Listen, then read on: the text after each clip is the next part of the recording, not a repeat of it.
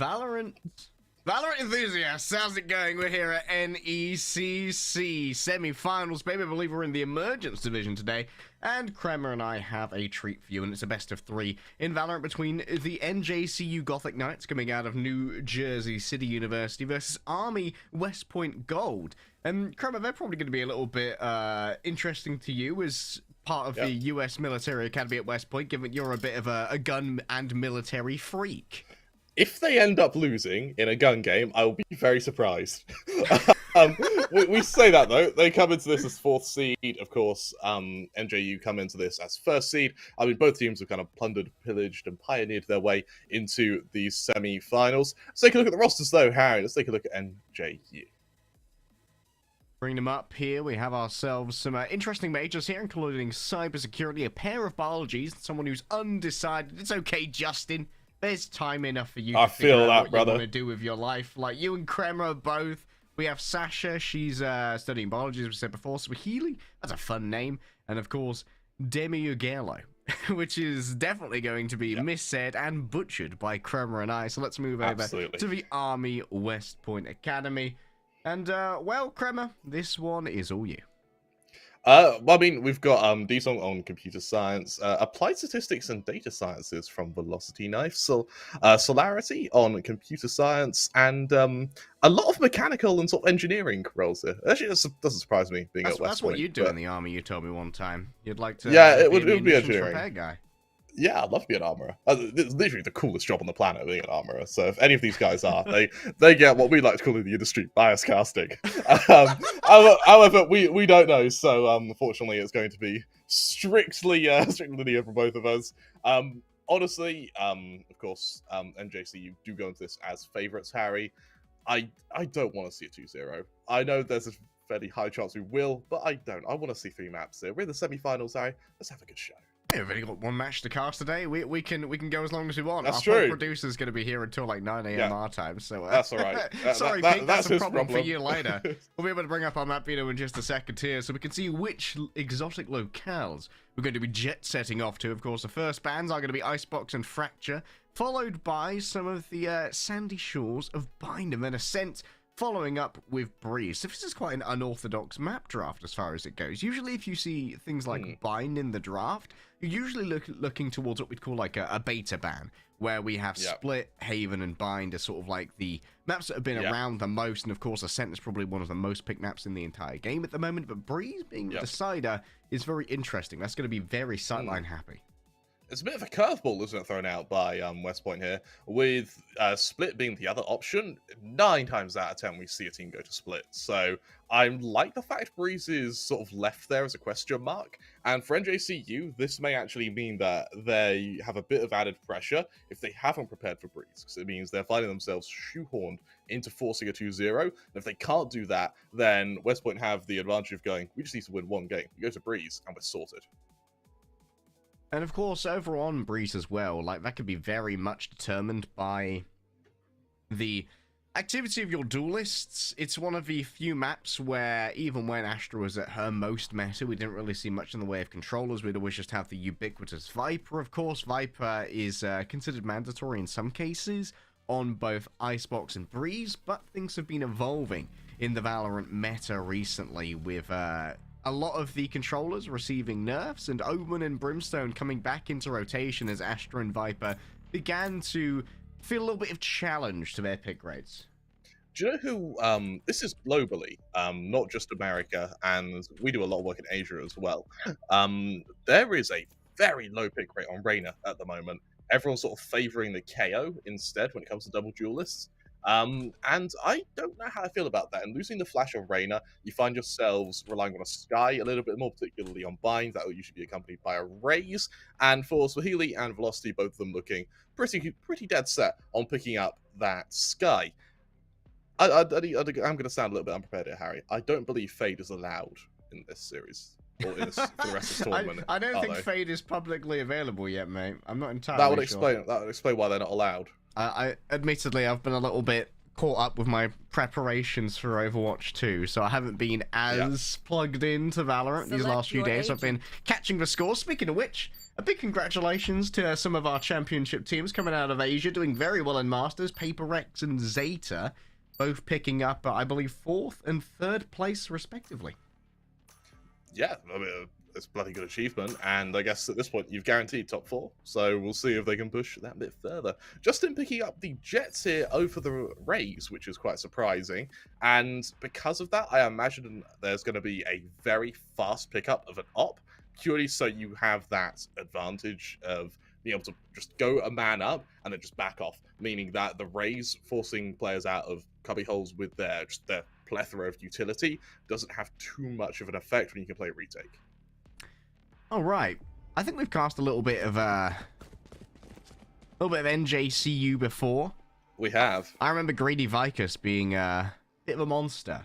And of Yeah, course, Chamber is particularly popular new agent because he does have that escape ability via the rendezvous that a lot of people prize in a Jet. So some people believe that you can swap out the Jet now, but she's received a couple of nerfs, and have them have that kind of op role be filled by the Chamber instead. Yeah, and it also has that sort of eco utility as well, and you're able to bring out that tour de force, and that is just an op that reloads a little bit quicker.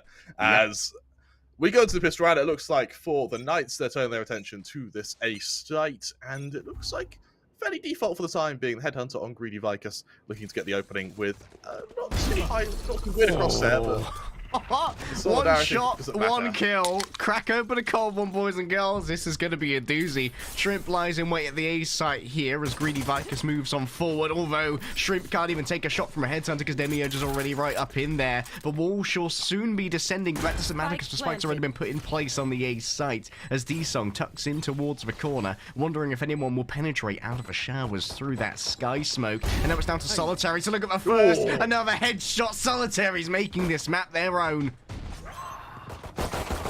One enemy remaining.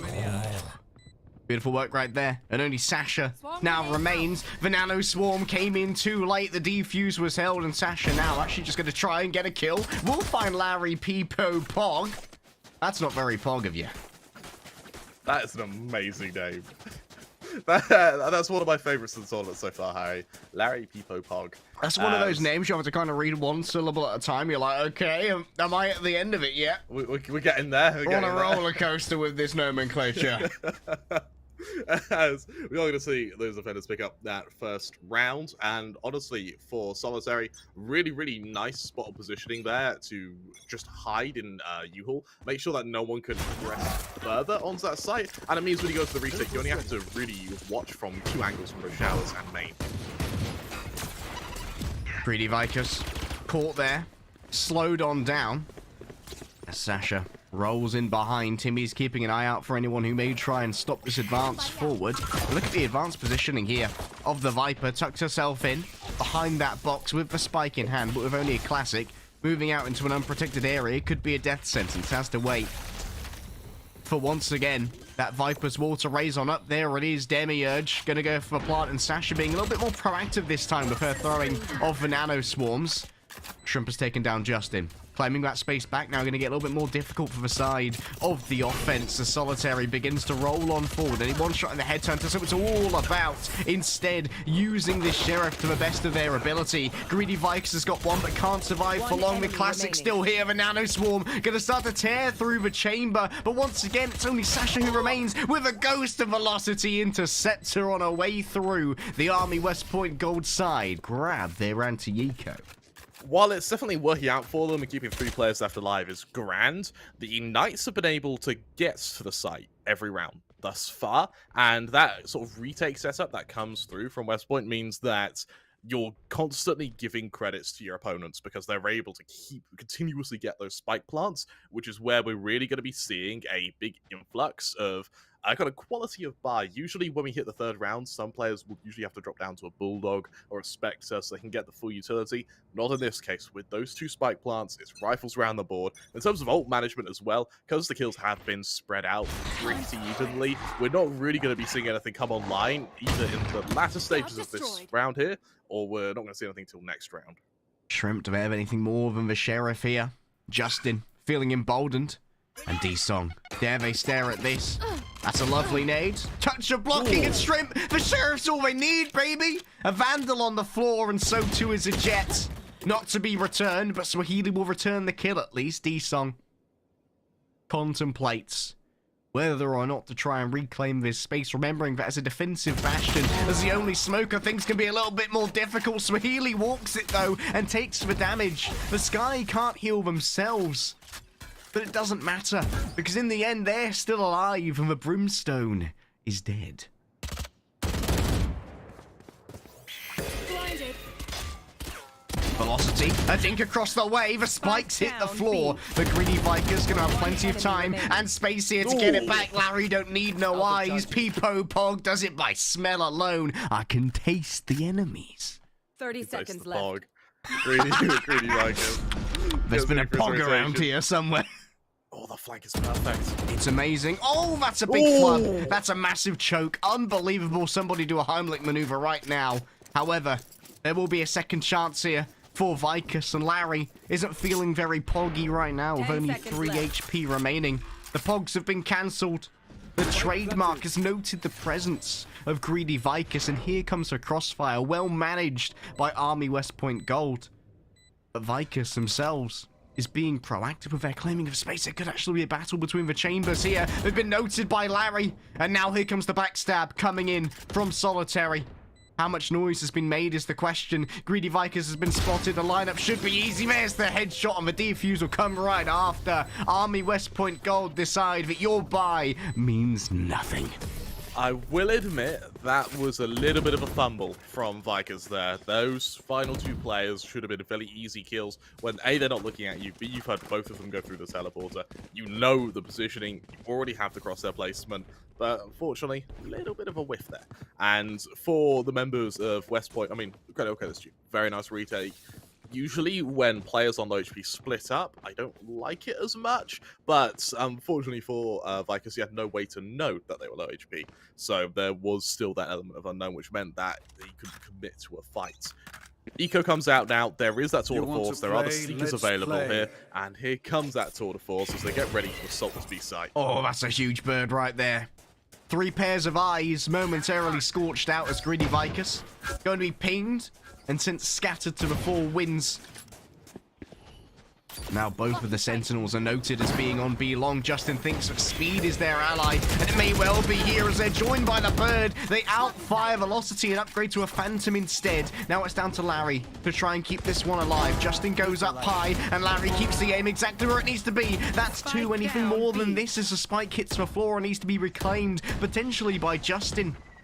But as the owner of a solitary rifle, Justin might be the one who is guaranteed to look for those gunfights instead. Greedy Vikas walks it instead with a tour de force and punishes Larry, who made sure that cross was perilous. Shrimp has moved on up, and now the looted rifle. It's been lost. Only the Sentinels remain, and they still haven't planted a spike with 40 seconds remaining. It may be quiet on the Western Front, but what it's not is easy. And Solitary's making this one a challenge. Hell of a round there. Hell of a round, particularly from Larry, who not only delays the plant, but more importantly, they actually cut off the Jet, who was able to get a very clean opening. Credit is due. However, that opening ended up kind of being worthless because the constant utility, it meant they couldn't back off, they couldn't push into CT because they knew that there were more than 2 players there, and it meant they ended up just getting really quite badly harassed. For the Knights, though, you look at the abilities now. They have that Viper's Pit, they have the Seekers, that is next to a opposing Tour de Force and an Orbital Strike. And in terms of agent composition, on the Knights, they don't have very much active info gather. They've got the dog from Swahili, and I guess the flashes also count, but the rest of their utility is static. The Killjoy utility is static. The Chamber utility is static. It means that I actually think that the Knights are going to have an incredible defensive side, but their attack is really going to suffer when the majority of their info comes off the fact that they are just face-checking everything. Yeah, and if Swahili falls, they're kind of committed to the info they already have. If Swahili falls, you can't really change the site that you're attacking unless you get a bunch of frags, because entering a fresh site with no active info gather would almost be a death sentence against a well-prepared team. You're absolutely right. And something else I want to highlight is the very quick op investment from Solitary. And what it means is that you get it up so quickly, you're able to actually keep your credits fairly uniform with the rest of your team. And what it means on top of that as well is if you instantly lose this op, say this round, it doesn't matter too much. Well, the op causes one to be lost, but it is the other chamber in this case. A Vandal hits the floor, and so too does a Frenchman. Larry stares down long here. Oh. Competition for this orb could be everything. Look at Timmy on the angle though. Sasha can swing off of this. And so she does. She does fall low. Larry did fairly well in the gunfight.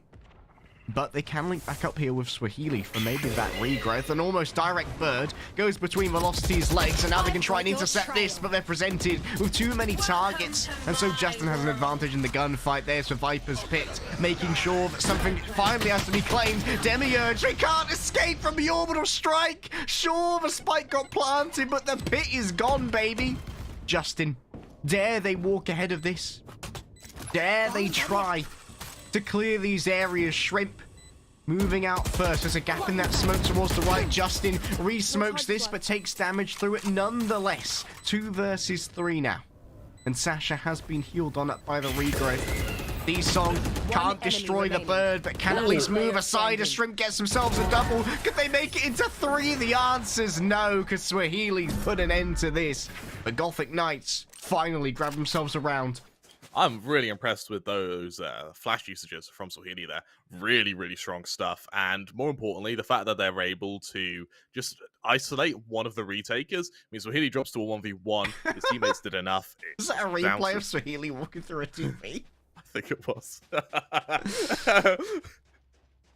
Man, that is that's some top tier locomotion right there, Crumb. We can all learn a lot from Swahili. Absolutely. You know as well is before we started off, Juice from himself went, wow, nothing's broken. And it's like they were asking for it. They're going to say a little bit Peak of is being excellent. He is. Everyone loves Peak. Justin brings out the place still. Very good sport about being bullied by casters. Yeah, and there's nothing he can say about it. Yet.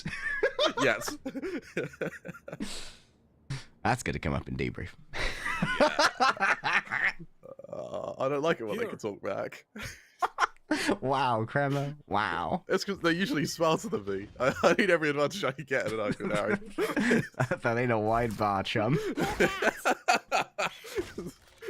Like, tries to get a bit of info outside. It's on a song able to avoid the flash as well. Means that the sort of force may be able to get a bit of extra surprise to it. A proactive Hunter's Fury there. Interesting consideration from Larry, but I'm afraid it wasn't great POG results. Probably could have saved that a little bit longer to try and stop the plant, but you can stop Greedy Vicus's heart here. A site taken in the midst of all of this, but the spike is still on B. Will it be a commitment here? Justin having control of U-Haul. And Shrimp. Oh, direct hit! Oh, it's perfect! The spike has been intercepted. Shrimp Prawn, whatever you want to call him, he's the king version of it. And that is Army West Point Gold saying, nah. One's all you get.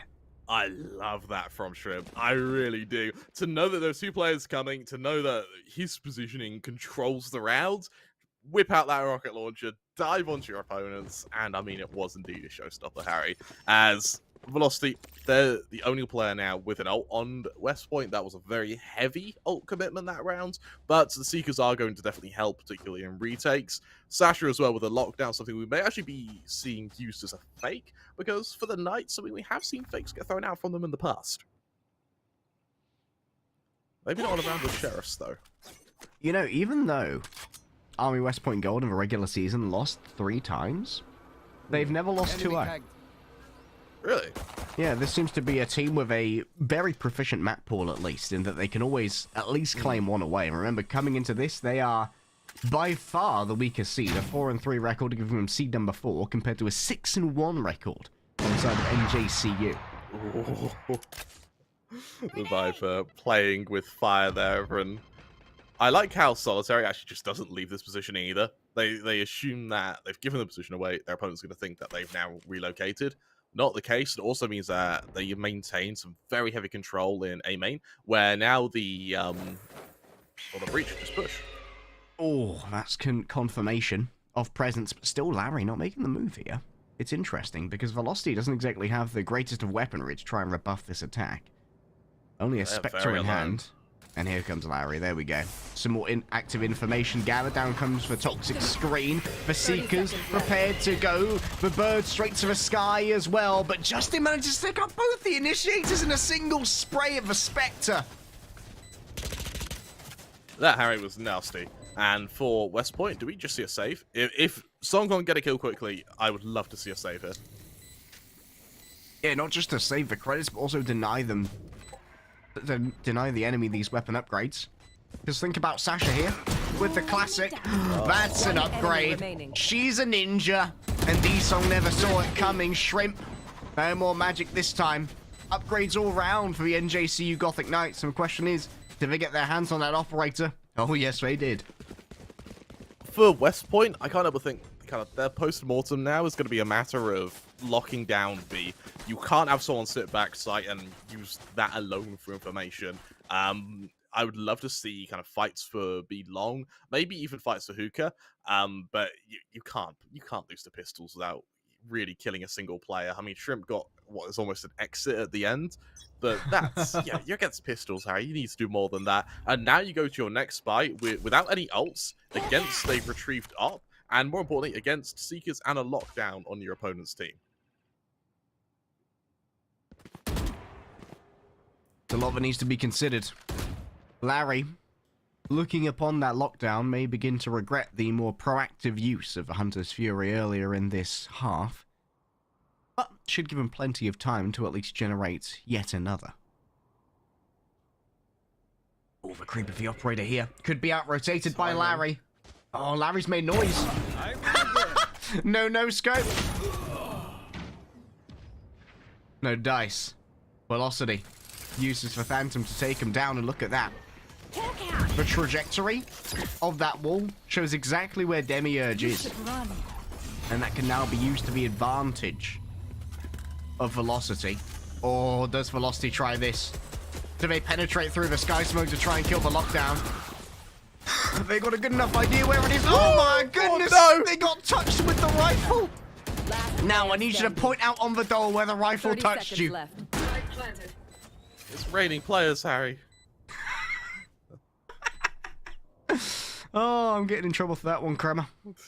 I just glance over it, but Solitary wraps around the back. Sasha gonna be the first port of call here. The hoodie seen. Solitary noted. But can they be flashed away from here? Does Swahili have any of these birds left? Does Demiurge want to try and take a new angle? And will exits be the order of the day? The answer's no, as Swahili comes alive. Now 10 and 5. A KD of 2.0 when you're 5-3 now. I'm very surprised that we're not seeing many saves from West Point. That's kind of 2 rounds down where a save would have made perfect sense. And instead, they've gone for very low win percentage rounds just for the sake of killing 1, maybe 2 players. That extra vandal in this round would have been great. Instead, Larry now has to drop down to a guardian. For a moment he went to a guardian. I forgot you can sell guns in this. It makes my job very difficult. Kremer, you got to remember that West Point of course are American military, so to them the concept of money is at least a nebulous one. There's always more.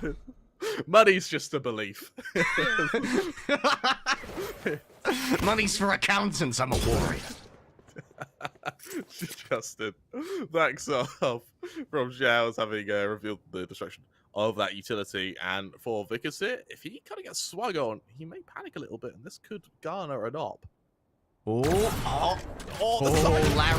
rolls on through. The Headhunter's a little bit of a panic. Thanks for the op, mate. I'll be taking that.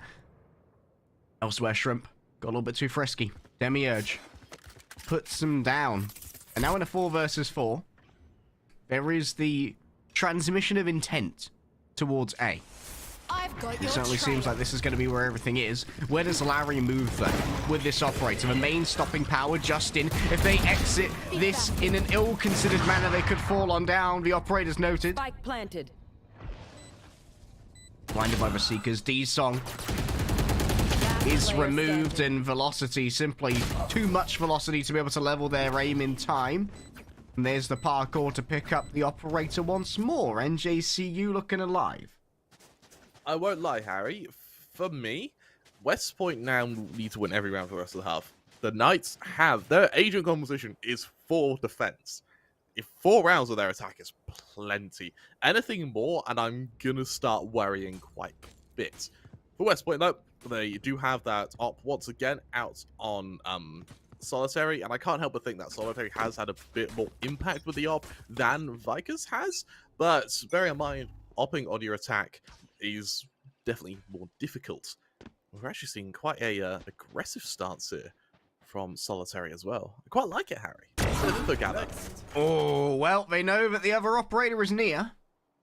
I would like to see a more shallow angle, though, considering the open areas. However, Sash didn't consider those too well. Solitary! Oh. You talked about an off-dip, and there's Solitary proving it. The better of the two. Rest of these players in showers now. Having 2 players in showers means that you desperately need them to do well here. You have no other map control. It's got to be a kill. It's got to be fast. And for D-Song, even if they don't kill anyone, they just need the info gather. Once they know where the Knights are positioned, that's enough. You can call for the rotation of Solitary, and you can go from there. Solitary actually already aggressing through B, kind of tells West Point exactly where the Knights are planning to launch their assault from.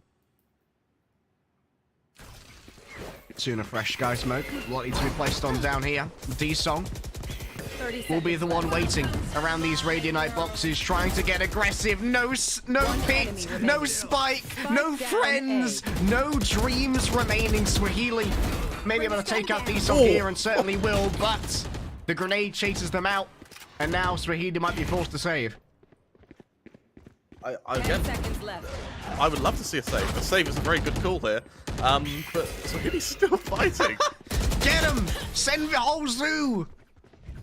Don't mess with Disney Zootopia. Disney being the true killer out of everyone here. Can't trust them mice, Crema. Oh, man. Can't trust them mice. A stampede. Stampede of mice. I feel like that. How many mice do you think you could sort of withhold in a stampede? Like, I feel that they'd be fine until they're like stacked, like, you know, 3 high.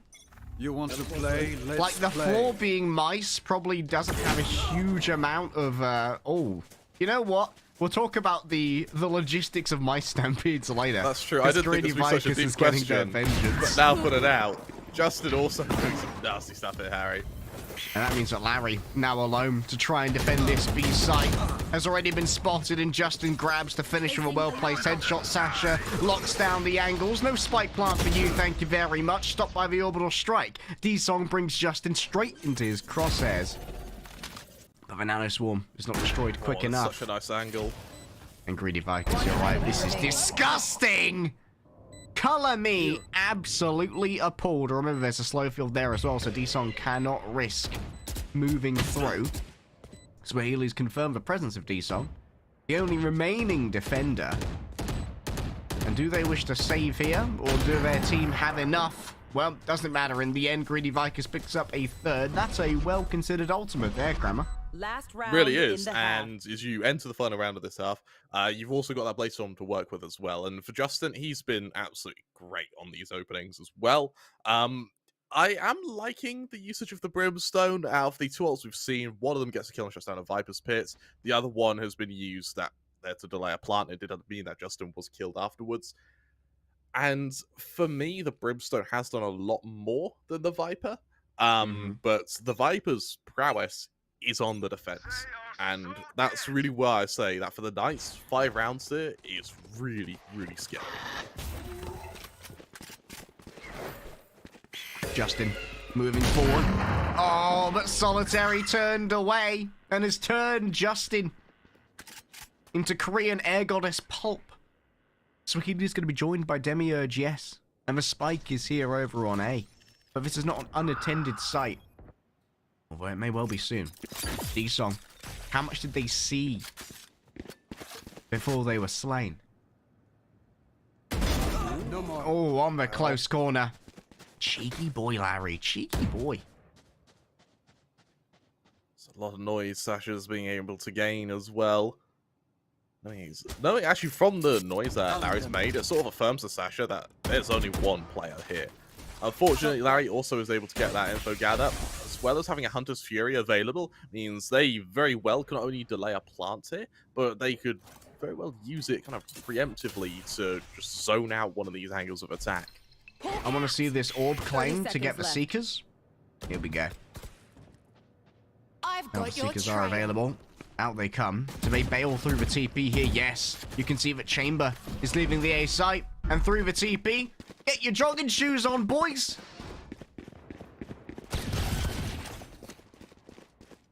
10 seconds It's going to be a left.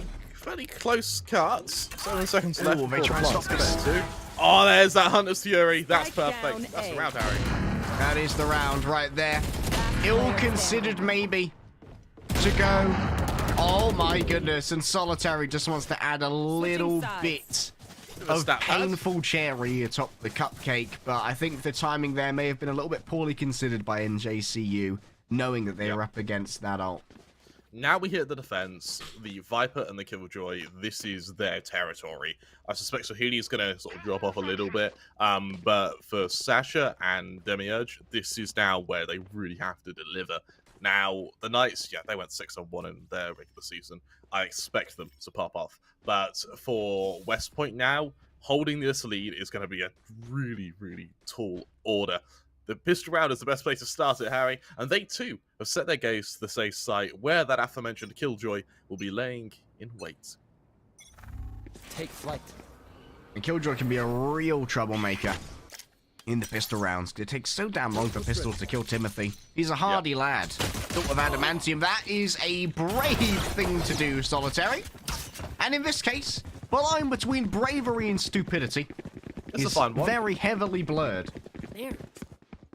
Oh, the shorty at point blank, Harry. I love this. enemy. Oh, it's Oh, perfect. no. Oh, it's The perfect. headhunter, the quick reload. Surely you don't get another. Oh, my God. Damage done to Shrimp, but greedy Vicus. Okay, your greed is well rewarded there. Bloody hell, Kremer. I am a very happy boy. We rarely see Shorty plays, but to then be able to just whip out that headhunter that quickly as well, allow the headshot. Look at this. Oh, it's just perfect. Unbelievable. It brings a tear of joy to my eyes. And the fact they're even able to get another burst off before they die as well. Huge mileage from a very small gun there, as we can see the Knights start clawing their way back, Harry, and if that is but a taste as to what's to come, I'm very looking forward to the second half. Oh, look at this. Believing in the audacity of Mr. Vicus. And Mr. Vicus indeed cannot survive the velocity. Not a fan of G-forces, you know? G-forces do suck. Have you actually? What's the most G-force you felt? Because I've been in 3 Gs on a roller coaster, and that was rough. I experience 1 G every day of my life. Is that 1 G enough for you? Yeah. Yeah, it's done enough with 1. I'm kind of addicted to the G's, you know? You'll always need to have 1 G on you at all times. If I don't have 1 G on me, I just float away. Swahili. Finished. Hoping to catch out the old player. Able to double down his own, cancelling the spike plant. That's just what the Knights need here. And it's clean up, Harry. Yeah, it's only a cask on the other side. 30 seconds We should be left. fine. Oh, hello. I forgot they've got a Marshal as well. That was looted from old Vicus. That's in the hands of Velocity. But remember, not much in the way of, One enemy remaining. not much in the way of armor. And so a single headshot from Respector sticks them down in the dirt. 7-7 here. But this next round is the most important one. I really like the aggression from Vikers there. Like, even though it doesn't pay off, the amount of info gather you get off the back of it is enough. You know, it alerts you to the fact that it's going to be a hit to be, and it allows the defense to just get into position. And for Swahili, it's a chance to just stack up, get some kills, and more importantly, cancel that spike plant, which was kind of the key play of the round there. And Greedy Vikers goes back to his roots. Harry, we're seeing a judge. Well, when you're up against a bunch of long-range weapons, and you're not going to be able to beat them with your regular buy, why not try something a little bit more cheesy, eh? I do like me some judge plays, Harry. Here. Oh, Demiurge, this. Oh, it's confident. Toxin screen down. I'm surprised it's not the judge player who's running this. I guess the judge could go aggressive. The ADS here is ambitious as well. Oh! That might actually have been good timing. Yeah, they might have assumed that Justin was the one who caught this. Oh, it's a good check from Larry, but still not a one battle. Oh! What? Spike down A. That was a one-way that Justin should have absolutely sabotaged Demiurge with, but Demiurge just has the blind sight, baby. They're a snake. They see with their tongue alone. I'm really liking these bait and switches that I'm seeing from the Knights right now. They really are delivering. And for West Point, they're sort of just being outmaneuvered by it. There's never one person fighting. There's always an extra player. Stack of balls. There's the defense from Swahili. On top of the flank from Vickers, there's always an extra player. And for the Knights, that is really what's being effective for them here. Swahili now currently on 17 kills as they're continuing what is dominance in the second half. And as I sort of predicted, Harry, Demiurge also stepping it up now is making Gothic Knights look fairly dominant.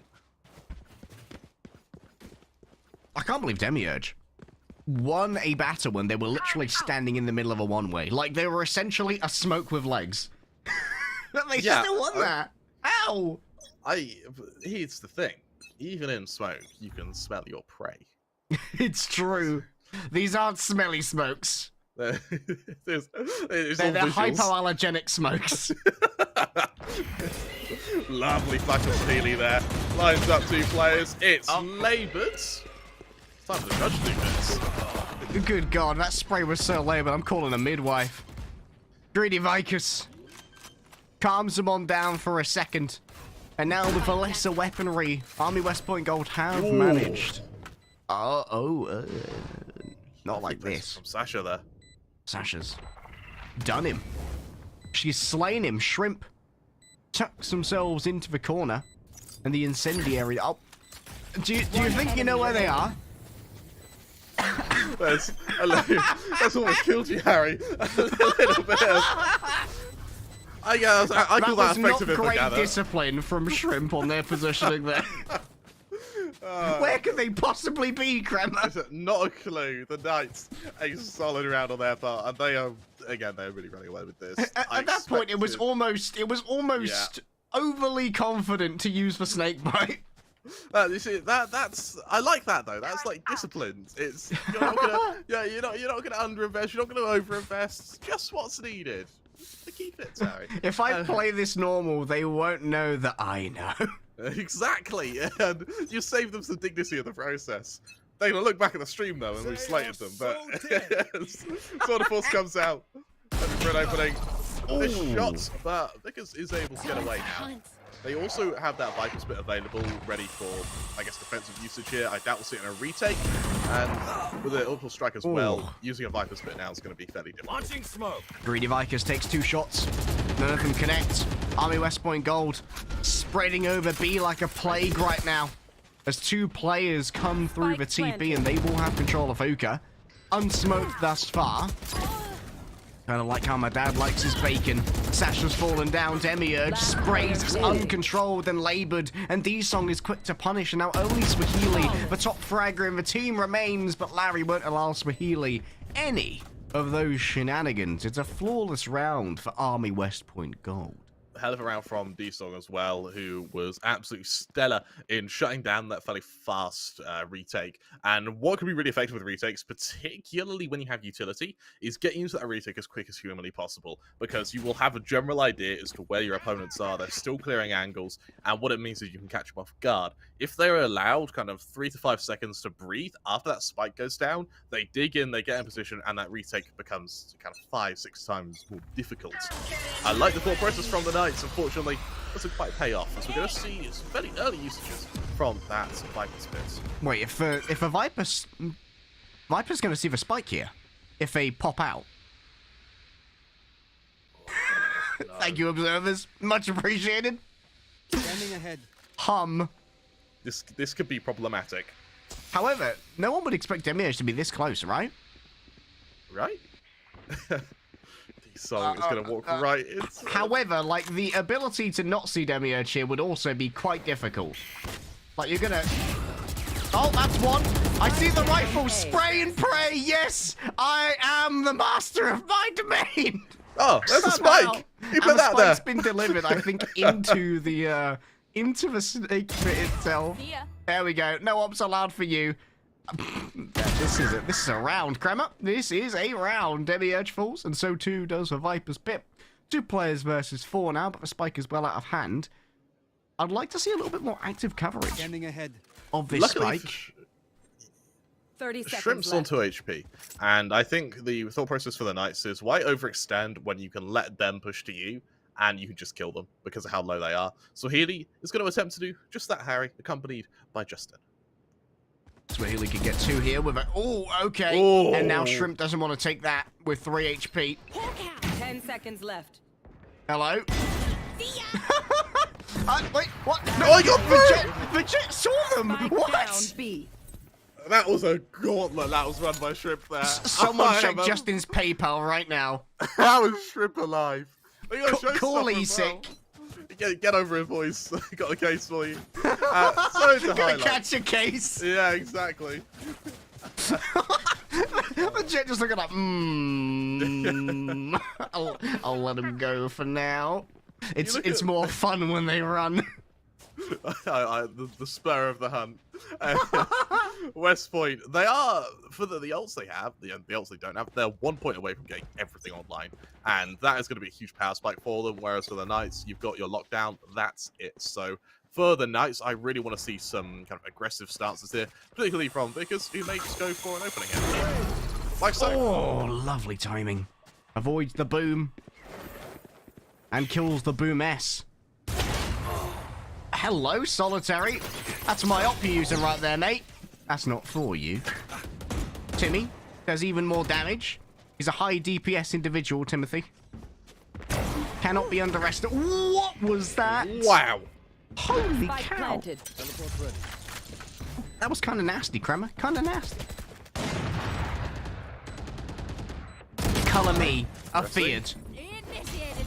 But not half as scared as I am of Sasha and her lockdown. Solitary now, in a very tough position. But Solitary's a fighter. Have they managed to get out of this in time? Indeed they have, but they are now the only player remaining. Demiurge looks to just hold down the defuse. It's inside the tube. There's no way to wallbang this. And so, Army West Point Gold set themselves up for failure. Yeah, I'm very surprised by that. Bear in mind, they had that site well and truly. Like, there was no reason to not plant in default there. And for the Knights, I mean, they punish it. Now, 1 away from match points, 2 away from victory. Remember, this is their map picks. They are on home territory here. They still only have 1 ult, that being the Blade Storm to accompany the Operator on Justin. And I won't lie, Justin's been relatively quiet this game. But that's mainly because Swahili's been playing so well, it sort of just outshone Justin. I'd like to think that you call Vickers Vickers because of the army theming. And the Vickers is an American tank, right? Yeah, the Vickers had all sorts of namings. But yes, you're right. There was also the Vickers machine gun as well, which was really true. Cool. The I guess Vickers make a couple of things. Oh, speaking of things that are about to be made, Pain's about to be distributed. Justin chased on out, but look at that. Shrimp could not find the angle. And so Justin escapes with Operator in hand, and D-Song's been lost alongside this. The A site very much in control of Army West Point Gob. That's okay. A leg is followed up by a classic shot. And Demiurge begins to check their corners.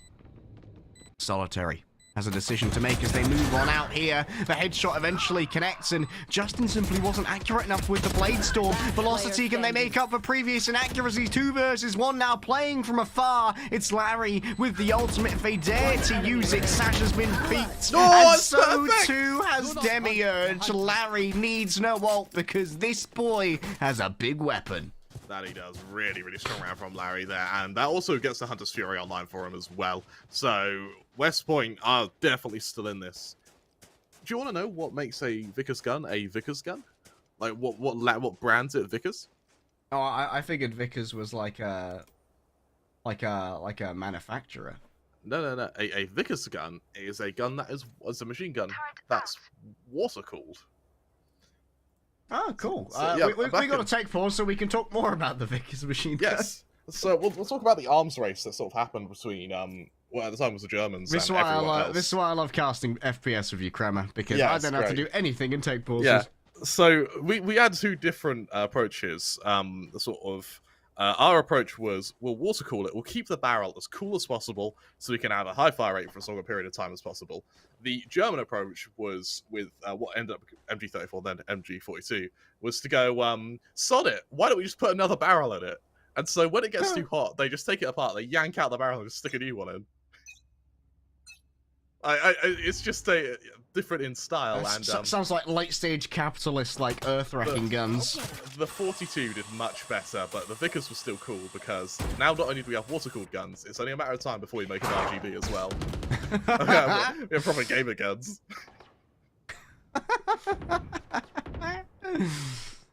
The new instruments of war from Corsair. Now with more LEDs than ever. Larry, noted. Not shining up RGB bright though. However, a spike. they are lit up by the Vandals. And so too is everybody else. NJCU are hungry for a match point. And they have their bibs on. They have their cutlery in hand. An attempt here to maybe go and grab the spike. That's a miss from Bruce the dog, but still the concussion is delivered to D-Song. Do you back out a long way though? Or go through the TP? The longer you wait, the less you have to play with here. Sasha walks for smoke, but Velocity's got the covering fire. It's so well done as Justin runs out of ammo at just the wrong time. 30 seconds Let's left. get a bit of healing done as well onto D-Song, who has been a heavy hitter of West Point. As they turn their attention to A now, West Point have a... they should be able to get a plant here, but the retake is really going to be testing, particularly when you look at the lack of utility on this attacking side. Down go those bulbous 10 balls seconds of left. smoke. Spike planted. And U-Haul is in control of Velocity. They just about counter-rotated. Justin here is making plenty of noise. They move on through. Justin can't dash away. You saw the wind picking up. D-Song knows the timing of their own smokes. They're no chump. They're no loser. The pings have been made. But Vicus is still alone. It's a ping-pong peak. One enemy remaining. But the pong isn't there. The ping is the difference. The Frenchman moves forward, a tap upon the spike, trying to force out some manner of maneuver. And a maneuver's being made by Velocity. And they've been left alone with the spike now to flee away. What a round there from West Point and Velocity. Even though they're so low on HP, their presence alone was enough to sort of scare Vicus away there. Really, really strong stuff now, and we have a game on our hands. Remember, this is NJCU's map pick. The Knights want to be here. This is their home ground. West Point are doing a hell of a performance, considering this is this isn't where they want to be. They want to be over on what I believe is Ascent, our next map, something which they would consider home territory. And when it does come to both Bind and Ascent, there are very big similarities to playstyle, particularly when it comes to your Killjoy, which is something You want to play? on West Point. Let's So I'm play. curious to see how their agent composition evolves. But for now, let's see if they can at least stay alive. Oh, Justin didn't consider the second, but Demiurge clean when it comes to the Sheriff, running away now from the Aldrone to try and stop themselves getting pinged. A movement forward here, going to be more perilous. Streep's just standing in the snake fight and takes damage for it, but more damage is sent off by Solitary. Down to a 3 versus 3. But greater armaments here are in the hands of Army West Point. Gold, Greedy Vikers doesn't care about your armaments. We may have a player with just a shorty. But compared to the op, it doesn't matter. Here's for shorty on the other side. Spike down, B. Your weapon means nothing. I love it. We've got Sahili now. And that's for Spike as well. The flash betrays presence, and now for Shrimp, a 1v3. Difficult position. The last of them. Can't be done. Match point is ascertained. You know what, Crab? Having a look at that map, Vito, I just noticed that Army West Point gets abbreviated to AWP, which is nifted at least a egg. Yeah, Arctic Warfare Police. Pretty good. Also pretty cool guns. Well, However, where's West Point, Maryland? I have no clue. I can tell you a fun thing about the AWP. They pay what's called the video game tax. Do you know what the video game tax is, Harry? What's that? It means they're bloody expensive. Do you know how hard it is to get an AWP in the UK? I've done it like a kid. Any gun in the UK, Kremer. No. It's some of them reasonable, a couple £100. If it's in a video game, you have to donate a kidney to get it. Like, genuinely. Gamers don't deserve kidneys, Kremer. They'd only ruin them with Red Bull. Yeah, that's true. They didn't even want mine because of the amount of Red Bull I've drank. Yeah, yours is what eBay would call heavily used. Second hand, mildly scratched. Swahili with the double.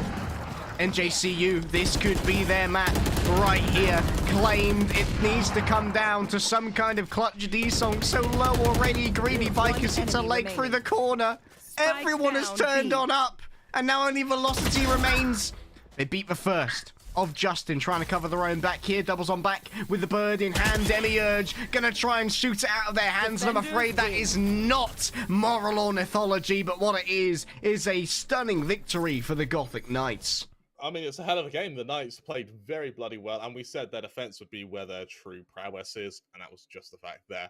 I can't help but think that if we saw West Point have their own defense be a little bit more successful, if they kept the Knights on kind of 4 rounds, then that's going to overtime, and that becomes a very, very close game. However, it's kind of that 1 or 2 extra attacking rounds, which is really where we saw the difference there, something which the Knights were able to capitalize on, and after a dominating pistol round, they just went up from there, Harry. It was a great turnaround there. The Gothic Knights, having lost their first full buy against a ramshackle bonus, might have been very shaky for them and allowed for a good amount of confidence on Army West Point. But we'll have to see if during the break Army West Point can recover that confidence. We trust these guys to have some pretty strong mentals, and we'll see how they come out swinging on their own map pick after this break.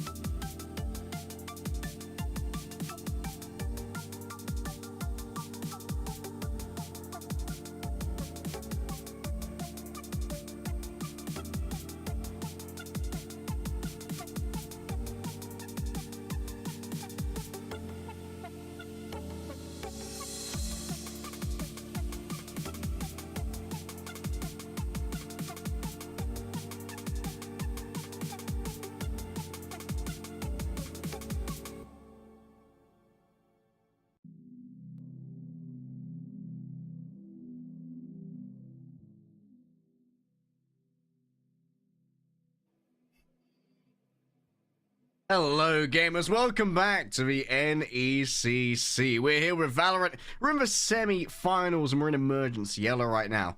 West Point are down 0-1, but they do get to go to their own map pick now, which I believe is Ascent. Yeah. After the Gothic Knights took away their own map pick of Binding, quite a close map. It was 13-10. I won't lie, Harry. It was a surprisingly close map, considering that statistically, the Knights really should be head and shoulders above West Point here. The fact West Point were able to keep it close on their opponent's map pick, for me, gives me a bit of hope that we're seeing a free mapper here. Bear in mind, West Point have never lost 2-0. I actually don't think here's where that starts.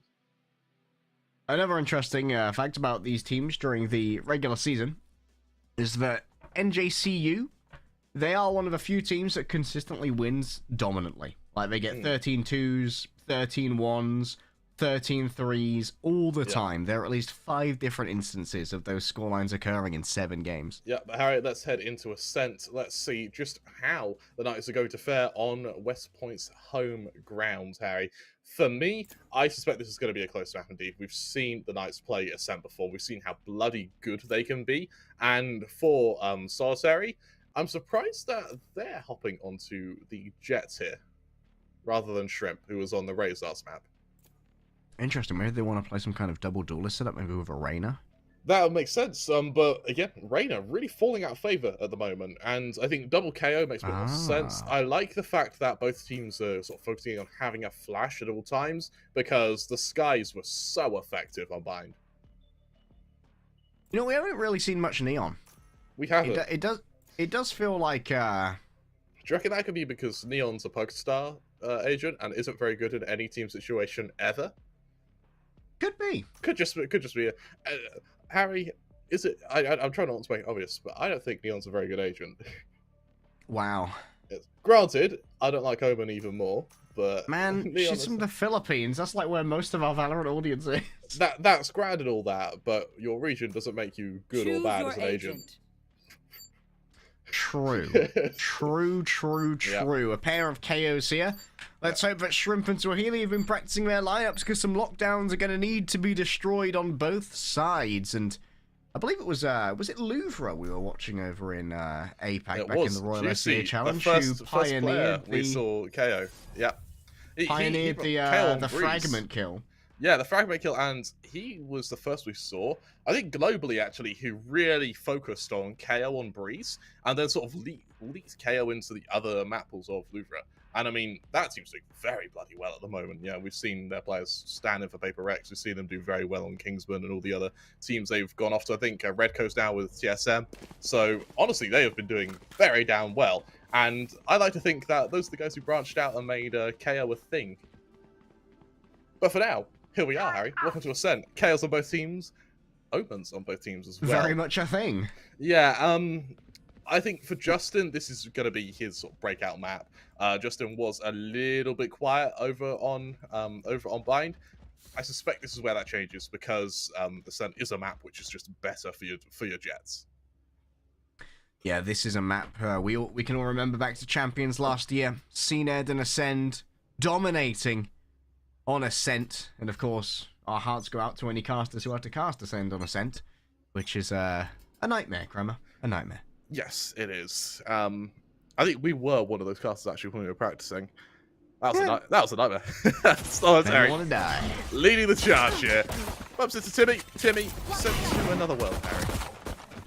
Nano Swarm, placed on down, might stop some reinforcements coming in. Justin, the anchor on the site, not too usual to see a Jet in that scenario, but Justin is doing just fine. You said that this might be a breakout series for them, and I think that Justin agrees. A 4K to finish off a B-site brawl in style. NJCU claim round number 1. Something I want to highlight now is the static defense for both teams.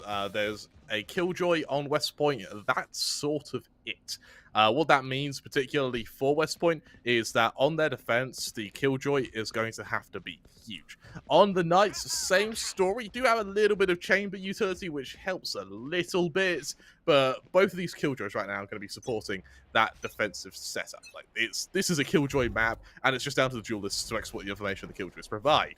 For Solitary, realizing that B-Side maybe not for one is going to go for a little bit of control. Oh, no. Sunday, mate. Oh, no. I don't think so. Oh, Yep. I love it. Well, I love it. That's what we all expected, right? And now the spike could be isolated here as well, too, with the Headhunter. Velocity, pre-aiming it. Greedy Vicus doesn't peek that, knowing that they can't teleport away. Do you know what? The Do you know what attempt. stops the judge from becoming a sniper rifle? Distance. How brave you are, Harry. All that separates a long-distance judge from a short-range judge Is the wielder. is bravery. Yep. This judge is One getting more enemy aggressive. remaining. Oh, Spike down greedy mid. Vicus. Feeling like deadly Vicus right here. Or deadly Ficus. Turning him into plant life, turning him into compost. Demiurge takes out D's song, and that's a flawless there for Gothic Knights, and that's going to allow for Demiurge to get a equivalent upgrade here to the rifles. Actually, they reinvest in armor, which is a little bit weird, but I guess they just want to keep their money about equal with everyone else's. For now, West Point, they move into their full bite against the bonus of the Knights, and with a couple of Spectres, the odd judge, even if just a Sheriff being held onto by the Omen, this is about as bonus as it gets. For West Point here, I think the objective here is to only lose kind of 2 players. You lose 3, you can just about scrape through, but they very well need to hold on to what is going to be as many guns as possible. This is very cheeky from Greedy Vicus. You're lucky you're not a touch taller, son. Otherwise, there would be trouble. And trouble indeed there was. Scarpered away from, though, the rat scurries back into the shadows via the means of the rendezvous.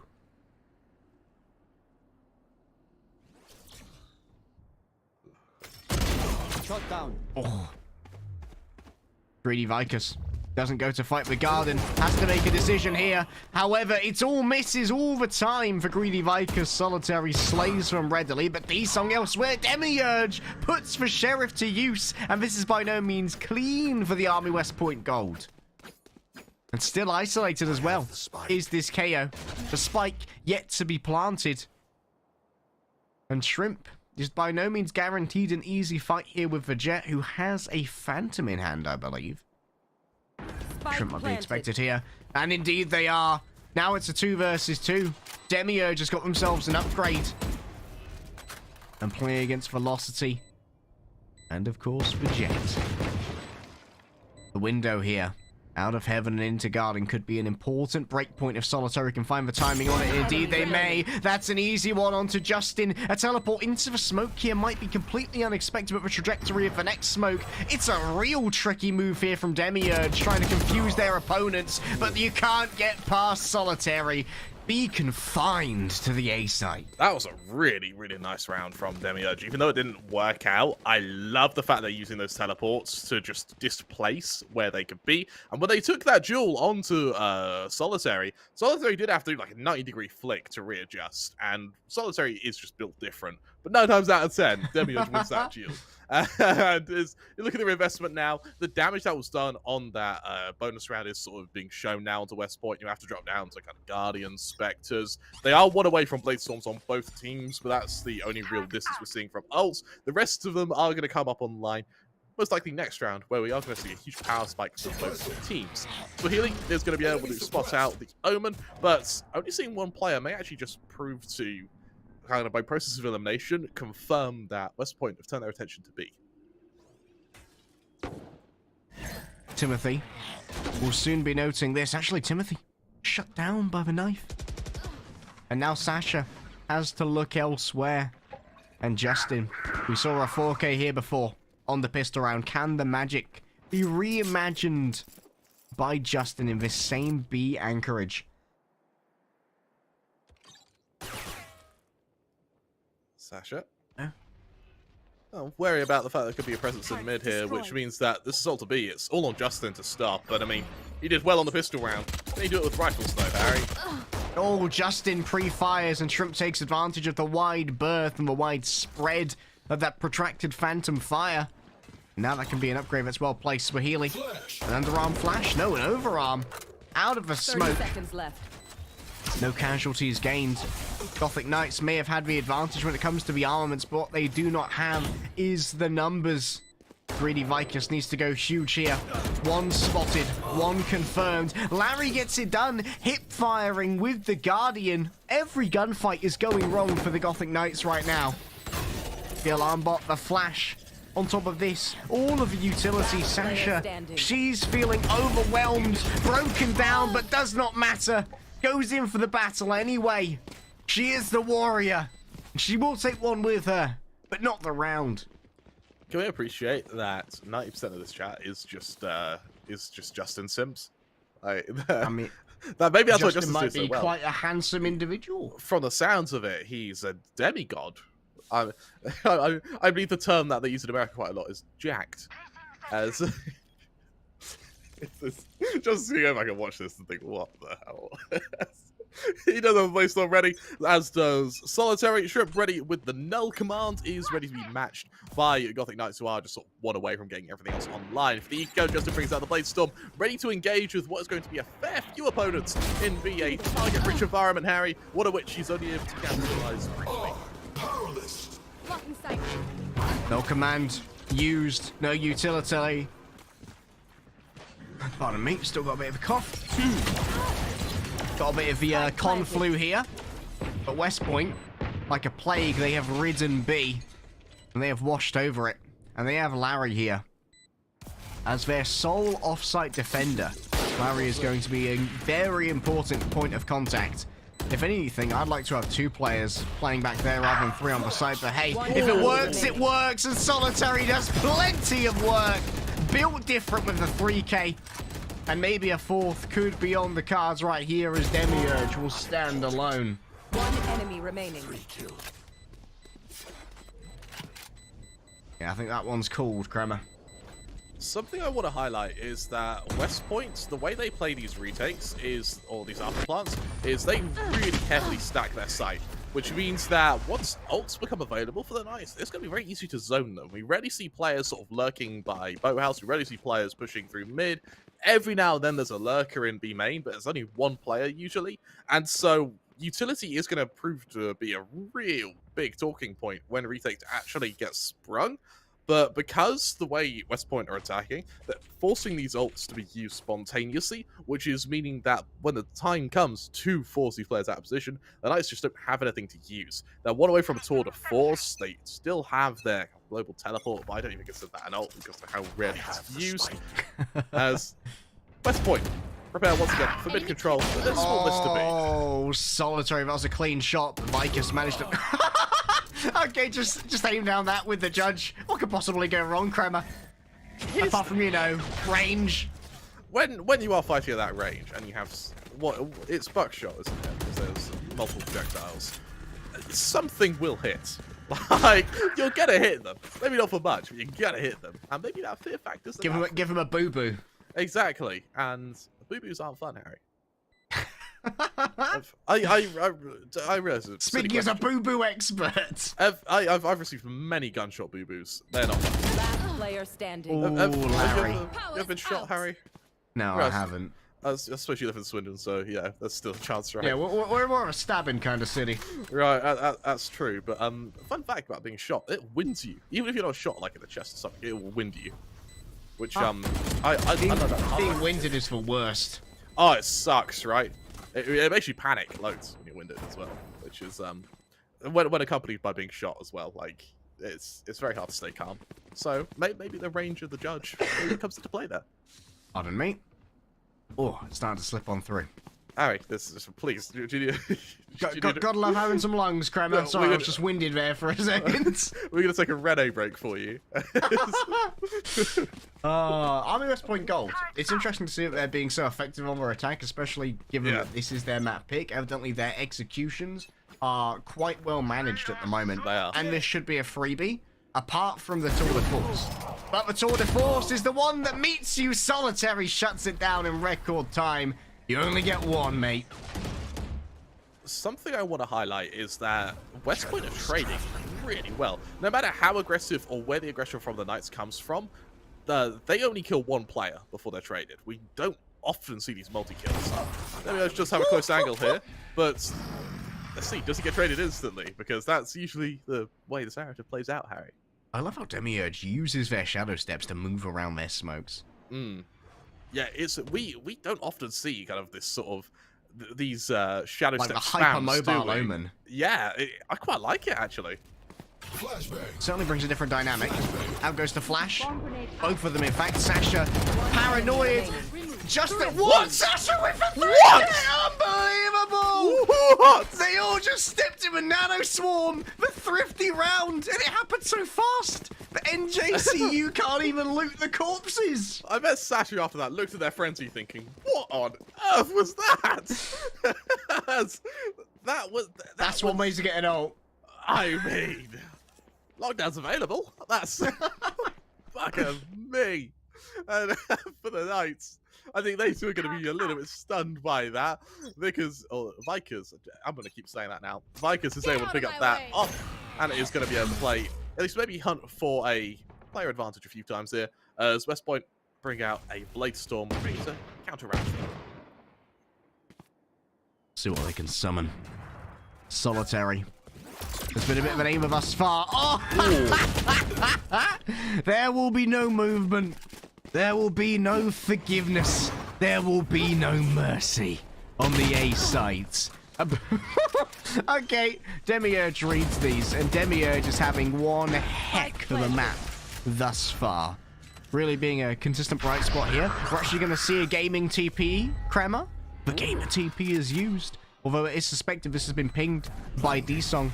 Paranoia used, and that's going to be a confirmed kill for Demiurge. On top of the lockdown, this is going to become really dicey now for West Point. Last player standing. One enemy Demiurge remaining. moves on in. Still alive. 1 versus 1. They're so far away. The lockdown can be destroyed, but that means the presence is confirmed, and Demiurge can just try and hold this one. They continue to hold it, and kill. Shrimp gets fried, baby. Someone give me some rice. Demiurge is having a great game right now, and you said he was having a heck of a map just before he goes and decimates West Point.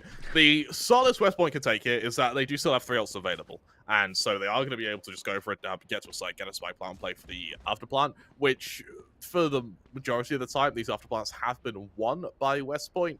However, every now and then, Gothic Knights, they have that flare of brilliance, which we do see on Demiurge last round. My worry, though, Harry, is how often can they mimic that?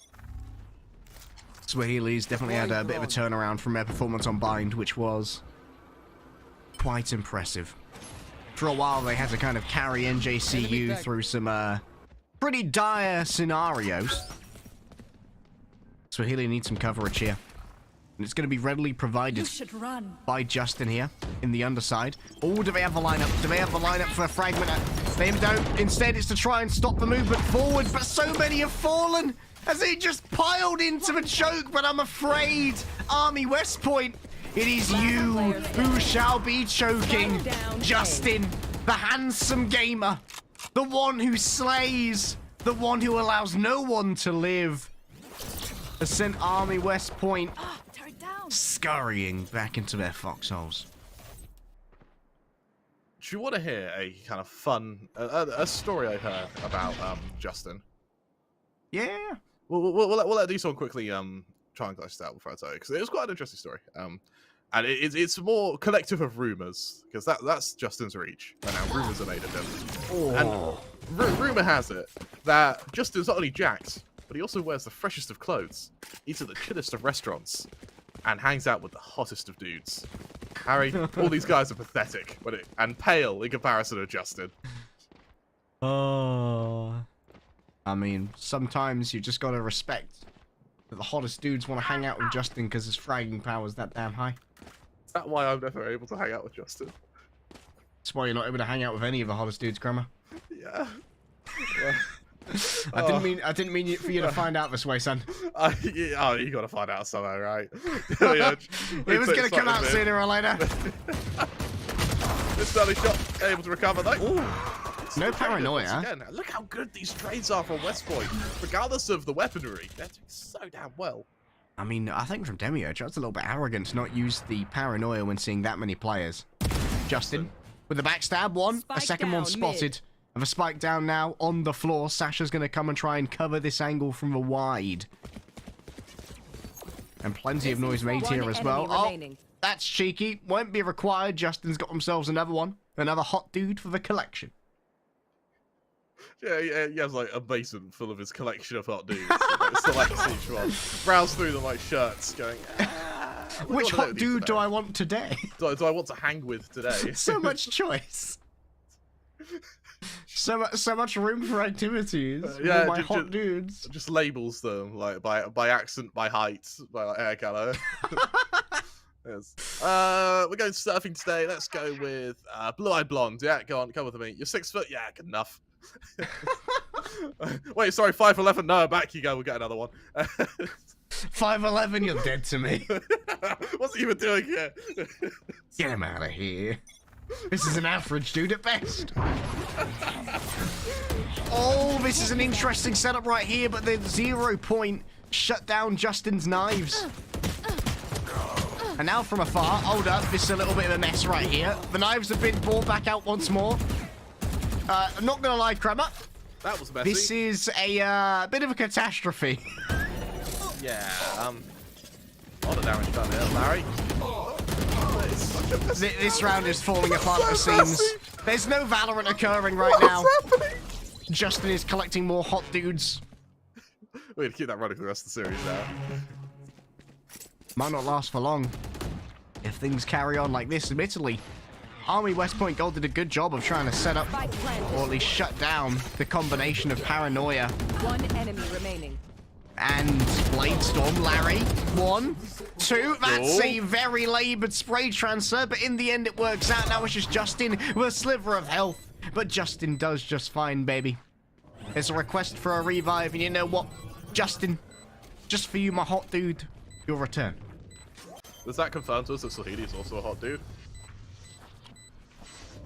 I'm not willing to do anything on that, Kremer. The jury's out. The jury's out. We'll wait for the delay to catch up. Does this confirm Sahidi's also a hot dude? I have to ask for chat. The chat's I'm not allowed to confer the title. The chat has just caught up to our Justin rumours, and from the looks of it, they're more than just rumours, Harry. They are fact. West Point 7-4 down. Now remember, looking at the agent composition of West Point, they are more defensive oriented with that Killjoy, and more importantly with that Sova, which is going to add that extra info gather. And with that Sova, actually, I think they may have a very good defense, but it depends how well Larry can utilize his utility. We've seen he's done bloody good in Angels, but it's the utility now which is going to start mattering a hell of a lot more when you move to that defense. Gothic Knights looking to take the final round of this half, and up comes out. There's more importantly, both Omens have their teleport, and it's the Hunter's Fury, one we haven't seen this game. Potentially one that could maybe alter the effects of this round. Solitary. Apparently a touch stuck. Actually have been seen during that teleport. Larry's actually managed to move on through here. And Swahili, oh my goodness. The man with the invisible gun has been slain, and Greedy Vikas says you've been paying too much attention to Justin. Why does no one have love for El Francais Murder? And El Francais Murder is going to once again murder on these kids. And certainly they have been murdered. From the looks of it, Harry, the second we start talking good stuff about Justin, he does well. So I've got more stories about Justin if you're willing to lend an ear for a moment. Ah, yeah. You do you. Show me more Justin lore. So well, he's a very charitable man, and actually I've got a story about it, but some guy in the chat, Justin actually saved him from a burning building, and for Mellows, he actually let him use his brand new Lambo. Before Justin even drove it, he allowed Mellows to drive it as well. And wow.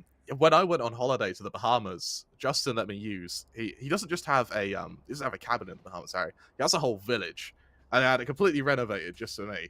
Like with his fleet of Lambos as well to drive, Justin really is a pillar of the community. Yeah, He also hands out Riot gun buddies, so go message him about that. What? Yeah, they took over from Mitchman on that one, huh? Again, so charitable. Not quite working. And you know what? At the beginning of the stream, when we were analysing the rosters, we talked about how Justin was actually undecided in terms of their major. And now I know that it's actually because each of the faculties is having a bidding war for Justin to be on their course. Absolutely. And that's actually not just the faculties, also the universities are bidding for Justin right now. I think the main reason, actually, that Justin's doing so well is West Point are under strict orders from, I guess, a colonel of some form. From a president. Make Justin look like he's doing well. We want him to go to West Point. there you have it. Mr. Biden's orders for protection of El Presidente. Don't lose a door with Timmy with a sheriff. No, bad solitary. Get away from that. Alright, a sheriff for 9 HP. Sasha. Triggers the alarm bot. One player spotted. They're not overly worried here on the side of the attackers of dying to a spike. Oh! Well, that's one way to hand over the sheriff. Solitary will rest in pieces, but D-Song might be making a meal out of this one.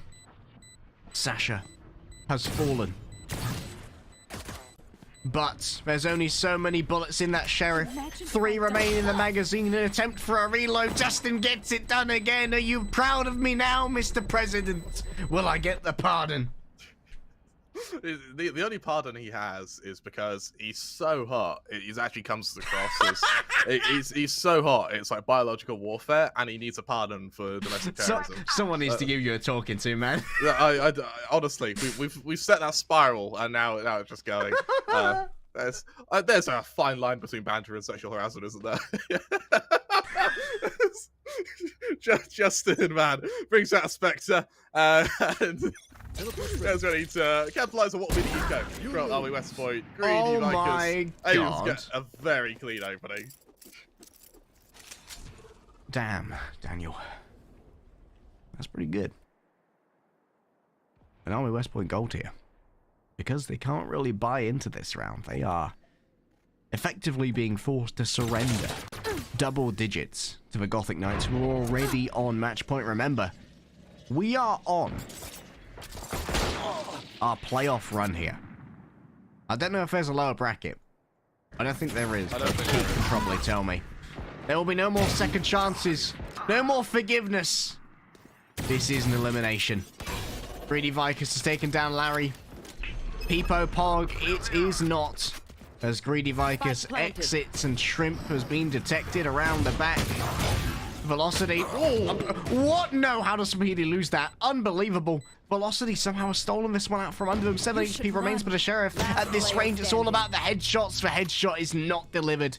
And you know what? Forcing the lockdown out of Sasha here, that's about as much of a dub as Army West Point could hope for with this classic buy. Here's the thing.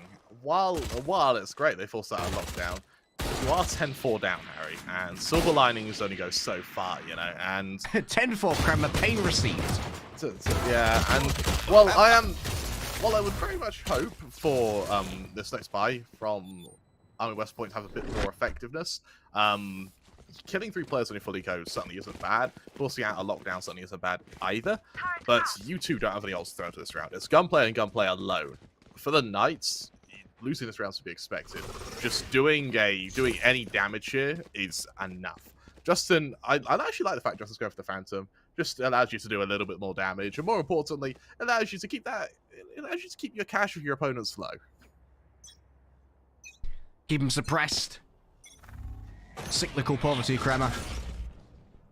It's a nasty thing to deal with.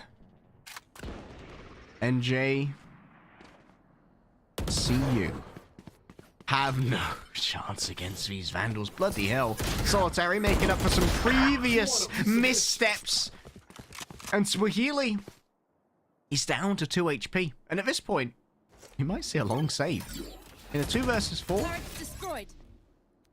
Like, if there's a way to get Sasha that Vandal and then get out, admittedly, that's going to be a little bit more difficult now that Larry has wrapped around the back and has actually made some noise here, so there is definitely some potential for shenanigans, tomfoolery. And Sasha desperately wants that Vandal. Please, grabby hands. Give it to me. Sasha's actually been given the weapon here, I believe. 1 and 2. Solitary didn't even transfer the spray. It sprayed itself. Solitary's got the weapon. Jesus, baby. So, so Harry, you know history. You're a bit of a fan of history, aren't you? Yes. In fact, I've lived through a small amount of history myself. Yeah. So, you know, Homer, the author, gave us great insight into the kind of rise and fall of the Roman Empire. The philosopher Homer, yes. Yeah, who wrote both 2 chronicles, the Iliad and then the Odyssey. Yes. I am going to ruin your perception of ancient Rome, unfortunately. The Iliad was actually just foretelling of Justin's arrival, and the Odyssey was just about Justin. You do know the Iliad and the Odyssey are about ancient Greece, right? Greece, I do apologize. It was it was Ariant who did Rome. I do apologize. That's a huge historical blunder. I'm so sorry. Oh, I need to take a I mean, sometimes, hard look at myself. essentially, you've been intellectually flashbanged by Justin. That's true. It all blends together. All of history has been leading up to this moment. Yeah. The glory of Justin. Yeah. God, well, you know how you have the Father, Son, Holy Spirit? Jesus, Justin is the Holy Spirit. Well, will they be sent to heaven right now? Is the question. Sasha hangs out in the danger zone, and D-Song knows that you're taking that highway every time. Velocity? Oh, I like the trades. I don't know if I describe what Velocity just did as a trade as much as it was a amusing sideshow for everyone to aim their bullets at. Yes, children, today we're going to be playing Minecraft, and we're going to be crafting Bullet with Man to create Dead Man. Or a hip replacement in some, well, in some accurate places. Nothing nice. Final Sales 11, what could potentially be the penultimate round of this series. And unfortunately for West Point, their money, it's not great. They could scrape a buy here. Having the Blaze Storm on Solitary is certainly going to help here. Being one away from both your Lockdown and Null command, fighting for Orbs here could definitely be the play. However, in actually splitting up and going for a default in order to fight for Orbs, you're kind of limiting what effectiveness your existing weapons, bearing in mind that they're not premium, can actually do. For the Knights here, it goes around the board, Harry. Vandals on every player. Ready to take some heads. So temptingly close, Kremer, to the tantalizing prospect of match point. Demiurge right now is putting down suppressive fire on the owl drone, which is an interesting concept I haven't seen in a while. Speaking of suppressing fire, Solitary has been thoroughly suppressed. Down goes what I believe was an active Blade Storm.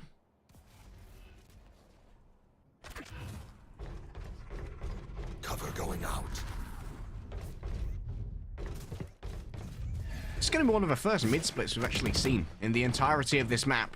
Will it work out? Larry wants to wrap the back, and they can hear so many coming. Velocity's gathered their attention, and Larry is going for the long angle now. Can they destroy Swahili? You bet that they can. Army West Point Gold are coming in with a pincer maneuver that was pioneered by my old boy Sun Tzu. Yet another famous author from the Cold War, according to Kremer.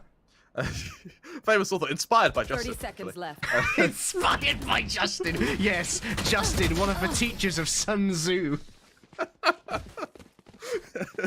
West Point, they're finally able to find a convincing defensive round here, and you saying that the Iliad and the Odyssey are about ancient Rome is about the same as Sun Tzu turning up to the Falklands conflict. Honestly, I'm usually pretty good with history. I'm just embarrassed myself. I feel sheepish. That's that's quite the fan yourself. Oh Jesus, history! You're giving me a case of the vapors. Can you solo cast the rest of this? Can't. I've got a cough. Unfortunate. You can't go and bury yourself in a shame hole. I'm doing not yet, anyway. It's the Knights. They are. I would like to see you kind of like half buy, make sure you just have a beef buy for the next one. That'll also tie up your investment with your ults as well, which are due to come online here. However, if you want to keep it in momentum, Spectres are an option. I wouldn't like to see the tour de force come out this round either. I think the mid split there was thought process behind it. However, I don't like how they committed every player to mid. When you go for a split, it usually means you have to split. And in this case, it was a mid log. It was a mid log, and actually having that extra player in main would have meant that your teammates could have focused more on the players who were rotating through CT, and it just means there's one less angle to clear. I am liking the discipline from the Knights, though. Dropping to pistols, kind of realizing that you still have a fair few rounds to play with. And better still, if you can force out a lockdown here, then that really could be enough. It's interesting that Swahili, who's currently bottom fragging, is the only one who has brought up to a proper weapon here in the hands a Spectre. Larry, Peepo Pog. We're going to have to cut away from you, mate, because D-Song is having quite the reign of terror here until it's shut down by the close-range Sheriff. Sasha wanted to shut that door whether she died doing it or not. Run the gauntlet, Sasha! Run it! Quick round, Army West Point are able to get a... That's kind of an over-the-top style push, wasn't it? That was. Go on, old chums, over the top. Otsmore into the breach. And don't be scared of those Germans! They're more scared of you than you are of them. That charge of the breach actually was led by Justin. As I've seen this all before, says Justin. Yeah, no, literally, this entire tournament, we're all part of Justin's dream. And everything you've ever experienced in life is just a part of this dream. And this is all so we can figure out what to do to win this series. We're all part of a dream sequence, baby. Yeah. It's Justin's Matrix, we're just living in it. Yeah, we're just a side character. The Knights. They do have a lockdown of their own to use here. I'd actually rather see it used as in an afterpart than for the actual take, because, I mean, Justin's done relatively well with the openings here, so why waste a lockdown to force something that's happening most of the time anyway? Very passive start for the Knights, though, as they just sit in place and almost invite West Point to go a little bit aggressive. Larry. Will it be Peepo Pog? Or Peepo Sad? Going up against Demiurge rather soon. They are going to be smoked off, but they've moved ahead of it here. This might be considered a clear arena. And multiple players are going to be suppressed right there. That forces an evacuation. Look at this. Larry should be spotted. A TP away. Larry's been noted. And it's down now to Greedy Vicus. You should run. To cover the back. A flash through the smoke could be everything. Shrimp actively blinds one, slays another, a third. No, Swahili shuts it down, but Larry's arrived on the scene. And this is Leisure Lurk Larry, baby. Anyone detained? The answer will be no. 2 versus 3 as NJCU Gothic Knights once again feel so close to that map point. Velocity, break. What? How does Greedy Vicus not win that? Velocity was midway through a spray. And so he only got 6 bullets in the chamber. This could come back to bite them. A drop down from behind. And Velocity swings at the same time. The timing is perfect from Army West Point. I tell you what, Army West Point, they've got a second wind here, Harry. They're starting to build a fair bit of momentum on top of the fact that they've now got the Knights into what's like a buy cycle, where they buy, it fails, down to an eco, they lose it anyway, move to the next buy, and it almost acts as if every round that West Point now win almost counts as double. And when you are, you know, a kind of hop, skip, and a jump away from equalizing, this is a pretty nice position to be in, Harry. We also see the op come out now on Solitary. The op hasn't been too powerful a beast in Solitary's hands. However, with kind of 6.9k in the bank, after buying it, you might as well go for it. And when you've also got 4 ults to accompany that, right now the odds are really starting to go against Gothic Knights here. Alright, Fat Rush incoming. Shrimp sends out the flash. And goodbye to the utility. I don't know if he even bought any anyway. Shrimp up against the first here. Demiurge has been quite difficult to deal with that Sheriff, but not anymore. Oh, it's perfect! Has to reload. Brings out the classic instead. No one gonna get me down. Shrimp has fried them. Sire, you're looking royal. Ain't nothing gonna break my stride, Harry. For Shrimp, he is looking pretty damn good. And what I also want to highlight is that for West Point, there's only 4 kills separating that bottom and top fragger.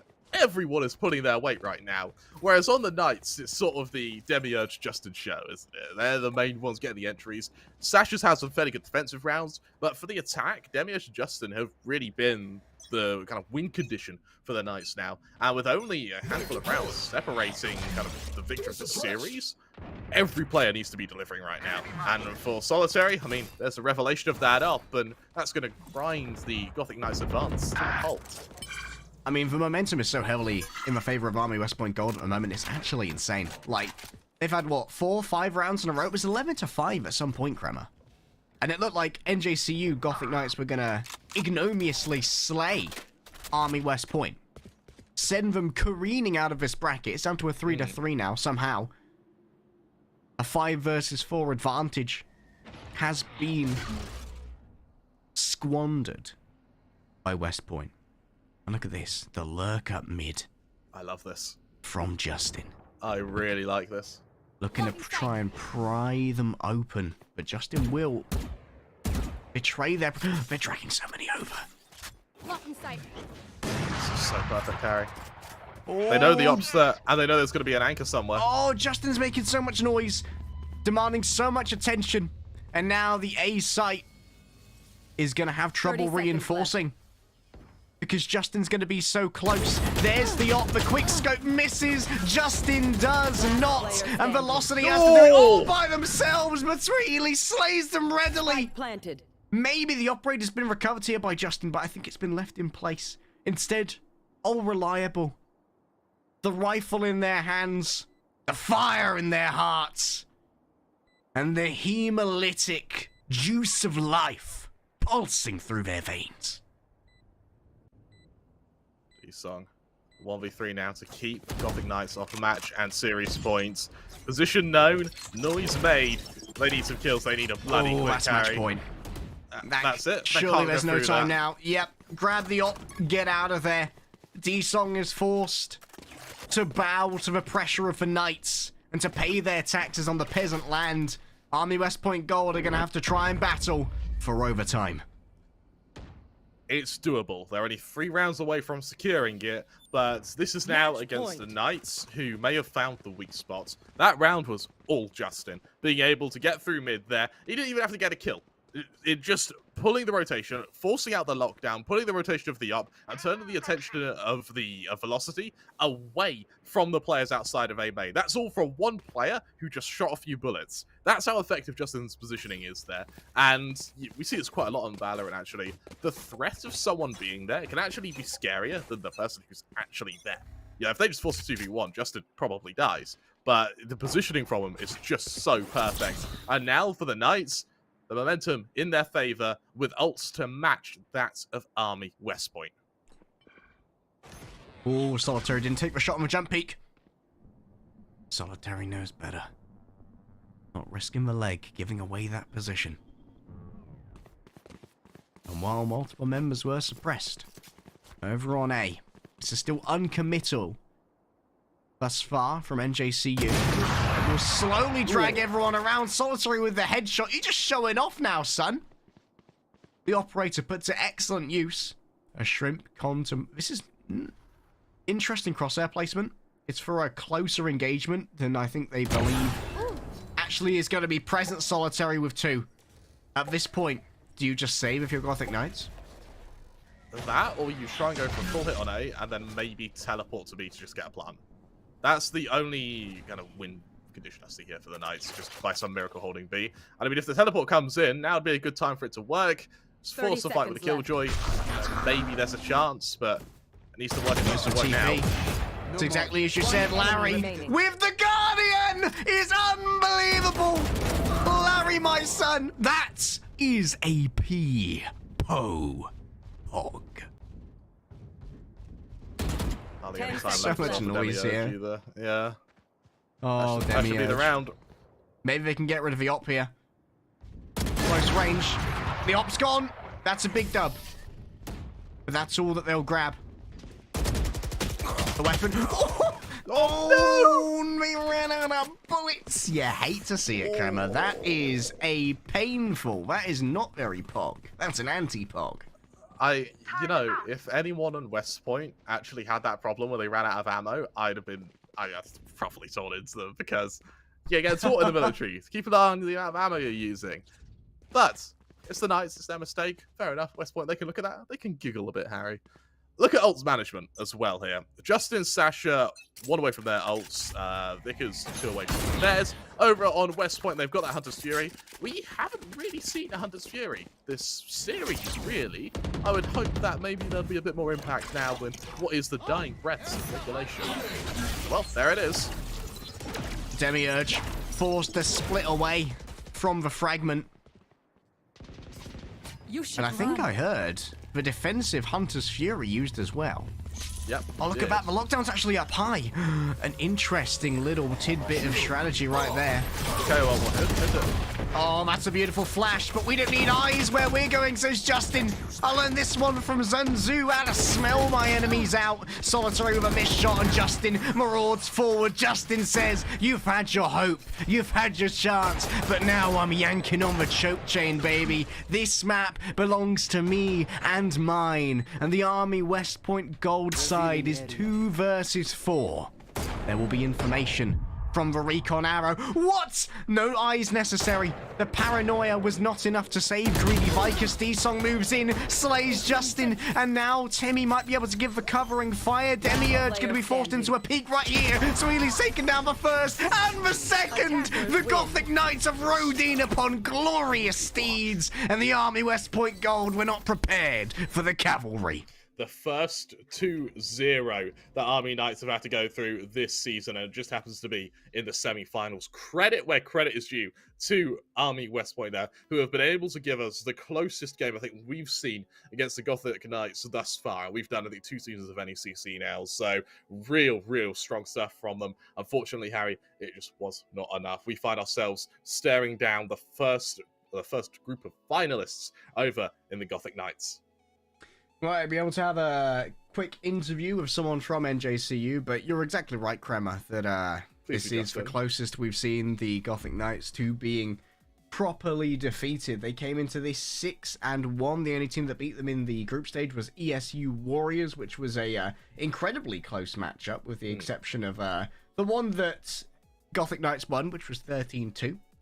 However, commiserations to West Point. They are unfortunately out of the NECC Valorant playoffs now, but NJCU Gothic Knights, a seed number 1, will be making their way towards our finals.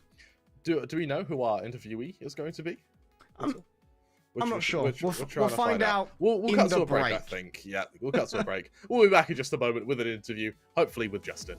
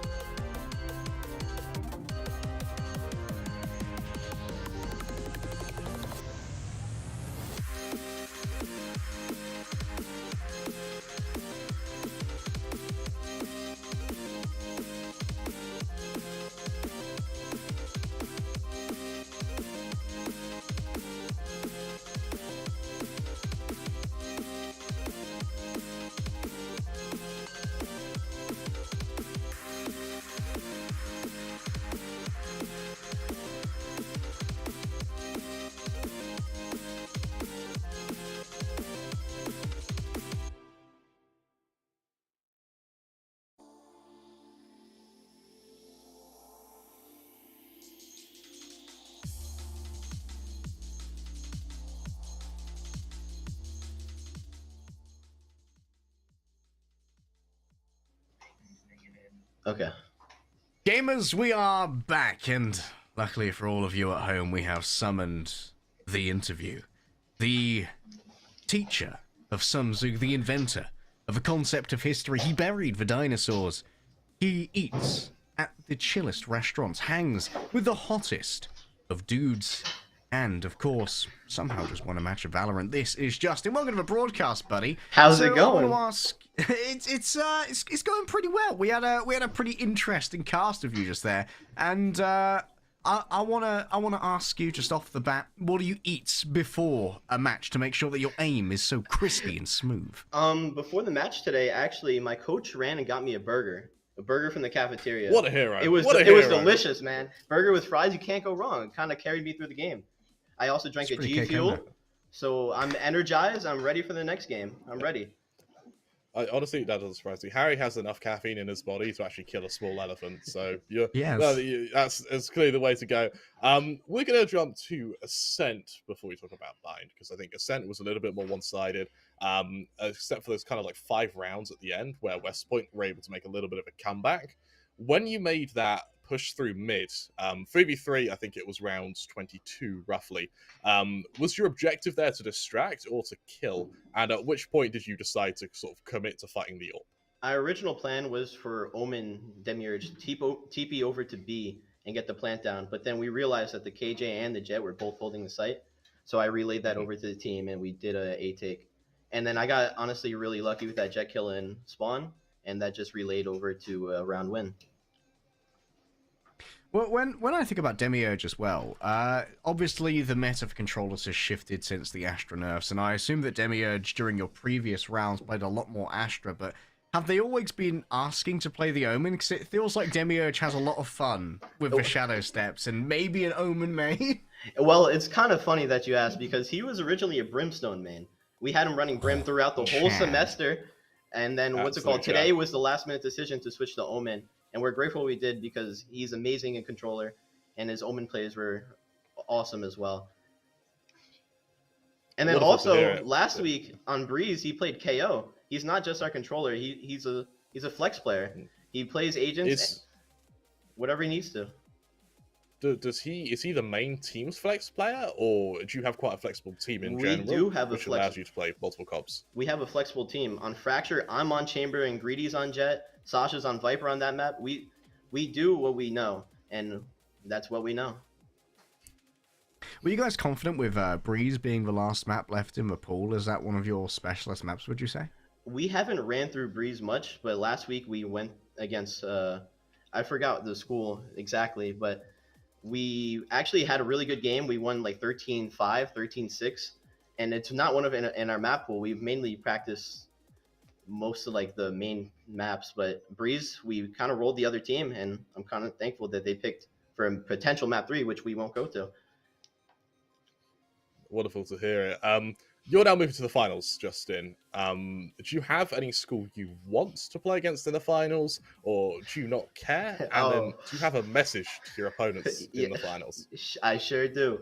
I want that rematch against ESU. Week 1, we were off on we were on a slow foot. We didn't really know who our IGL was. We didn't know who was playing what, and they took advantage of that, and they beat us in a 3-game series. I want that rematch, and I want to shut them down on this Saturday. I think there's nothing more that need to be said than that. Justin coming out swinging for ESU. Revenge is a dish best served by the most handsome of dudes at the chillest of restaurants. Thank you so much for joining us, Justin, and hopefully your final goes very well. Thank you, Leg Day and Kramer. I appreciate it. All right, and that will draw this semi-final to a close. Commiserations to West Point. Unfortunately, they could not grab a map, but what they did do is give us one heck of a battle against the Gothic Knights, who will be moving forward now to our grand finals in Emergence Yellow. So make sure that you're following this channel so that next week you can see the epic conclusion of this bracket. You got some right there?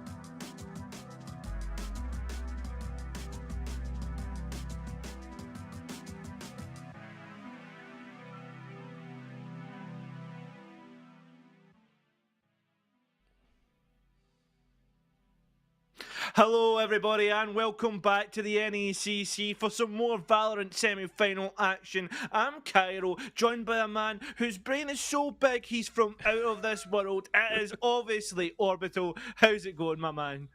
It's going all right. I'm enjoying life, enjoying that my satellites are actually hooked up properly this time, so I'm able to beam in and have some fun here. We're already underway. I know we're running a little bit behind time, so we appreciate everyone staying in tune with us and, you know, sticking with us. So let's not waste any time. We got map vetoes coming up here between these two teams. Let's go ahead and see if we can pull that up here. It is going to be SMSU versus South Alabama. And as you can see, it is going to be Breeze, Ascent, and Bind are the three maps that we're playing. We're still in the best of three here in the semifinals. Yep, that's the best part about this. Best of threes all the way through to that final. In Orbital, I think we're actually ready to get straight into this game. I'm getting my producer in my ear, and he's telling me we're almost good to go. And, well, Breeze is going to be an interesting one to get our teeth synced into in our first map.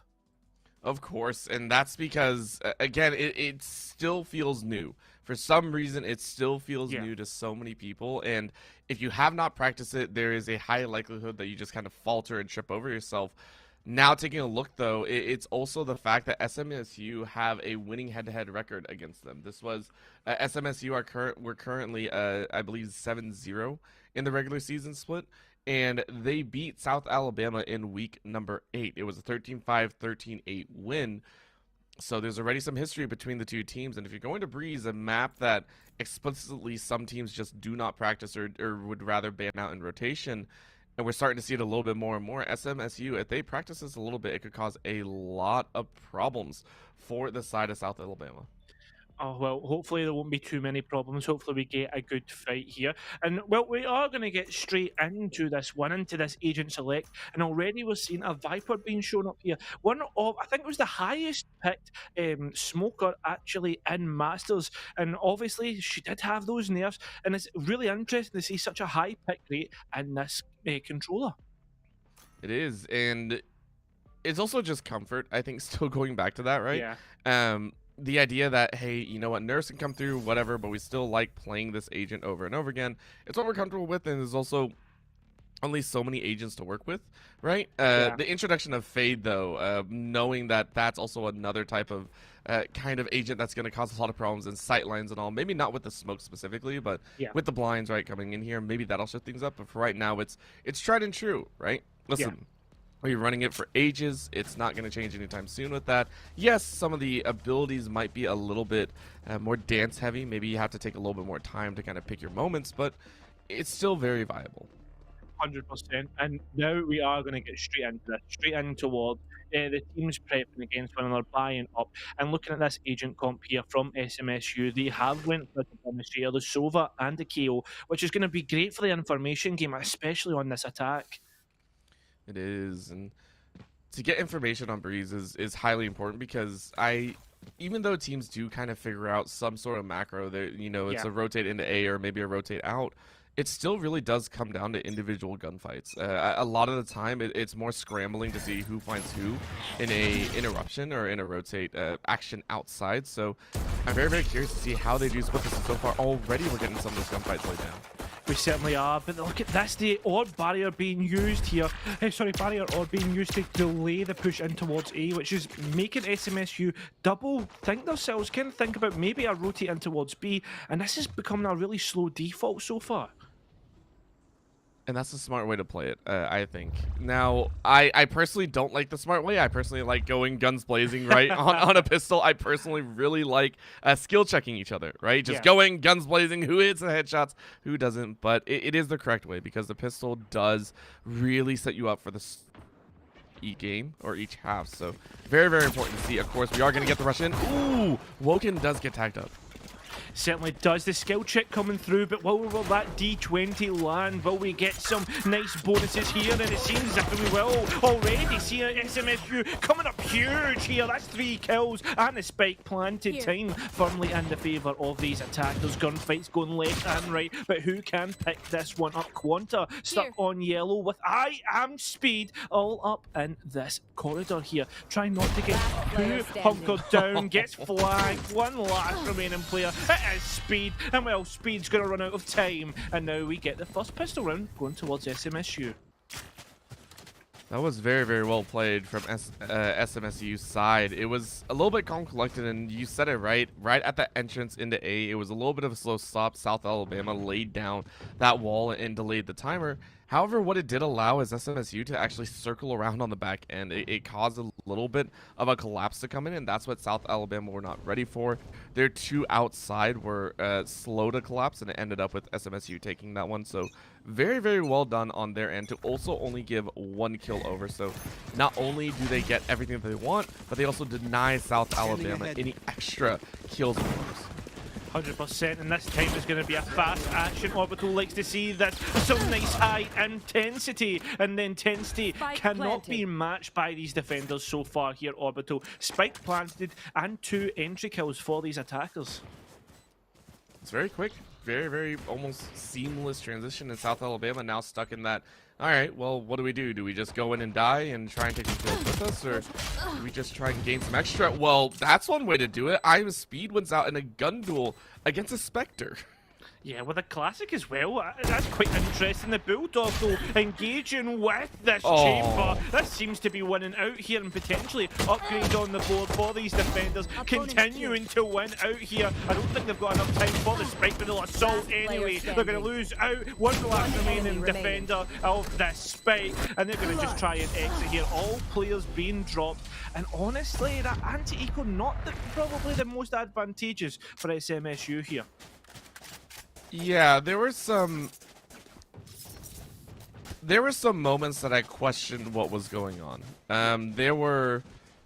It seemed like SMSU just weren't kind of awake at their keyboard. There were some kills that I was just like, they're just kind of standing there, so maybe a little bit aghast or took a little bit of time off the keyboard, and it was just a rough moment. So hopefully we don't have to see that again, because I think SMSU, if they were a little bit more aware, they could have definitely had a much better anti-eco. As you were saying, now into the bonus, they have to spend a little bit more than they probably would have enjoyed. So South Alabama might have another chance to knock out a bit more of the econ that SMSU have built up. 100%. Oh, what nope, never mind. The cards doing some damage. They don't do damage to the waistline, they do damage to the health bar. Lovely shots coming out here. Quanta now trying to retake, picking up that Vandal, maybe feeling much better. No, taking it away actually from these attackers. Biscuit doing some work. There goes the carbs, there goes piece of bread. And we are going to see a little bit of a halt here. A little bit of a stall for these attackers. And it's not going to be much longer as Kennedy Casera actually picks up Biscuit.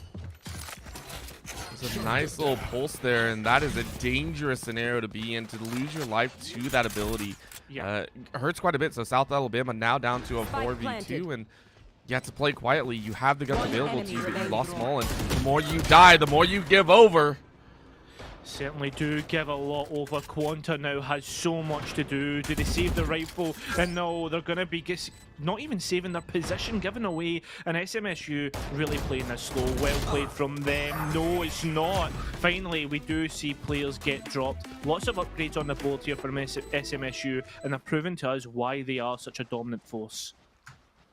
Of course, and they're even, I wouldn't say they're exactly coordinated right now either, right? This is a little bit of mix and match, as it feels like they're starting to get a little bit comfortable, right? And when you're comfortable, you feel like you can do a bit more than what you have to, which a standard would make a rotation into A, not take too many swings on your own, right? Try and play with your team. At this point, it's also just kind of seeking out the gunfights. SMSU, they know this is a save round for South Alabama, so they can rush if they would like. Should be fairly easy for them to take the round unless they walk in one by one and allow the sheriffs to kill them. I don't think it's going to happen, but that's really the only way I think South Alabama come away with the round. I mean, come on, Orbital, this is Valorant. We've seen crazier things happen here. Plays that just shouldn't happen. Spike is planted. That's an extra man for those attackers, which is time. And time is all that matters right now. Just slowly trying to delay, not peek out too much. But as I say, that Woken did peek out there. They're trying to do some damage. I Am Speed gets taken out here. Shock Darts flying through left, right and centre. It's like an artillery strike almost, and the artillery strike is coming through with a rain of bullets. Only one player being dropped on the attackers. SMSU with a lovely post plan. Super clean and really concise that time around, and only losing one means that you're stacking up the econ perfectly, right? 4K between in both Beast Mod and Piece of Bread. And you see 6.4 and 8050 for Woken. Like, this is getting a little bit out of control for them. Yeah. I very much like that. And for this gun round, I would also like to point out Jackson currently has the Viper's Pit.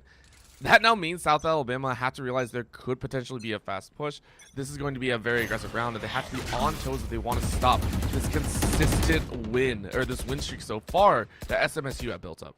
I like the default style that they're also going for SMSU. They're really playing it slow, trying to take a lot of map control, which is huge for them, trying to deny any rotates that could potentially come through. And the fact that they've not picked up the spike says to us as casters, well, we've not made up a decision yet. We're trying to figure out what's going on, and this owl drone obviously proves that to us. It does, and this is the standard when you know it's a gun round, right? You don't want to give too much, but you give away. Oh, I Am Speed saw the gun barrel, and that one hurts quite a bit. You can't really gauge that as well as you would think. Woken walking through here, does get picked up here. Spike But down Biscuit A. picking up Kennedy Cusera's huge, and more bodies hit the floor. It's almost like the dance floor on a Saturday night. The spike being picked up, the Viper's Pit being put down, and now in a 2 versus 5 situation, you could argue this potentially could be a waste. Could be, or it could give them the opportunity as Jackson is going to flood their way in. Again, it obscures vision and it denies some opportunities. So forcing everyone to get close could be what they want. Beast Mod hiding in there as well. Certainly is, and has that high fire rate Phantom. There's a few players that can do some damage, and Jackson's going to get some damage of their own. Viper Pit does go down. 18 seconds to make this work for Beast Mod, but what can they do? Sees the head of the chamber, can't collect, and there's still players using Overwatch. That is the operator back. That is I Am Speed firing off warming shots, and no, not like this. Beast Mod finds one. That's huge. But look at this, the time too far gone. The two players will keep that op protected, and they'll just let that time run out. That one hurts quite a bit. SMSU, they were trying to play with the Viper's Pit and tried to hunt out the kills more than actually just getting the spike. The whole reason that you do the Viper's Pit there is to get the spike grabbed and just planted very quickly, right? You're obscuring vision. You're able to deny the opponent from just kind of taking those odd-end fights. Of course, I think the spike was just outside of the pit, but it still stands to reason that you could have zipped out, grabbed it, tried to get back into the pit. Still, though, very good try, I would say, from SMSU. South Alabama played it much better. 100%, and I mean, we could have seen a winnable position there. As there was only down to 2 remaining players at the end. Yes, time was against them, but Beast Mod did really make that almost work. Tour de Force has been popped here. A couple of pings through those Sova information darts, but it seems as if it's slowly creeping towards B here. Toxin screen down. And this is going to be the first off-the-cuff B start I think we've seen. We've seen rotates over. We have not seen the fertile aggression, and probably what's going to surprise South Alabama, but I Am Speed definitely not surprised with that first shot. Certainly is not. It does give away the position through the info dart. 4 versus 4. Both operators still on the board, and that one is the Tour de Force. We heard the shot, and it hits. Lord Rand trying to take one back and is now going to find Cusera. Oh, that one's a little bit of a rough shot. Again, though, the trade's working in favor of SMSU so far. But I Am Speed says, I don't want to deal with that today. He's going to clap 3, looking for one more. Piece of bread. Opt for an op. Tour de Force for a sightline. It's going to be the revive. Oh, you take the shot! And now you give away your position.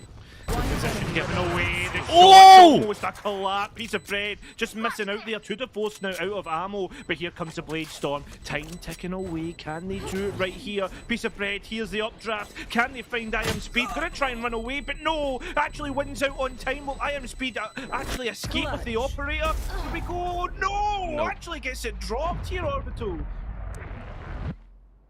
These are some crazy fights so far, and it's very rare that you see a full demolish of a team in a game because of a spike. Yeah. It's rare to see it twice. Yeah. We've seen it twice so far, and that just means that these battles are coming down to the wire, and to me that does scream gunfights. We are getting down to the wire of the strategy's out the window. I'm sorry, the strategy's out the window. It's just fighting. That's all we're gonna see, and I love it. Right, I love the fact that we're getting down to the wire. It's so close for both sides, and that means even though it's 5-1, South Alabama putting up a great fight and can easily close the gap if given the chance. I love the position of Piece of Bread here. Sorry, just to distract from the action here. Cutting off the rotates coming through mid, which is a huge position, and actually an underrated play. Here comes the Hunter's Fury to try and deny. Does have the info through the L drone and will work it. Quanta not able to get a second though, and here comes the swings on an eco. The rifles have the advantage, and already we're seeing that 4 versus 4 so far. Some utility in the form of shock darts coming through. That's a lovely snake bite to deny pushes. He's going to deny a slight push, but it still gives SMSU a huge opportunity. And yeah, Jackson's on a rampage. 4K so far. Can you get it? Yes, you do. It's the ace. It was a round in their favor, of course. Only pistols for South Alabama. But no matter what, grabbing 5 is always such a nice thing.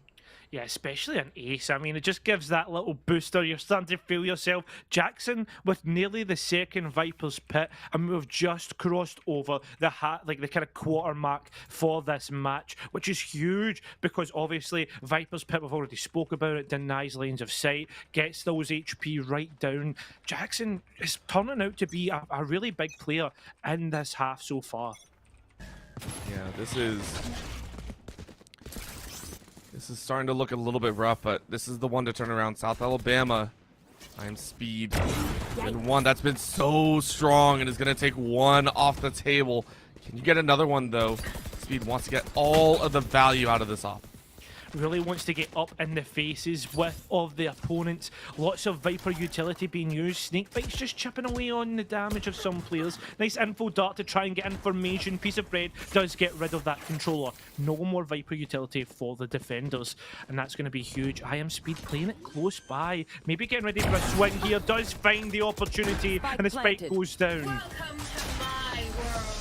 This time around, Jackson able to use the Viper's Pit in a defensive posture. It should lend itself to SMSU getting some very up-close and personal fights just like that. That's what you like to see. South Alabama now stuck in between a rock and a hard place. Well, how hard is it to maneuver through? Trying to find Jackson here, which is a key component to try and drop the Viper's Pit, try and drop those lines of sight. Will find it, Piece of Bread, all up to him now. But this is the thing, the time ticks away. Can they do it on the spike? Tries to fight the player up and ready with a rifle and loses out. Nice round there for South Alabama. It's well fought, and you know, I was a little bit worried about that ulti from the Viper. I was worried that it was going to be the big kind of linchpin side, but I Am Speed so far has had a fantastic game, and 9-5-0 is a great score to have over the course of 8 rounds, and looking to continue, right? As long as I Am Speed is on form, one site will be locked down, and you can be sure SMSU will always be trading instead of taking a 1-0 advantage, and that spells a lot of good things for South Alabama. The rest of the team kind of starts stepping up to that same level. Well, the thing is, though, the levels of the way things are going right now, I mean, while South Alabama are somewhat keeping up, the eco kind of cycle that they're going through right now, it just seems to be hindering them so much. And yes, they're getting a couple of rounds. I Am Speed doing work with this operator, and the fact that continues to keep this alive. No, not like this. I Am Speed already laying down a marker here. Yep, wants to keep that marker ready to go, and just in case you need to snap out and be the front runner, but that's going to be a swing. Very nice kill by Piece of Bread, and that opens up this hallway. This now means that South Alabama might get flanked, but Quanta Wants to change things up. Ready for the swing, and you get checked. Good pre-fire. Lovely pre-fire, lovely checking of the corners. Those train marks going down provided a huge spot. I Am Speed, though, does get rid of Jackson. Again, Viper utility, smokes are off the board. Mando, though, that smoker on the defender's side, up and available, ready to swing. And there's a KO to the left. Look towards your mini-map. Look towards that outline. Can Mando win this one out? Does see the shoulder. Guardian shots rifle off, but nobody close to help this Viper here. It looks as if there's actually a delay in the retake, which obviously gives the advantage right now towards these attackers. But how much is actually going to come out here? Delay, delay, delay is what these attackers are trying to do right now. I think it is going to be enough. At this point, I think South Alabama are just waiting for those exits. And Kusera, you got to hit those shots. That was a long fight that was led. And Piece of Bread doing a very, very good job. That's going to be a dash in, spray through the smoke. You can't find it. And it's cleanup. That's going to be a brutal one to lose. SMSU continuously are finding these entries, finding these opportunities, but are not allowed to follow through on the retakes. South Alabama may have found their winning formula. The winning formula is what we like to see, and I mean, this is the thing, Orbital. As as casters, we don't like to come into matches and think, oh, this is going to be a stomp. This is not going to be much of a battle. And this is what South Alabama are putting up. They're putting up a battle. Mando, though, I'm going to be honest, needs to put up a little bit more work here. On 0 and 8, does have that judge sitting in pocket with the Vipers pit. I imagine that's going to be to lock down B. But oh, look at the stack. It's actually going towards A already. Yep, gonna try and prep up accordingly, and this is gonna be a dangerous thing because you just heard 3 guns fire off. Should mean that it's gonna be an A rush. South Alabama gonna try and recognize that, and again, this should, I think, also be a potential knockout after this one. If South Alabama do win this round, they are able to knock out most of the econ, but of course Woken does not want to let that happen. Great shock bolt. Yes, and there's the second hitting the mark, just chipping away at Jackson, which will be good for the retake later on. 4 versus 4 right now, in a good position for both teams realistically. A viable win for both teams, and there's no flank coming behind, so all guns are going to be facing one another. But no, the flank through double doors could be huge. Moving through from mid, the players start to drop. Kennedy goes huge, picking up 2. But Mando, now, this is your chance, this is your opportunity to make a name for yourself, and it's not going to work out. Not like this. Maybe it is. Look at this, the 2 players outside. There is a Hunter's Fury though, and the pings come through. The shout comes in, and can they deny this fight? Yes, they can. It's going to blow out. The kill comes through from Piece of Bread, and that is advantage SMSU for the next half. It is an advantage, but South Alabama are starting to read this a bit more. And that's what's scary, right? At the beginning, SMSU were running the show, really getting those kills down, very quick wins, a very, very simple routine there. Yeah. However, South Alabama has started to fight back. Yes, they're on a save round right now. Yes, that is a little bit of a problem. They still have found that opportunity, and granted, I'm very curious to see how they will play on their own attack. Maybe they take the same level of aggression. SMSU, though, can breathe a very heavy sigh of relief. That was a lovely info dart there, picking up the 2 players in towards mid. The L-drone comes through for Biscuit, pinging away, and oh no, Biscuit prioritises the L-drone and not the player following, and actually gets picked up. That's the healing gun for this round. Another info dart to check that yellow box, nobody there. Quanta up high, can't find anything, the spike comes through. And the thing is though, there is a Blade Storm available that could do work, but there's not much work being done right now, Orbital. But that was a good trade. Of course, Beast is ready on the wings and takes out Speed. Even with the knives, that's a painful one to have. And Beast is able to clear out one more. That makes it 3 as Mando now stuck in between a corner. Gets a shot off on Beastmon, so that is a nice kill back. Still 3v1, 30 HP. You're not going to like those odds. 8-3 is the score as SMSU are starting to take a very healthy lead. Last round in the half. A very healthy lead, and oh my god, I can't get my words together. What's happening here? A very healthy lead indeed is what I was trying to say. I like to get my rhymes in sometimes. A nice little dumpster fire to maybe try and represent how this match is going for South Alabama so far. But I don't know if it is so. Because they're actually putting up work, as you're saying. They're now in a bye round. They win this round, and they win the next pistol coming up. That's 8-6, and potentially a nice little momentum boost in the next half could really do them well, but it starts here. Oof. And you were talking about momentum. This is one player to always watch if you're talking about momentum. Speed has been kind of that linchpin, that sole reason why these rounds feel a little bit closer than they usually are. It's always with that one shot, one kill. This time around, though, they don't lose more than one. That's going to be a swing up, though. Speed takes the second shot, can't get a third, and everyone just lined up in favor. That makes it 4. Speed, are you kidding me right now? He certainly isn't, but no, not like this. Jackson walks into the Viper's pit, gives away their position, and now we're going to see an ace here. This is coming. Oh no, Speed just misses out. Can they find the last kill? No, they can't. Lord Ran finishes off the round, and now we're in that scenario where potentially we could see a pistol round for South Alabama and an 8-6 kind of position. Of course, and that's what I'm going to look for. And yeah. Most notably, it's going to be interesting to watch South Alabama choose their own tempo, because Speed played very well into SMSU. SMSU did not respect that operator that came out. It seemed like they did every so often, but then that last round really showed that they were not keeping track of what was going on, right? Normally, if you hear the operator cry out, you're not going to line up like that to allow a 3K off the rip. So that is something I really hope they do clean up here, and they do have that opportunity. In my opinion, operators are always feeling better whenever it's on the defending side. You can prep, you can set up, it's a little bit easier to line up those shots. On the attack, you're the one that has to swing, and it's very, very dangerous. So maybe you can negate that, bring out your own operator, but South Alabama go ahead taking a hard chase in the B.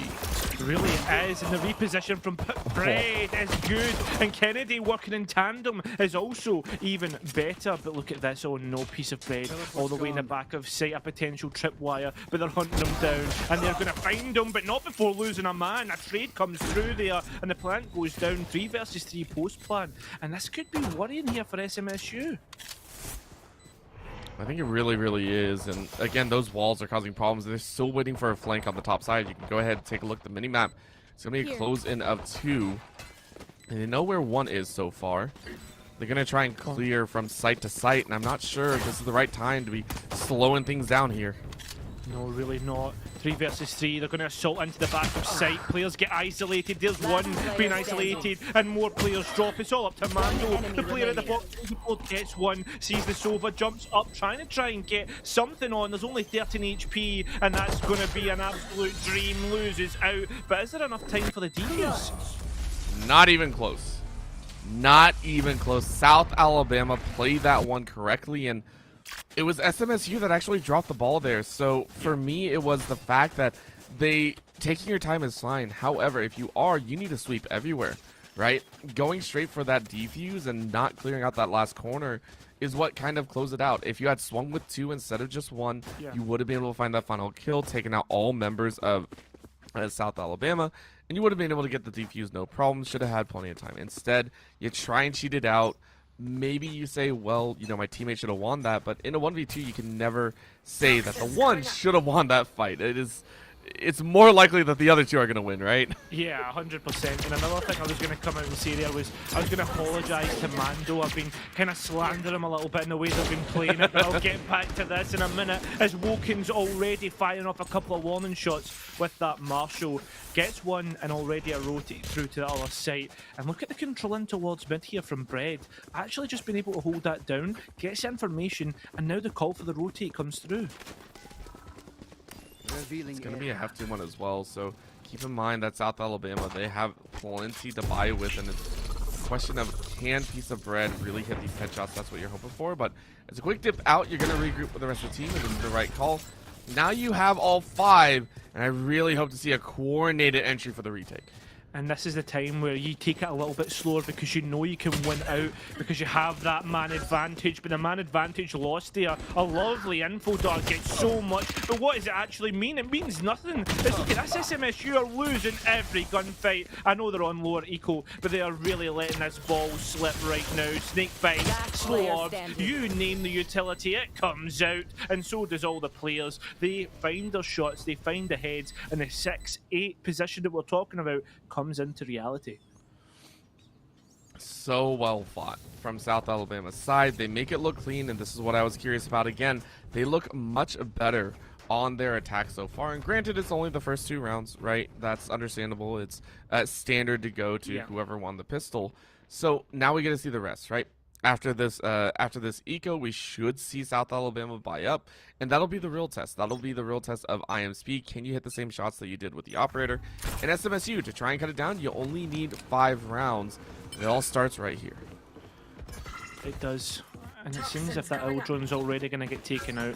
Trying to use some information. Again, the information does come through. I'm not too sure if that was an Eldron's shot that actually got that information. Plant is beginning to go down. The shock dart's good, but not good enough. Oh no, not like this. The retake is good enough right now, as already players are being fought. Beast mode on low HP. Woken not. Putting all the others on low HP. Shock dart trying to come through. The snake bite is perfect for denial. Can they get the lineups? It doesn't seem to be the case. It's all up to this last remaining player. It's all up to Quanta. They're not even going to be able to get one. A lovely flawless to answer back to the last 2 rounds. No one kills my crew. And that one is actually one of the more powerful buyouts from the side of SMSU. You carry every single weapon over, which is very, very important, right? Now into the gun round, this should be SMSU kind of standing firm, right? Yes, you don't have the operator calling out, but it should be good, right? The reason I say that is they're the ones that get to kind of play into it. And South Alabama, yes, you bought up, but you're going to try your best to make these moves. And remember, SMSU were playing a little bit more default. South Alabama have so far been okay with just kind of pressuring into a side as quickly as possible. And sometimes, again, this is where the default in terms of the attack really works out, because you can kind of poke and prod and see where the weaknesses in the chainmail are. Impressive. Yeah, and I don't know if it's the right idea, because Frisk is about to phase 2, gets the 1, but the trade comes through. There goes your healer for the rest of this round. It is going to heal down, but it leaves A completely open, so South Alabama should get a clean plan. Should be able to appropriately spread out afterwards and work your way forward. Now we're going to see the Viper's Fate drop. South Alabama have all of the tools necessary to take their 7th round. They really do. They have so much in pocket. Quanta ratting out here is going to be a good position for later on. Seems as if things are coming through here. Beast mode trying to spray. Gets the 1, but not the one they're looking for. Viper is still up and available. That ping won't find anyone. Does actually get 1, and that was onto the other player. Still, the Viper's still alive, keeping his Viper's pit ready and available. Here comes the work, but the work can't be done. 10-6 is going to be that scoreline. And that's the... just sorry to... before you cut in, that's the kind of power of a flawless round on a kind of bonus round. I agree, and you don't have to say sorry for cutting me off. You don't have to say anything of that sort, because that's just how this is. This game is moving at a pretty breakneck pace, I would say. We're not seeing too many timeouts, right? We saw, I think, 2, but that was at the earlier stages of each half, so it's not bad by any means. These teams are accelerating the pace, and I agree. It was all off the fact that I think SMSU didn't have to worry about weapons, right? They're like, okay, yeah, we can just rush it. Or we can follow through with what anyone else wants to do. We're okay in the money factor, and now they have that confidence even more, right? Woken now has that operator is going to be trying to do the exact same thing that Speed did. And look at the aggression here coming through from South Alabama, spreading out, fanning out in mid, but maybe it's a little bit short-sighted, and we're seeing that as Lord Ran gets taken out. There's not much map control being gained here by South Alabama, and they're getting hemmed in mid. It really isn't, and it's surprising because, again, South Alabama have opted into this mid fight, and it's a rough one. I'm going to say that much. An entire congregation from SMSU has allowed them to nail home 2 kills. Almost took out Mando as well. It's a quiet rotate to B, kind of limping their way forward, saying, all right, you won that fight in mid. This is the best we can do. Good suppression, though. Great suppression and great suppressive fire as 2 players are caught. The third in mid gets stranded. Another flawless round from SMSU and Orbital. I think they've actually woken up here. Oh yes, and just as we were saying that South Alabama might have a better attacking side, SMSU say, nah, we just wanted defense. We needed the early start, and they're showing it here. Again, very, very clean, very, very precise now. And we aren't seeing those kind of mess-ups from before, right? Getting shot 4 or 5 times with the classic, not letting yourself kind of have those moments. Those were just like, you know, small hiccups along the way. And now they're really hitting their stride, really moving forward. And I expect them to close this out without too many problems now. And the problems do come up, though the bumps in the road continue. Can they stop the push coming in towards B? Players are starting to really rush in towards B now, and there's the resistance coming through from Jackson. Casera helps out. Quanta with the info dart, trying to get some advantage, but gets flashed. This is going to stop any sort of swing, any sort of advantage. The Hunter's Fury is going to catch one. Is there going to be another? Yes, there is, but it's going to be Casera to find that one. And map point is going to be found by SMSU. Very, very nice job now on match point, and better late than never. You get to watch as South Alabama are going to buy out here. They all have well into the 3.5 to 4K region.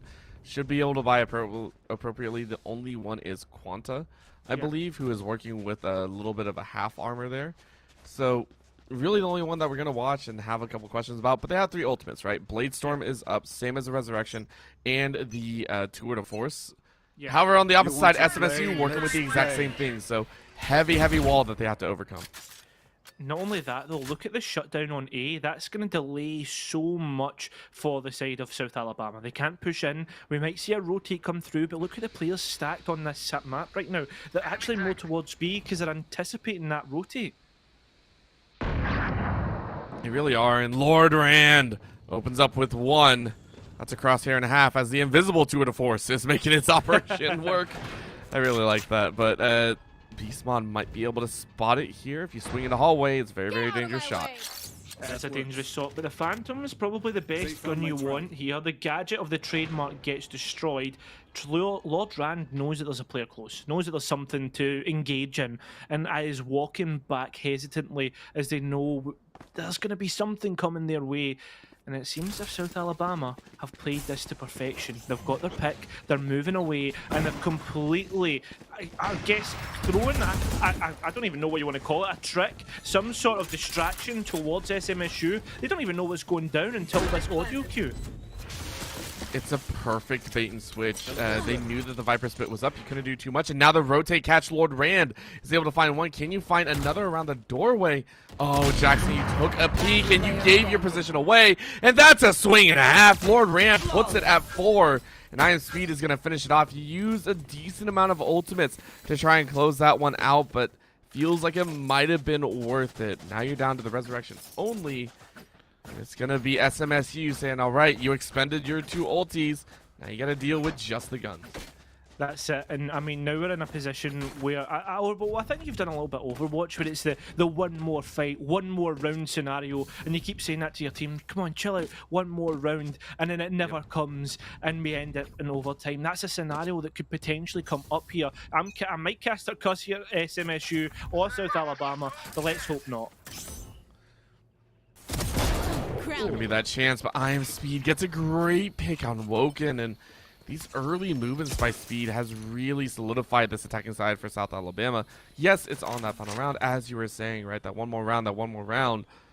Whenever Speed gets a first blood like that, it always feels a little bit more hopeful for the squad.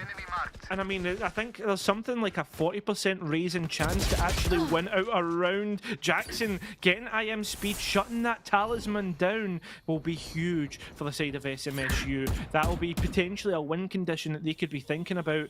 And right now, a lot of the defenders are really split apart here.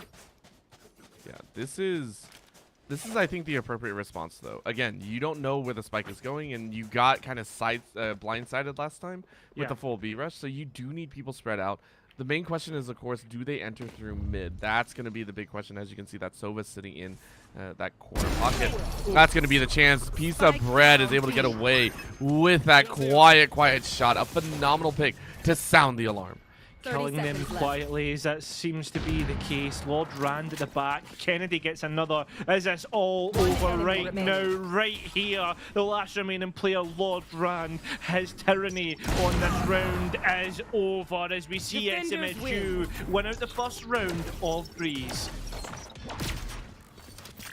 Start to finish, it felt good. SMSU played it very, very well, and I mean, it looked, you know, we did see South Alabama really show some guts and really show some fight. It was 7 rounds to their favor. That was mostly on speed. Speed feels like they're having like a really good series, and that can bleed over into map number 2 as well. That is what I'm really curious about. At this point, though, South Alabama need the rest of the team to step up. We need to start seeing the rest of the squad peel together and pull themselves together and start working as an actual team. Speed is getting so many great picks, so many great fights on their own, but you gotta have that utility. You gotta have that backup. We really do need to see that back up here. And on top of that, I was going to say that's the best kind of showing we've seen in a map from, from South Alabama, but that's not the case. They actually won out 13-8 on another map previously. So, yeah, we are going to quickly throw to a break. We'll quickly remind ourselves when we come back what the maps are like, who actually picked that one out, and we can break that down then, Orbital. But for now, 5 minutes, we won't go far, you don't go far, and we'll be back very shortly.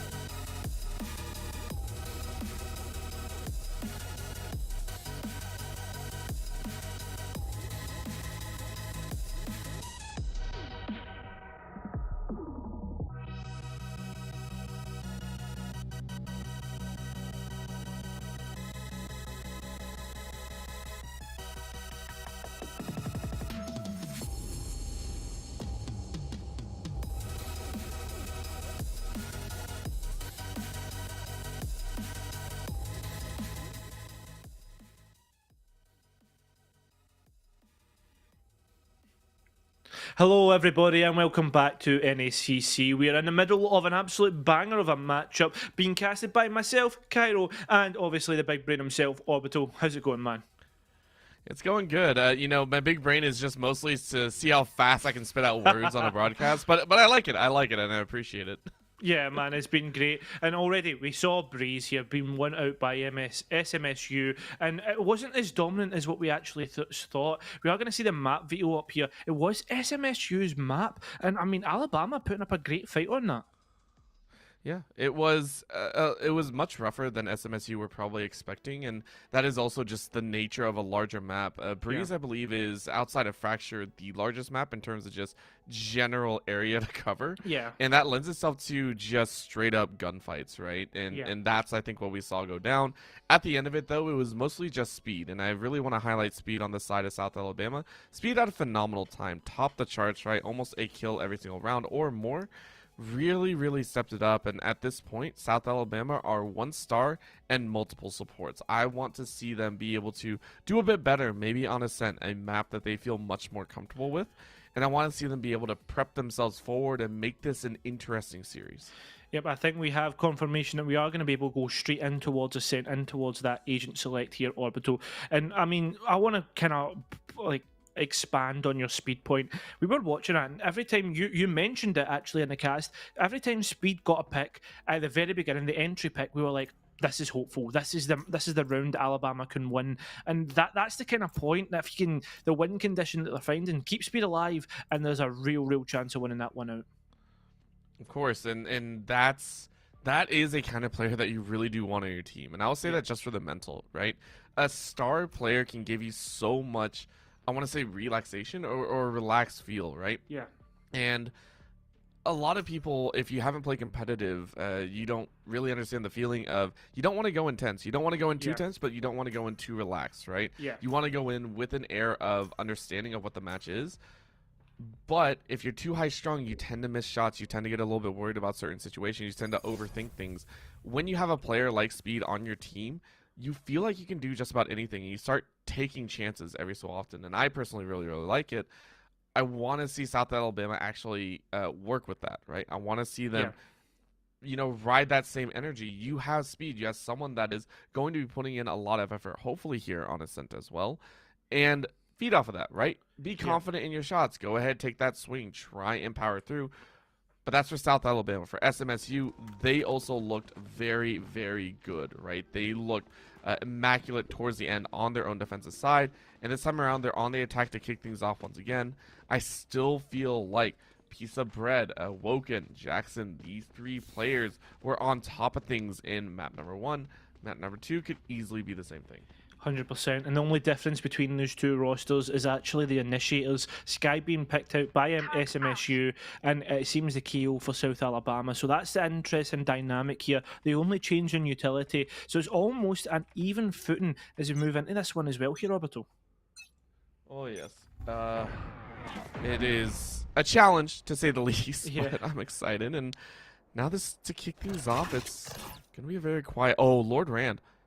Do you actually pull this off? I have not seen this. Yeah, I'm not sure if it actually reaches. Does it? Wow, that is right on the edge. Really is right on the edge, and SMSU, they're playing on the edge already, the aggression coming through. 2 picks and potentially the spike to follow. Yes, there it is, just confirming the safety through that door. And South Alabama on the back foot from the very start. It seems as South Alabama, they're not too great on the pistol rounds when on the defense, is what I'm noticing. Yeah, this is... It's fun to talk about again. It's just like, again, the skill checks is always, it's always interesting. I feel like, it's crazy to say, but I feel with these 2 teams, it doesn't matter as much as the ensuing rounds, right? Pistol is pistol, and the rest of it kind of falls to the wayside. Both teams play such a hectic style at the start that I feel like either team can take the second round afterwards. Of course, this pistol is going to go 4-0 in favor of SMSU. They're going to collect 4 more sets and be able to work their way forward. But it's still the fact that I feel like if South Alabama come out with some crazy stuff, they could easily rip it right back. Like SMSU would not be ready for it. However, of course, we are getting quite a few saves, actually. So we're seeing 3 pistol sets. A bulldog and a... Okay, there we go. That's what I was wondering. I was like, there should be more weapons being bought up. What the heck? No, I know. Sometimes it seems a piece of bread's feeling the ghost. I don't really like it when I see people bring out ghosts and stuff. I always feel as if it should be a buy, just to confirm this anti-eco that we're seeing from SMSU. You don't want to leave anything up to chance, and this is such an important round for the economy in the grand scheme of things. Yes, and it's a challenge, right? This is going to be that challenge for them to wrap things up here. And of course, hiding out here, it's a very nice fast rotate this time around. I really like that. I'm Speed, though. Gets one. Jackson is going to find Lord Rand, and Beastmon finds Speed.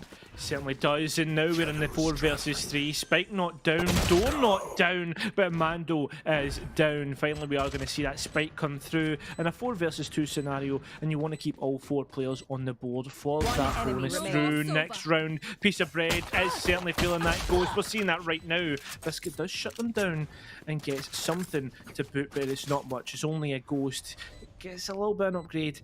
And right now, as time ticks away, we're almost feeling like this is a foregone conclusion, and we're going to be moving through in towards that bonus pretty quickly.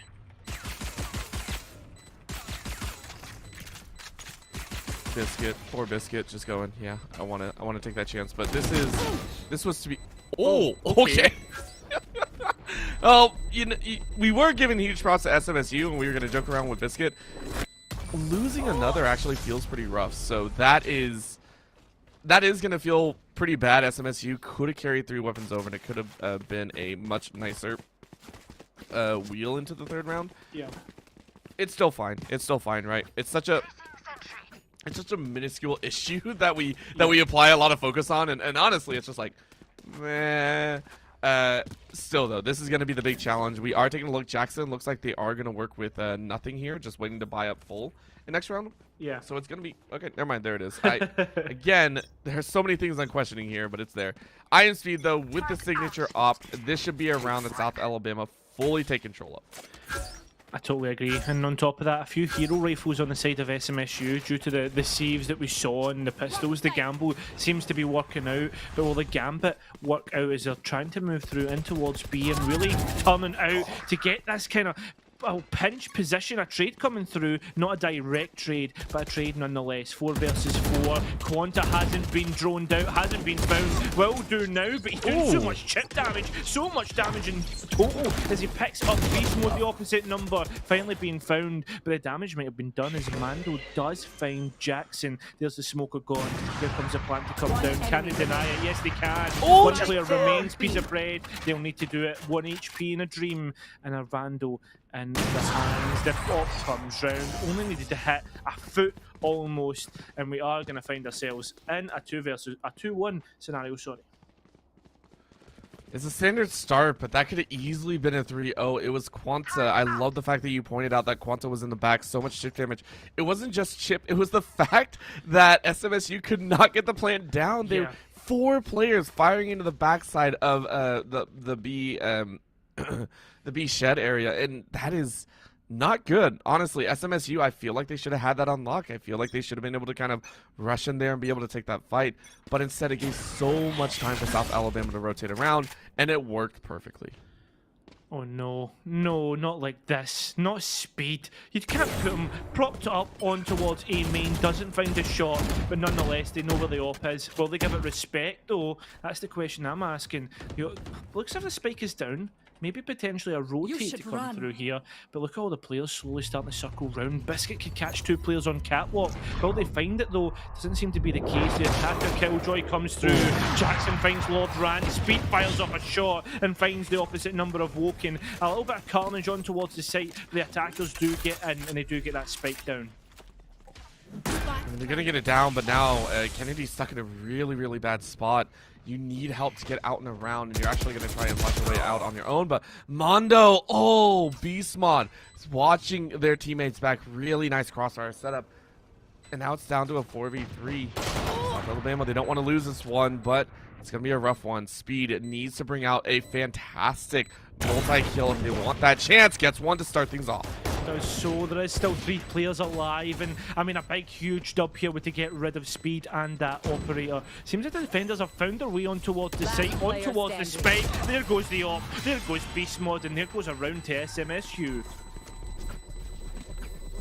And I will say that's one of the first times I think SMSU have actually locked down Speed's op, right? Yeah. Normally, whenever Speed gets that operator, you're going to see at least 2 or 3 kills go in, even if SMSU win. Yeah. This time, Speed was locked down to a singular kill in that round, and that spells good things for SMSU. They are very happy about the fact that they are now adjusting to the fact that Speed is on fire. You say, okay, this guy is going to hit their shots fairly quickly. This player is on fire. We have to adjust. Okay, maybe don't swing on your own. Maybe try and find information, right? Very nice adjustments for SMSU. And now South Alabama are going to have to adjust to that fact. It's the chase of the chase of the chase. And on top of that, speaking about chases and etc., I mean, we are now at a point where it's kind of the eco's on a nice edge. We can see like a really bad eco cycle come through depending on the result of this round.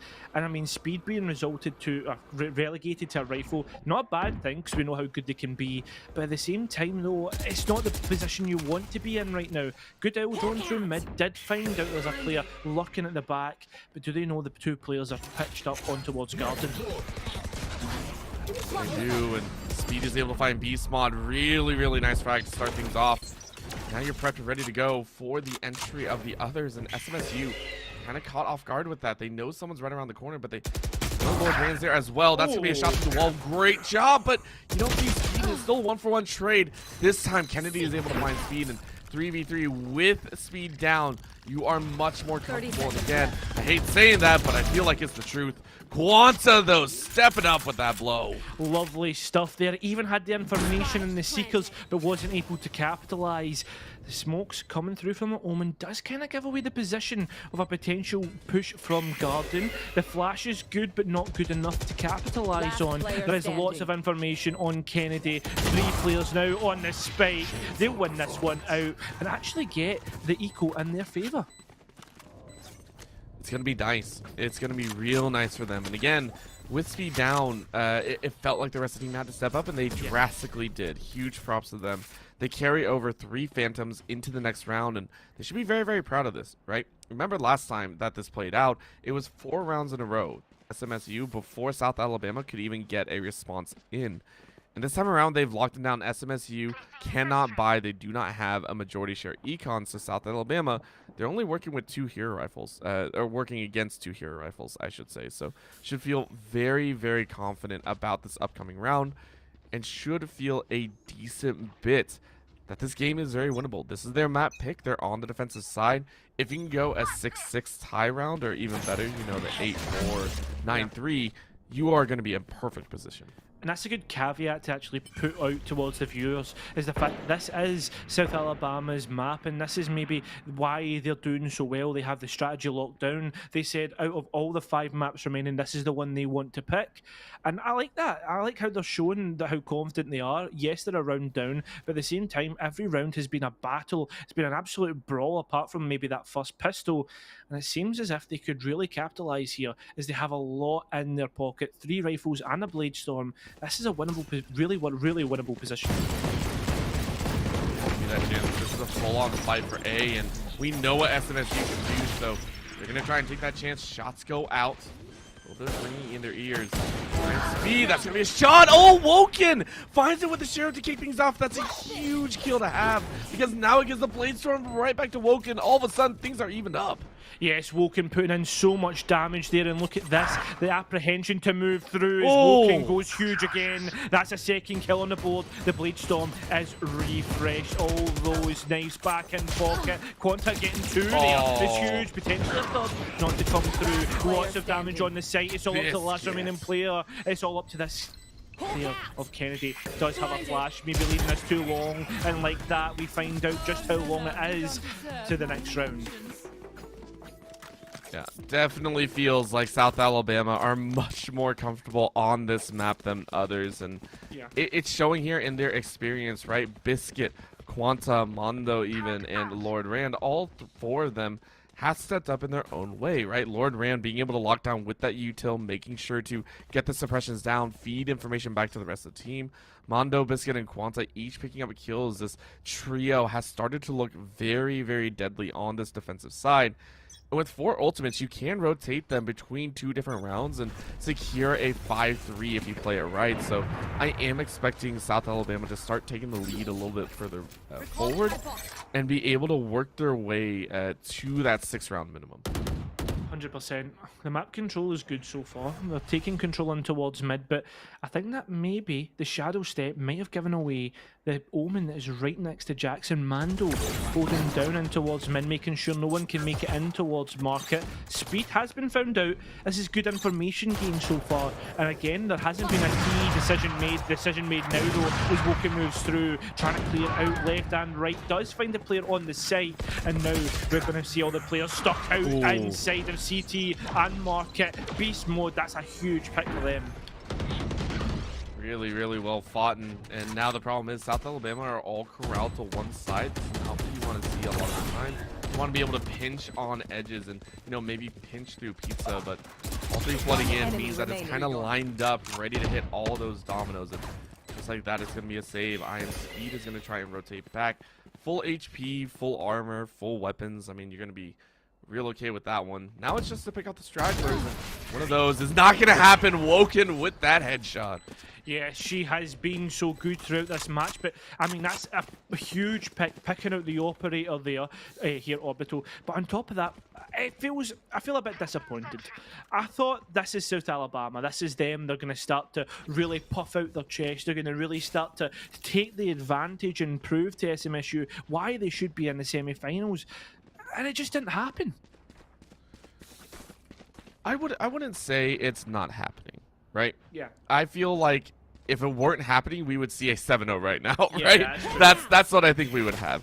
Instead, it's watching South Alabama just struggle against a good team. That's really all it is. And I give credit where credit is due. They fought very, very hard in this round, and just sometimes you're up against a better opponent. For South Alabama, they got to pull out some tricks. They got to pull out some crazy cheekiness if they want to start getting that lead and really branch away, because as soon as SMSU get on the defense, I'm going to be very, very worried. Shadows traveling. The Seekers are available here for the attackers. Potential Hunter's Fury to follow as well. Iron Speed is the single player holding down the A site. Woken finds a player out in Garden, and that's an upgrade for one of those players. Yes, the trade comes through, but oh no. I was about to see if I Am Speed is up and ready. They could find themselves that trade again and keep the advantage. Biscuit gets Jackson, and somehow South Alabama are finding a winning formula here on an equal round with Sheriffs and the Light. Oh no, Biscuit just gets spotted, can escape, and it seems as if the 2 remaining players of SMSU might be counting the lucky chickens at the minute. I don't think they even want to challenge him here, but it looks like they are. They're going to try and chase. Biscuit has done so well. She was great in getting those kills. Quanta as well, being able to lay in a lot of that damage and really make everyone work for it. Fantastic job thus far, and it's a well-fought round. They keep it tied up at 4-4, exactly like South Alabama were hoping for. Yep, that is a huge round that can't be understated in terms of the economy, in terms of the scoreboard, obviously, keeping peakies with their opponents. And on top of that, I mean, look at this. We're relegated to 3 rifles, a Guardian, and actually, sorry, I thought it was a Classics, a Sheriff. And it seems if SMSU are just throwing caution to the wind and just full sending it into this one. They don't want to eco, which is a questionable decision, but a good one, I think. Be up to the players to decide if it was good or not. You should run. What I am frustrated about is, again, those ultis still sitting in the back pocket. It hasn't been used too much. The attacker lockdown being placed. That'll be Iron Speed taking those last chances. I think we should see a boost coming out. No, it's going to be the kill, and they were able to clear out that lockdown. So that is what gave that buffer zone. Really, really well timed from South Alabama to not only take down that ulti, but to get a free kill out of it as well. And now they have the advantage where they can just sit tight, look pretty, just chill out and relax. Obviously, there's going to be players around the corner at every moment, danger awaiting them. And I mean, the utility work is pretty good as well, using that KO knife to suppress and gain information on where players are lurking, not wanting to waste anything. And it seems if there is still going to be a presence in A for these attackers. Seems as if the KG is looking out on B main though, and I don't know if that's a potential questionable one. No, it's not, because they're going to gain control of mid. That's an interesting tactic that's been employed here. But with so much utility being used on towards the A site, these defenders think there's something coming, and they could be right here. Could be the full rush, but too much time has passed by, and it's starting to cause some problems. So Jackson is now going to pull that teleport, and they're now going to do the flank. This is the way to play it out, and they force the rotate out. Now they're going to try and catch someone through mid. You were wondering about it. I denied it, and it is going to happen. So the mid play is a 2-2, and it's going to be a 3v2 here on the B site. What can South Alabama do? They know that this is going to be a little bit sketch, but it has to be done. The lockdown. Open to the back. Biscuit going to lay down their own lockdown of the game. That lockdown is going to be huge for making players feel the pressure. The Hunter's Fury is there to deny, and that's going to be huge for them. And look at this, the attackers come up huge. IM Speed left with it all to do, but can they find the players? They have found one at the back of sight. They know the KG's there. Just trying to deny the line of sight in case someone swings from main, drops down. I think time's got too far. Speed's being found down. The jig is up.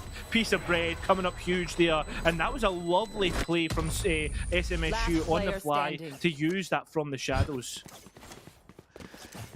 It's one that you know should be coming, and yet it does bait you every single time, right? Like that is a move that you feel is the only reason that the Omen has the ultimate. It's like, okay, yeah, I'm gonna teleport to the other side and make it look great.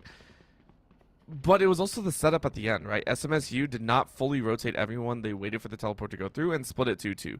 That meant the mid and the pinch that they were hoping to have on both sides of B did not come through, and it forced South Alabama into that rough scenario of okay, we just have to kind of push. We just have to try and fight. Of course, in that just gun duel that came out, SMSU They really did. That was a nice trailblazer to gain so much information. No one shot it out, and that led to the attackers being able to move in, and they've done so quickly. Picks up Quanta, can't get Biscuit. Lord Rand helping out there. And with that being said, look at this. It's an absolute bloodbath, and the defenders win it out. South Alabama showing again their prowess on this map.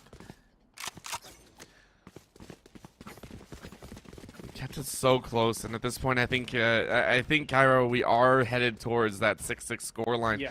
A save coming from SMSU means that it's going to be a rough chance. They are going to buy up some shares, and of course, we do see. I believe that's the heiress there. Nope, lied. Thoughts are wrong. Bulldog, and then 3 shares. And be smart if you want to join in. You can. I don't think you will, but you know you could. It's going to be just kind of those peanut gallery shots, and maybe you pick something up, and then SMSU get that chance with the guns in the final round. One of the closer ones they definitely fought. Oh, this is cheesy. This is complete cheese. Unfortunately, Quanta not able to actually utilize that. And I mean, that was a nice play. I like the fact that they're bringing out the cheese. I mean, a semi-final, you can't leave anything to waste. And bringing out an Odin to try and spam through walls is actually a good decision. I mean, you want to catch players out, get that initial pick. I mean, I was talking about percentages of win rate once you get that initial pick, and it does go up. It does make it a lot better because the utility is lost, etc. Right now, a very default style of play being brought out here by SMSU. It's not going to work out. Speed's there. Come on, man. Such a clean swing, and again, it's against 2 pistols, but to not take a single look at damage. Woken was able to get 1 for herself, and now hoping for a few more. It's been quiet, though. After those initial picks over there in the connector, it's been no one wanting to test that, so SMSU going, all right, well, what do we do now? Do we swing Jackson with a gun? Is hoping to get more. Immediately takes the shots and is now going to fall for their arrogance. 30 seconds left. Yeah. Don't want to eco peek. Don't want to challenge these players. And A is locked down, but B is viable. It seems like there's only 1 player on the site, but as a KG, they have the utility to support. Quanta may be coming in tow here, and they're going to get caught off guard. A pick for Woken, but not before they get dropped to 30 HP. Another player swings. It's Mando, and they're going to find all the players. And this could be a 7-5 half here for South Alabama. It could, however, I have faith in SMSU's gun rounds as well, so yeah. that's what we're kind of looking at. Main thing is Quanta now on this Sova Odin kind of combo that's been tried and true over the ages. Yeah, it's still going to hold down B. So I have a feeling it's going to be the default spread, right? Prep it appropriately. And in default, just look for that frag maybe in the mid and hopefully don't lose too much damage over here on B. Yeah. If Speed decides to look a little bit early forward and try and do this cheater up, that could be something that they could use as well. But and that one's a 50-50 trigger shot. 50-50 indeed. And here's a 50-50 here. Blade Storm versus the Op. No! I am Speed nearly lost that. I was about to say the Op's going to win here, but it wasn't the case. The spam comes through. The Op wins now. And Woken is going to be, well, probably thinking about what they just did. Biscuit winning out elsewhere. Mando getting the win towards mid. And the 7-5 half is viable. It's doable. It's a foregone conclusion. 7-5 South Alabama. Speed once again leading that sharp, but this time around it felt like SMSU just kind of said, okay, you deserve these round wins, but now we have a 5-round safety net that we get to play with on our defensive side. And we saw how good they looked when on defense, right? And I tend to feel teams lean towards a single style of play, whether that's they feel more comfortable on defensive sides or attacking sides, right? Yeah. SMSU definitely feel like a defender's team. They're a team that cooperate well when they're understanding that pressure is being applied somewhere. They understand how to do some of those retakes whenever the retake defenses. And I can just see them kind of closing that gap that we see right now and saying, yeah, this isn't going to be your time to come back. Comebacks, everything in and the like. A little bit of drama, a little bit of potential stuff to come through, and I Am Speed and Lord Rand, they're going to prove that that drama is to come. As they see, they're going to take that advantage, utility to be brought. They're only going to suppress one player as well here, Orbital, so there's only a little bit of information. They can't find where the KG is, and I mean, the assumption that could be made is they are on B. We saw the setup from South Alabama in the last round. Gunfights in mid, that can't be one out. And this is looking like a good pistol run from South Alabama. It's going to feel good, and again, their aggression has always kind of surprised me at points, and we asked them to lean into that aggression, lean into that comfort. Seems to be doing well, but that was a great blind, so Spread might be able to get a bit more. He's going to get another one. Are you really going to find some? Well, nope. Lord Rand said 6 HP through a box. Gotcha. Last player standing. Oh, no way. I was wondering if Quanta was going to win that out, so I just waited. This is winnable. Oh, no. No, not like this. Orbital, I've cast a custom again. I thought South Alabama with a 4-2 hat, a 4-2 advantage, sorry, and the man count was just like, that's it, it's a foregone conclusion. Right, we'll look towards the next round. But, what?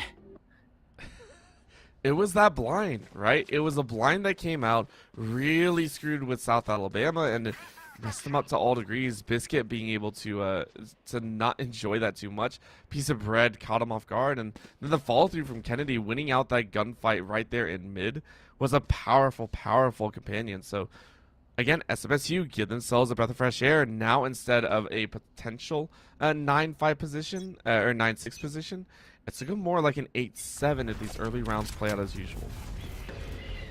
But will they play out as usual? That's the question. Locations being revealed. Oh, Beast Mode comes up huge. Look at this. The anti-eco's working out so much in favour. They're just running it down mid right now. Woken is pitched up and ready to suppress Biscuit.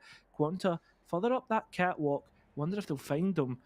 And right now, I mean, we've been in worse positions, to be honest, where we've seen people win. Biscuit's got the turret to help out. And time is ticking away here. I mean, the thing is, though, is right now, South Alabama do actually have a lot of time. A minute in Valorant can be an eternity sometimes, and they're really taking their time, trying to press in towards mid. We're not going to find it, and this is not really going to work out here.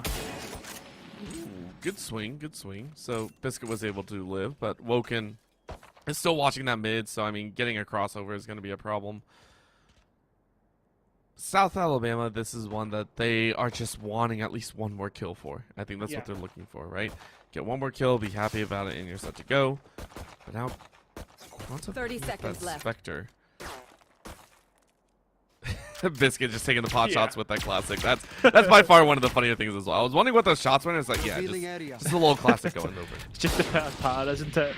And I think now, with 15 seconds left, I was going to say the win condition is to get that spike down. it's not going to come through. Kennedy does find those last 2 remaining players. And the good thing is they've got a kind of majority of Spectres being left on the board, so that's a good thing there. And they can be won out at very close range. Jackson, though, fully buying a judge here. That's a big commitment for a bonus round. Yeah, this is... I think it can work. I think it can work with how Jackson's been playing so far. Yeah. And I also think that you're going to get enough. What that basically means is you're going to be working with a Spectre probably later on. But what SMSU have basically stated is, okay, if we give the long-range battles and get closer to mid to close range, we should still have the advantage. They've done it once before. They shut down one of these turnaround rounds as well. So they're looking to do the same. They want to go on a run here and be able to kind of take it home here. They don't want to go to a map number 3. No, no one really wants to go to map number 3. That's where things start to get worrying, especially SMSU being able to come back. And I mean, they literally have came back, being 7-5 down, being 4-2 down in the pistol round. They're really putting in a performance here in this second half and saying to South Alabama, look, you need to respect us. You need to respect what we're doing here. And South Alabama are showing that respect. Look how slow they are right now in the default. Taking their time, waiting to see if there's any audio cues like that info dot right now, and seeing if there's anything else that they can find and waste away in this pockets of SMSU. Enemy tagged. I'm not sure who this really plays favor into either. That's the hard part, right? Like both teams are like, okay, well we can take it slow. It's going to be who decides to break in first, and it's going to be South Alabama now. Since they're already on A, it's going to be the rotate fight. Who do they catch? Who do they worry about? Around the corner they go. Quanta gets annihilated right there, and Jackson with a little bit of an assist. Now puts it to a 5v4. Biscuit, though, going to swing. Kennedy is able to turn that one around. 4v3 now, as the 1-for-1 was exchanged. And the rifle upgrade is available. Kennedy's going to be the one to pick that one up. I am Speed wary of heaven. But look at this. The Trailblazer comes through the garden area. Bullets fly left and right. Speed runs out of those. And like this is turning into a surgical take. One player remains. It is Lord Brand. They're going to come through. And with there's so many bodies there, that is a bonus one for SMSU. And that is an equal lost, or economy lost, all in all for South Alabama. Rough time, and the econ sync was worth it, it looks like. We were wondering, right? We were wondering, in South Alabama now, I'm not sure if I like that purchase. It's going to be double Spectres to run with the Sheriffs, and Quanta and Lord Rand saying, hey, we got to try something here.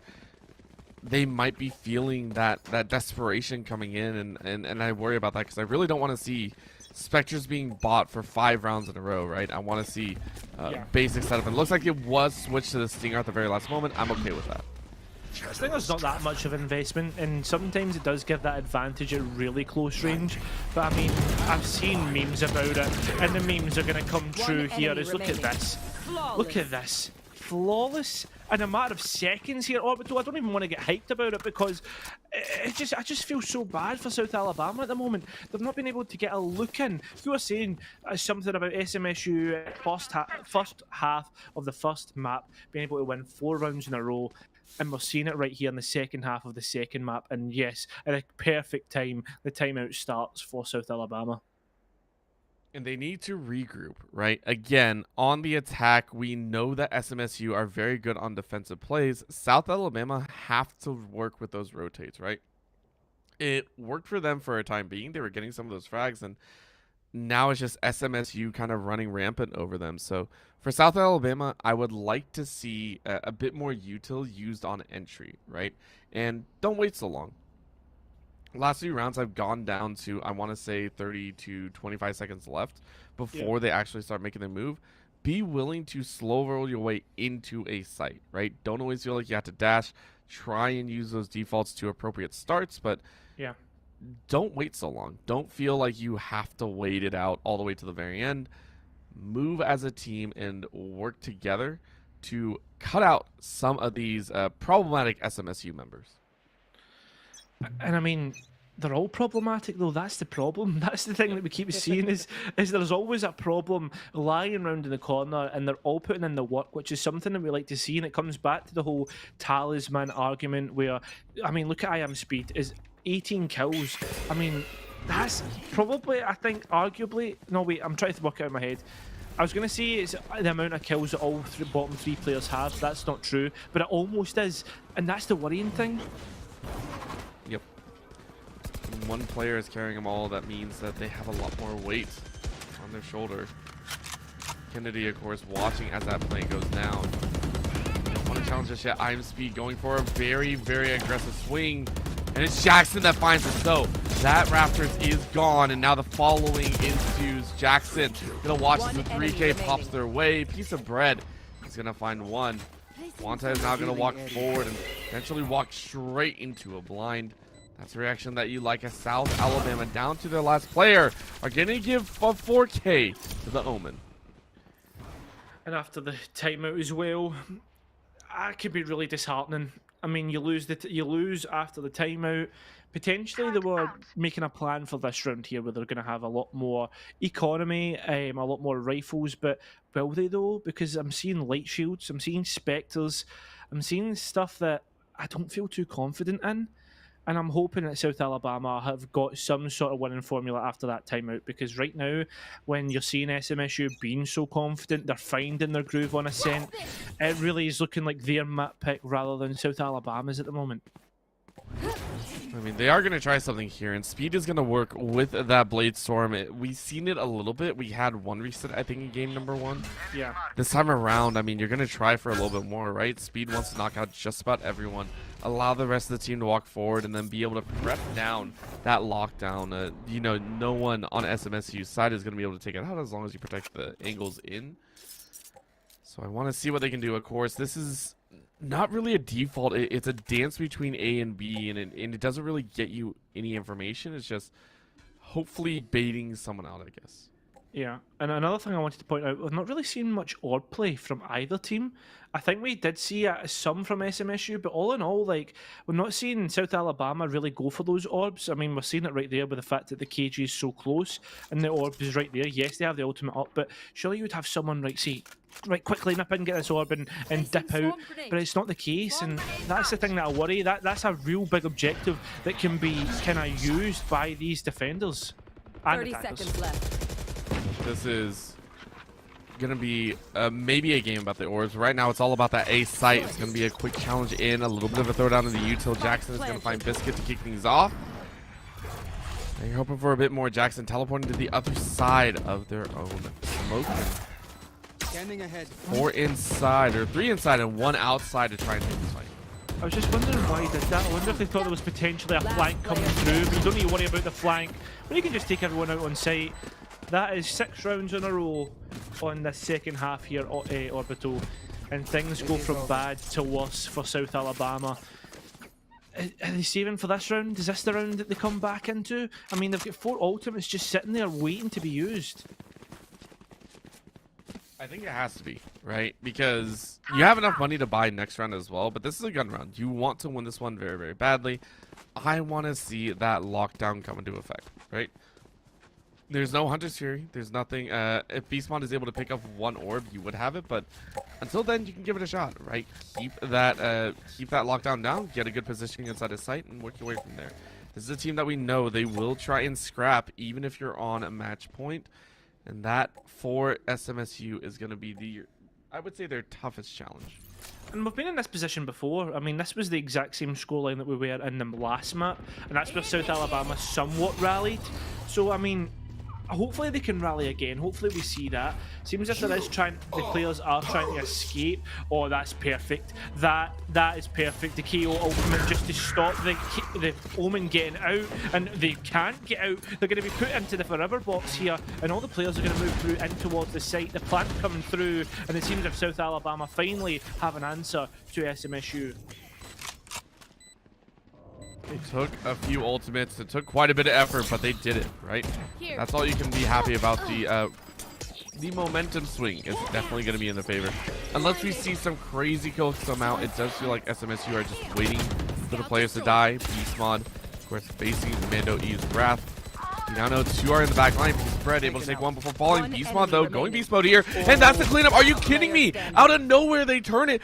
It's 1 more gunfight. Who comes out with the win? And it's going to be Biscuit. It came down to a 1v2, and Biscuit clutched it out.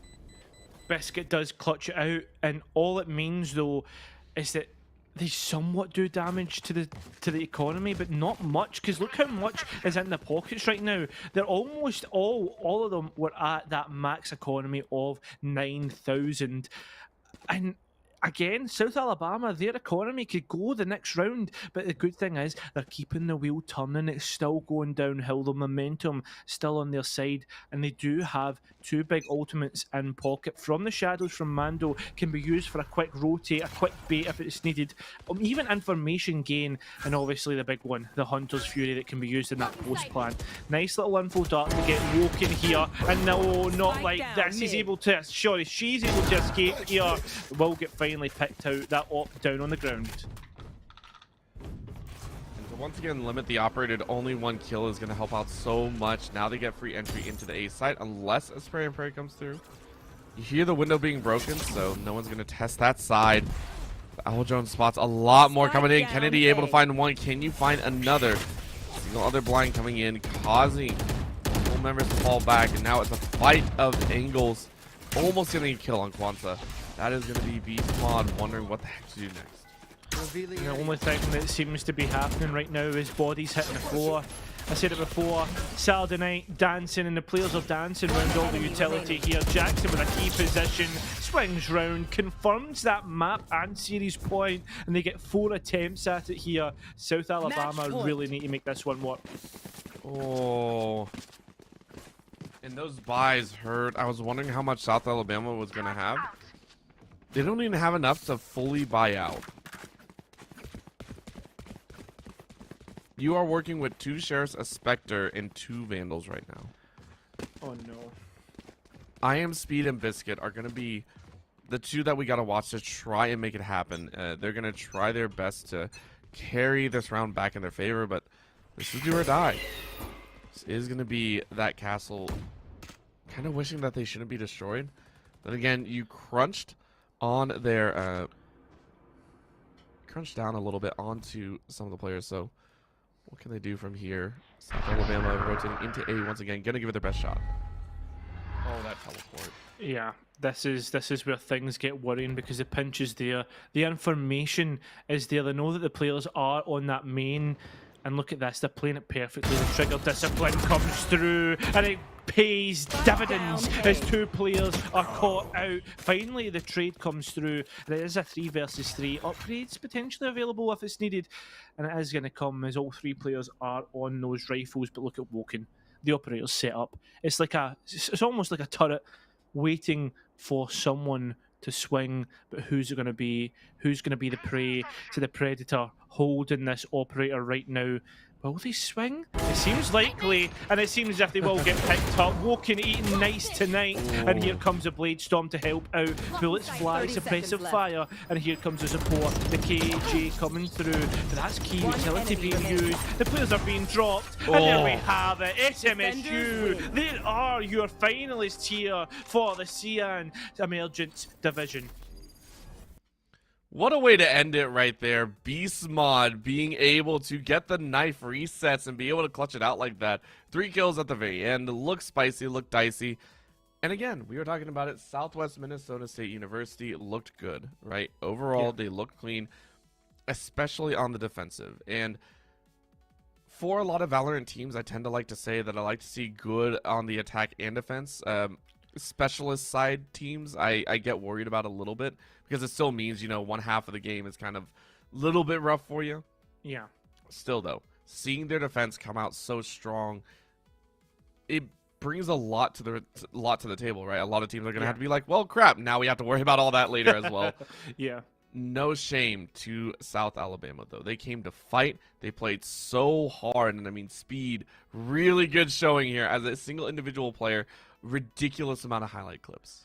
I mean, how many rounds did we watch where it was on a knife's edge, where it could have went either way? It was swinging left and right. So unfortunately, we didn't see the win come through. And I mean, sometimes that can be the case. That can just be the way the cookie crumbles. I mean, congratulations to SMSU. And as you said, I mean, South Alabama really did put up a showing there. Thing is, though, we do have to have a loser, and it will be South Alabama. Unfortunately, their season is up here, Orbital. Commiserations to them. But good news, we do have an interview. We're not done just yet. I think we're going to throw a quick break to get them. And sorry, is that no interview?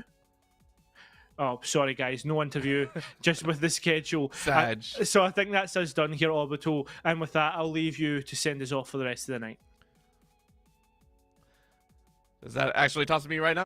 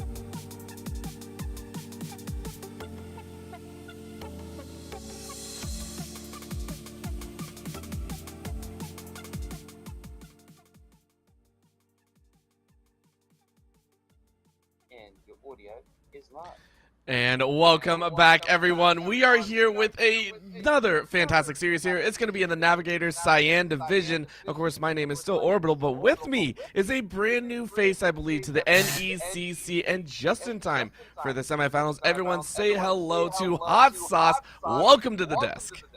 Oh, thank you for having me. It's an honor to be here. I'm excited for some awesome Valorant action. I caught a little bit of that last game, so excited to get in here to it tonight. UBC Indigo taking on Baker University.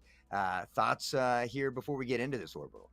I'm just excited. Again, both these squads have played each other before, and of course, this is the interdivisional playoffs here. So, of course, everyone has gone up against each other, and they played very recently as well. Week 8, it was a 3-game series, so these teams are I want to say no newcomer to the fact that this could run all 3 games, and that's what's going to be very, very exciting. But let's go ahead and run down those rosters real quick, starting with UBC Indigo. Let's go ahead and take a look at the roster that they will be fielding today. Of the 7 they have listed, it will be X-Titan, and then Theos, Pyric, Verlads, and Maxi going ahead and rounding out their roster.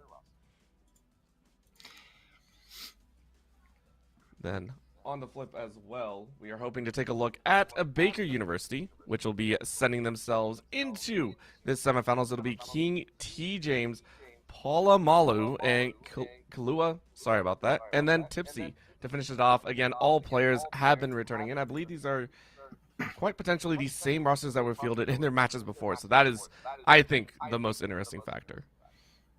Yeah, I mean, as you had mentioned, they visited each other in week 8, and all those games very close. There was one blowout. That second game was a 13-5. So kind of interested to see how that goes there. But I think the maps can play a big role in that. I'm not sure what maps were chosen there, of course, in that week 8. But we do have that map pick coming out here. As you can see. We had, I believe it was Indigo that banned Fracture, and then Baker coming in banning Bind, then Indigo with that pick on Icebox. Of course, Baker then picking Breeze. The rest of the bands coming in there, as you can see, with Ascent going to be that deciding map, if it should so come to be. Of course, and my personal, I'm so happy to see it. I love Icebox as one of the few maps that felt a lot more challenging when it came out, right? It was very, very entertaining to watch, and I gotta ask you, Hot Sauce. I mean, what do you think of these maps? You got some craziness in the Breeze for that second map. Then you got the old school Ascent, and then the Icebox. Kind of in that middle ground there. Yeah, I mean, some of the newer maps. It's I actually too really like Icebox as well as Ascent. I mean, we saw that there on that last map. But Ascent is another classic favorite of mine. As a man who tends to play Raze a lot, I do like Bind with the cheeky little portal action there. But I'm excited for this array of maps, and as you mentioned from week 8, there, a very good chance that we could see all the way into map 3. Of course, and that'll be the challenge for them. Of course, they do have to step over each other, and the words that you said at the beginning were very, very important. I think about the 3-game series that was spread out before. To keep in mind and to give you an idea, game number 1 was the closest out of all of them, and it actually went to OT. First map that was played between these two went to Baker University. It was a 15-13 with a single round of OT. Then, in the second game, it went 5-13 in favor of UBC Indigo. And then the third game was a 13-4 in favor of Baker University. So even though it went to a game 3, it apparently seems that it very quickly spirals out of control for these two teams. So that's something that we definitely can the mental hold up here if a team gets a lead or if a team falls behind. That's what I'll be kind of keeping my eyes on. Yeah, and we see Viper coming out here in Icebox. She's just been, such a strong character on many maps now. So not really, nothing unexpected there. We can see Kilowog kind of switching through Chamber. Chamber now having a very high pick rate amongst the characters as well. So not a surprise there. Any of these character selections surprise you here on Icebox? Not really. Quite honestly, these have been very, very standard. I would say Viper, it's always kind of fun to watch, but Select your agent. I do like that Sage coming out here. It looks like Baker University aren't going to run it, and the Sage has kind of fallen out of favor for some teams. They do prefer to just run that Sage, or not the Sage, the Viper and the Chamber. and then the KO on the back end, but the Sage does provide that extra level of annoyance. I want to say here in this map, it's always fun to watch the old school style that's been brought out. So really going to keep eyes on that difference there and really see if Baker University are going to be able to take the victory once again over their counterpart, because technically UBC Indigo are coming into this as the higher seed. Yeah, and then Sage actually still in the top 3 most picked, or for that highest pick rate percentage. Of course, Jet being that #1 spot, but I know Valorant looking to make some changes to Jet, so we may see some things change in the future. But of course, people still rocking that Jet here on just about every map. It's gonna be very, very questionable, of course, with how these teams want to open up. And remember, game #1 was the longest one that they had, so let's see if they can do it again. Taking a look down, it'll be a Maxi Pyric X Titan running those most important ones. I'd say the Sage, the Viper, and the Sova. 3 very large spaces to be able to work with. And of course, it looks like they are going to go for that B rush, so a hard prep for them. UBC Indigo going, all right, we're going to do a little bit of a skill check here. Good luck to Kahlua. Yeah, that early push toward the B side here in Chamber with that Headhunter, unable to find anything as they begin to push up B now. The Stampede, you can hear the feet. The Mastodon infantry, shots ringing out, but nothing. Able to find their mark there. No kills coming out. Viper wall down as well, trying to buy some time as they look to pressure here on the B side. What a furious battle, and so far it's amazing that no one's really fallen, and that's because of that Sage. It's so frustrating. It gives such an easy line of access to that plant, and now they're gonna have to take that chance. Again, Baker University do not have all 5. They're gonna try and pressure him from that side, and here comes the big gun battle. One hard push to rule them all. Yeah, Killawall from up top, able to find one. I like the patience here from Baker, though, and it's near tuck behind Yellow. Shots ringing out, and it's King and Maxi both able to find a trade. Killawall, T. James both find another kill. Beautiful trades coming out. Sova, all that remains, and a fuse coming out, and it's going to be T. James with the clutch. And Baker able to take round 1. A very, very clean start. It was, again, the clean part about it was the fact that they opted to not force that B-side defense, right? You allow the plant to go down and regroup. You don't go in too quickly. You don't lose members off of nothing, and you apply appropriately. So really, really well timed, I would say, from Baker University to understand how it plays out. You give yourself that gun round, and now you take a look. It's 2 Marshals going to be coming out with the Spectre and the Bulldog. And as such, UBC Indigo are probably going to do a hard rush into this A site, just kind of see what kills they can get, maybe pick up an extra few weapons. Yeah, and I love that whole Tipsy with a beautiful one there, but I love that double Marshall, that 101 tag, allowing your teammates an easy pickup or an even, just a classic clutch for you if needed be, but we can see that rotation off of A. They realize that they have a nice setup there. The utility from this Baker team, phenomenal so far as we see Killa, can't find that one, has to back off here, and the pressure now on to B.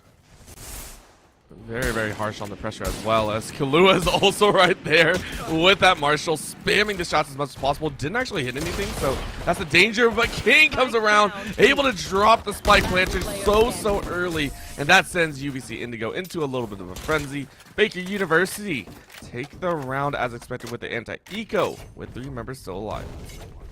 Yeah, Palomalo with a nice little double there to wrap it up, starting to, hopefully begin to pad that economy a little bit, try to play off that bonus. But again, you'll see T. James is going to opt with that Sheriff, and now we'll see if they can do something on that attacking side. The full buy coming out, of course, 1 Ares there as well, but really just trying to maybe, play a little slower, try to find that early pick, they're in a bonus round, so kind of use that to your advantage. It's going to be quite rough. So I like the weapons, as you were saying, and again, that'll be into UBC Indigo's favor. And that's why they're taking this one quite slow, and oh, that recon bolt was taken out quite late. So I think a lot of information was given. Baker University, they're spread very, very thin, but Tipsy was able to find the first pick. Again, the first blood to that Jet to open things up. Really nice by Baker. Yeah, great crosshair placement there from Tipsy. Now up top, trying to find one more, and he's able to get it on Bearlight somehow, who had that first shot advantage, but he's going to fall to Tipsy. Now, down by 2 men is Indigo. The pressure on the Owl drone coming out here from X Titan as it gets shot down, and now they're going to have to slow it down. watch for that flank and try to rethink. But I love, again, the patience here from Killua. He doesn't pressure the flank. He holds for that lurk. And right now, Baker just doing a phenomenal job here on defense on Icebox. I also love the fact that they're not chasing, right? As you were saying, playing it very defensive and not allowing themselves to be caught out in improper positions. That's how a lot of teams lose their advantage, lose their edge. Is you go, okay, it's a 5v3, we should be able to push. No, let the opponent come to you, especially on the defensive side. Now with the wall going up, this is going to be a shot. As Titan, though, will find Paula. Yeah, you'll see the spray through the wall as well. Nothing coming of it. The bomb plan now going to go down from Pyrrhic here. Oh no, unfortunately he missed that one. The timing was off. King able to step through, and he finds a beautiful kill on the Pyrrhic. Titan, T-James both with a trade. Maxi, all the remains, able to get the money for the plant, but that is all, and King will wrap it up. Such a good stall out and well fought again. Lua making sure that things still kind of went their way, and then Pola really enjoying that hold on the back end, was able to find a little bit of tag damage. So the entirety of Baker University really playing well together and ensuring that they back each other up. That's what you like to see out of a team that's hoping to run their course all the way into those finals. Now the question, of course, is how do UBC Indigo kind of come back into this win or into this game? And so far, buying the odds and ends, I'm not sure is the right call. You can see a Marshall, you can see a little bit of a bobble there, and then the Spectre, and of course that air is still coming out here. I'm not sure if I enjoy this, but it's what they've opted to go for. Yeah, I mean, as long as you're around that 2,000, slightly above, depending on the character you use, but around that 2,000 mark should give you enough money in that next round to full buy. But again, they've got to find a way. They're getting onto site well here, right? They're getting those plants down, but they got to find a way to continue to hold those angles after post plant. It's just Baker with that use of utility, that retake together, and they're doing a great job as Killua able to grab another one with that operator. This is starting to look like Baker University say, listen, our previous series, we went 15-13 before. That was a fluke. And they're wanting to prove it here. They want to say that they are the stronger team here in this series. And so far on this defensive side, they've really given it a hard go. They're looking even better here. They're on track to have a flawless round. Their lads looking to try and change that up, and it is. King is going to fall with a single shot to the body. Theos is going to find Tipsy. Can you find a few more? It's a 3v2. Nice little string of kills there. You said it, Verlad starting it off with that Marshall, trying to get some footage here as T-James collects on Theos, and now all alone. Bearlads and this Marshall. It's going to be a tough one for him, and he's able to do a little damage, but time ticking away here. Tries to upgrade a little bit. Back to the Marshall up top, but it's Palomalo with another one. Baker starting to pick him apart. And again, Indigo just needs to find a way to ease into these sites, find those picks. As you can see, only one member on this Indigo team with more than one kill. And that is a rough sight to see. Right, to be able to point that out this early on in 4 rounds, looking into the 5th, X-Titan has really come up to play. The rest of the team just haven't been able to hit their shots, and I think that's more attributed to Baker University actually winning out, right? Taking a look at some of those kill cams that we've seen, it hasn't been UBC Indigo, you know, wasting a full clip or anything like that. Baker University have been really on point to ensure they know exactly where to have the crosshairs, right? To always have those pre-fires ready to go if necessary. And I give him huge props for that. It's really tightened down the options that UBC Indigo are allowed to work with here.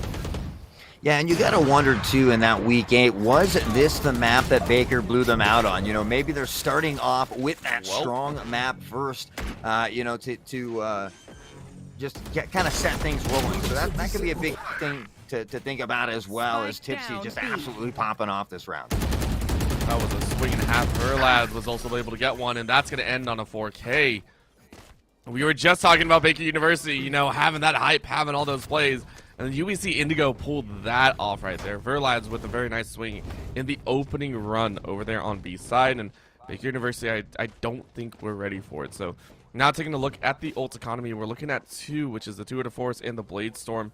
2 weapons that you normally are going to use on a defensive round or on a save round, but instead it's going to be used here to conserve money once again. UBC Indigo have 4 ultimate spreads: Bladestorm, 2 out of 4s, Hunter's Fury, and the Viper's Pit. All 4 can be utilized to really contain a single site.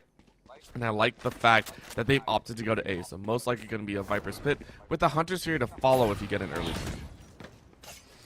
Yeah, that pressure slow and methodical. You can see the owl drone coming out as well, just trying to get a little intel. Jet's going to be marked out here as well, going to back off behind Maze there into 410, and now that pressure trying to mount the smoke is down, and Bearlight can't find the shot.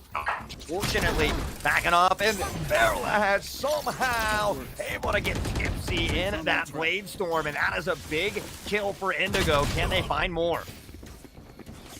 I mean, they're definitely going for it. Theos with this phenomenal Odin is still wrecking havoc, and the rest of Baker University are going, what the heck do we do? Where do we go from here? We had the 4-0 lead, and now it feels it's being ripped away from us. The aggression from UBC Indigo immediately turned on a dime. Spike planted. That is something that I was not expecting from them, to be able to basically swap up exactly how you were going to play, to basically say, hey, we got to try something different. Cool, let's do it. 2 out of 4 fires off 1, hits 1 this time around. X-Titan, though, is going to get a 2K at the end of it to secure a 4-person carry over into round number 7. Yeah, great job by Indigo again, though. You know, we talk about how, you know, the game can be a physical game, but it's just much a mental game, not letting that 4-0 start get in their head. You know, maybe they had a little bit of a scrap buy. I think that kind of messed with the economy in those early rounds. They finally get a strong full buy. They're able to capitalize, get 2 rounds in a row, and we'll see if they can continue to carry this momentum forward. And I think they're going to be able to, honestly. I really do think they're going to be able to. I love what I'm seeing here. Like I said, I am a huge fan of mental gameplay, right? That is something that I will always talk about, and I will always give the benefit of the doubt, is because mental shapes a lot of how the game plays out. If you're not up to snuff, you are going to have some problems. You are going to falter in some of those key plays. UBC Indigo might be able to bring it. However, if you don't check your corners, that'll happen. Yeah, unfortunate. Killua able to capitalize there as well. We see the spike going down, but it's Killua from the side, steps out, able to get the planter as well, and Palomalo coming up big with one of his own, now on a 3v2. The spike down, though, we can see them kind of rotating into position. Tipsy above as well. The shock dart, excuse me, the recon dart coming out, but able to find any intel. The spray above as well, and there's some big damage onto Sova. Not much health remaining for him, as TJ is able to clear that one out as well. Sage a long peak utility, and that is never a good idea, as Palomalo wraps up the round 5-2, and Baker still on top. It was 2 rounds, that's all it was, and Baker say, yep, we're gonna leave him at that. So well fought, really well played, and it was a nice little tuck in the corner. Kahlua was able to spring a little bit of a trap, so you really like to see that. And UBC Indigo kind of, you know, giving themselves a little bit of a shake of the head, say, we probably should have seen that one coming when we tried to rush, and they shouldn't let that happen again. And they say, okay, we tried B, we tried a little bit of rush, let's go back to A. Swinging back and forth like this is, as long as they start dancing a bit better, I am curious if that's going to cause a problem. But, I mean, Baker University, I feel, have started to kind of sort out. They're going to bounce between A and B over and over again. Expect them to consistently rotate. Standing ahead. Yeah, good early dart here coming out the out drone, as well as Maxi picks up an early kill on the Tipsy, and now we can hear Sova ulting. As they get the pressure on side, he's able to find him in the corner. The spray is not there, and Palomalo King both find a kill as Theos with the Odin tries to come in and clean house now in a 3v3, and they need to start getting these rounds. Theos with that plant, the Viper on course coming down as well, and this can be a huge round here for Indigo. And King, not going to be happy that you messed up that gunfight. That was one that was very important to win. That now leaves a lone Kahlua. Looks like you're going to have to drop in, take that fight, and make a lot of noise. That's how it happens. So, UBC Indigo utilize that Viper's Pit perfectly, and this balance of the ultimates, specifically with Pyrrhic, has been phenomenal from UBC Indigo's side, right? When you use ultimates, a lot of the time, what you want to see is a juggling. You don't want to wash all 4 at the very end, unless it's, you know, half swap or you're going for the final round win. To juggle them appropriately and to carry at least 2 throughout is what you're really looking for. So to see that juggle from UBC Indigo is very, very impressive to me. Yeah. You know, and just to touch base on something else here, I'm surprised we don't see a little more Phantoms as well. You know, Vandal, of course, a favorite of mine, but with these Viper walls and that spray, the Phantom can come up pretty clutch at times here. Now Bearlight with the pressure of the ult coming out, and I'm surprised he doesn't find Viper there as Palomalo able to get Maxi, but Viper really dodging a bullet on that one, Orbital. Ooh, you do dodge a bullet, but that's going to be the kill, and Verlaz was able to wait it out. And now Baker University now stuck in a 2v3.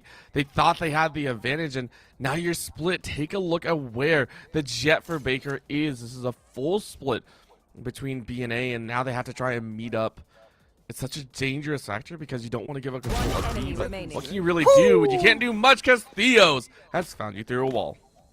Yeah, just unfortunate timing. As we know, timing can be everything, and it's funny when we talk about that 4-0 lead and how things are starting to look a little ugly there, but now just down by 1 round, 5-4, and Theos has been an absolute juggernaut with this Odin. And I don't know about you, but if you get repetitively killed, much like an Abba by an Odin over and over, that can be a little tilting at times, and you got to start to wonder, does that get in the head of this Baker team? I would say yes, because at this point, there have been 2 instances where Theo has gunned down an opponent while emptying about half a clip. These are not precise Odin shots, it's just the overwhelming firepower, right? And in those situations, unfortunately, it is on Baker University. You should be able to win that gunfight. If you're not able to, you have to figure out a way to deal with it, whether that be, you know, sending out that snake bite, trying to clear out some of those higher leverage points. Like right now, Theo's trying to take that peak. Baker University have to understand this and be able to cut down that front line. Yeah, I like this. I like the change of pace here. They have done a couple quick pushes, now kind of slowing things down, playing a little default as we see Jet getting aggressive here in mid. And sometimes that doesn't pay off. I'd like to see teams be a little more patient on defense, but good positioning from Tipsy, and he's able to find that juggernaut we've been talking about now with a man down. Baker looking to keep that lead up and possibly buy 1 more as Indigo finds themselves a man down, pressuring toward the B site, but that rotation from Baker already in play. Still holding the line very, very accurately here. So this is going to be the strike. Uh-oh. Kalua might have been able to find it out. Doesn't want to take the peek, so the plant will go through. Now you see at least 2 behind yellow box. Calling in the rest of the team, and Palamalu takes out Verlad's very, very strong shot. 21 HP on X-Titan, so you peek around the corner, you're dead. Maxi hoping to get a little bit more. Gets a swing on 2. Palamalu takes out Pyrrhic. And Maxi get this revive off without too many problems. Now you really can't. That's an unfortunate side effect of that situation. You lose the ulti, you lose the round as Baker University safely land on 6 rounds. Yeah, that's unfortunate. Maxi hitting some really nice shots there, but ultimately I think ideally you would want to save that ult in that position, time ticking away. You know they're going to pressure. You can't, even if you bait out that kill there, it's really just a really tough round to win. So all in all, kind of lost the ult there as well. Hope that doesn't come back to Hana, but 6-4 right now. All in all, not a bad first half for either team, really. So we'll see what happens in these last 2 here. It is going to be that call of the final 2, and that means Kalua gets to have some fun with the 2-4. Says, let's have a bit of a party here. Maxi, of course, getting suppressed and has to walk away from that one. It is going to be the cheater lurk here. So Baker University, no one's a little bit further back in spawn, and then 4 members rushing in here as the Viper wall goes up. They're just going to take a hard chance here. Verlads finds one sneaking across. He's going to look for a bit more damage to work with.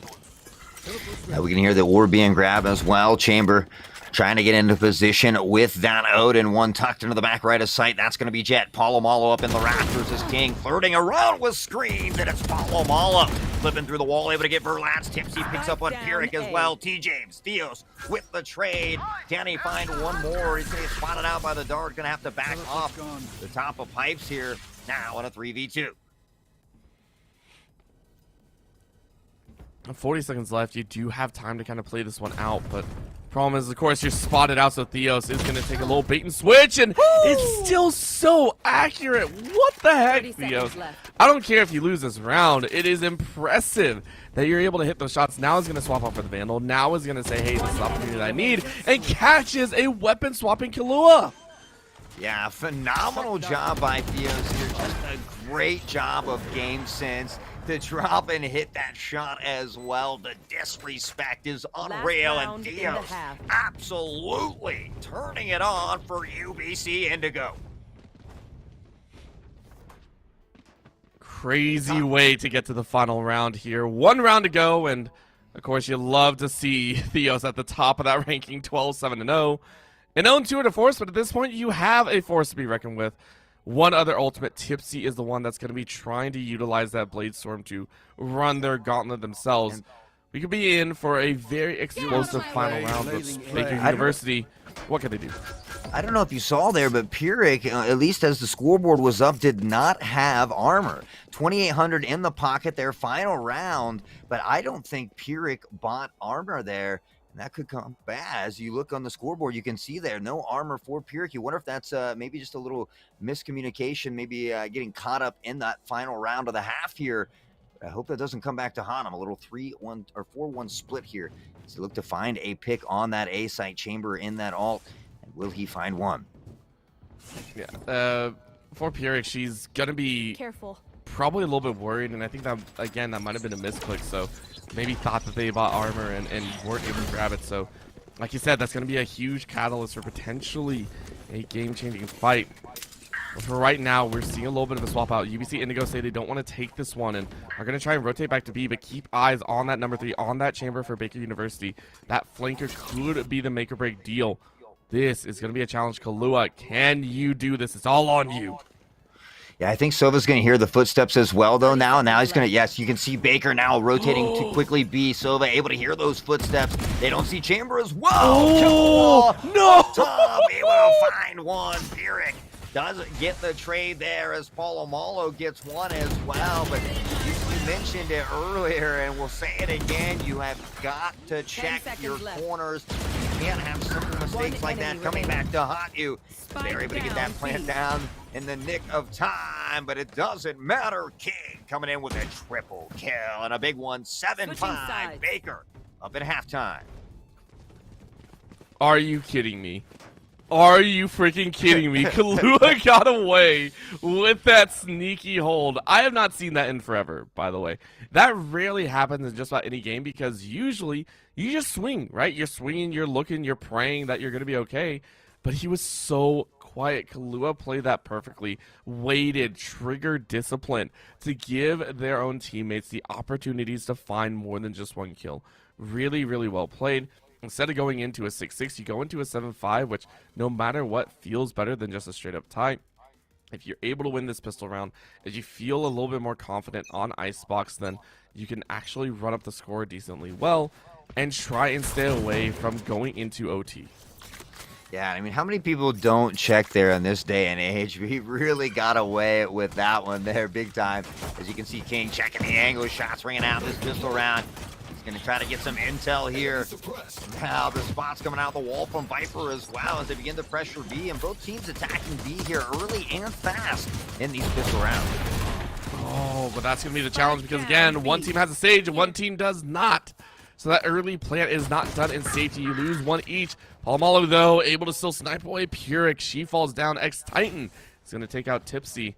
Down to a 3v3, and the spike is not fully planted. That is disastrous for Baker University. Yeah, that is unfortunate. We saw Chamber there with a headhunter as well, but it's X-Titan with a ghost, popping heads, finds Palomalo from Snowman as T-James able to get the trade now on a 2v2. He's going to fake this plan here, try to find some intel. He gets a little bit of that, but Chamber again backing off. 37 seconds, plenty of time to rotate here. But Jet running along the mid is going to hear the footsteps the whole way and now has that rotation held, and she's going to know. Oh, is this going to be a fake? Are they going to try and fake this? Yeah, they have to at this point. 18 seconds remaining. Jet holding under 2. She knows he's there, but Sage getting caught with the utility out, and that is a kill. Killawa has to find. As now they are in trouble. 6 seconds ticking forward to plant. Can he get it down? No way. And it's Maxi with a final kill, and Indigo one away from tying it all up. I mean, that will be the tie, right? Anti-Eco comes in, you tie it up at 7, and then Baker should come away with an 8-7 lead.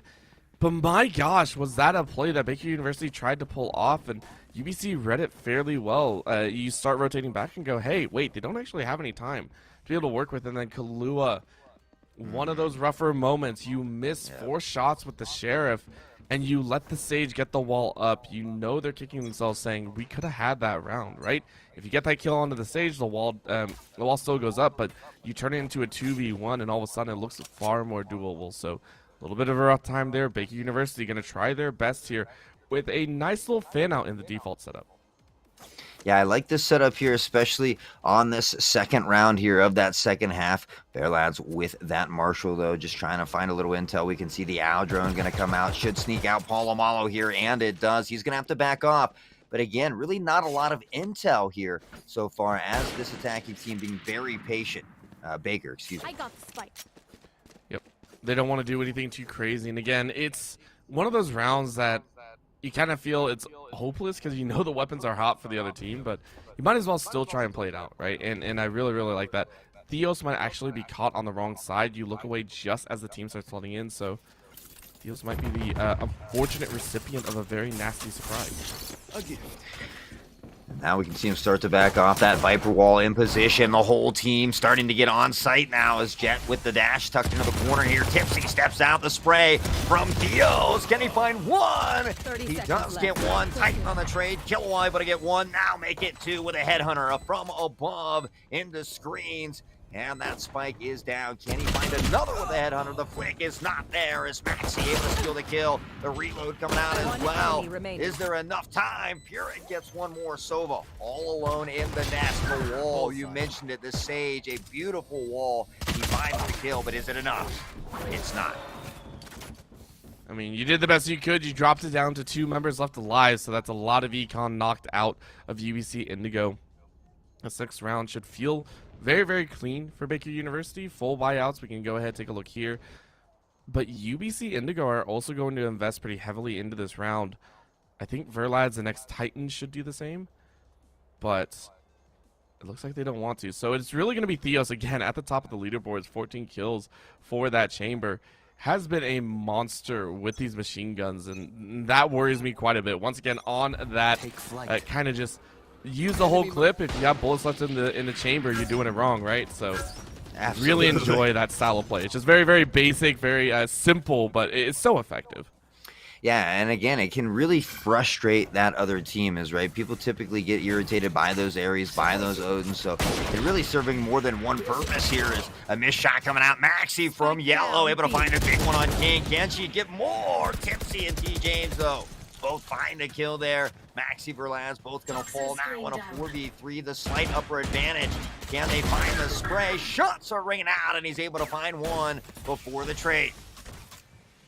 You only find one though, but this is still looking good for UBC Indigo. Again, the more people that you can take out, the better. And at this point, this is doable. Spike is still not down. You still have Baker University on the run, and you can hear the running away. So it is going to be a hard rotate this time around.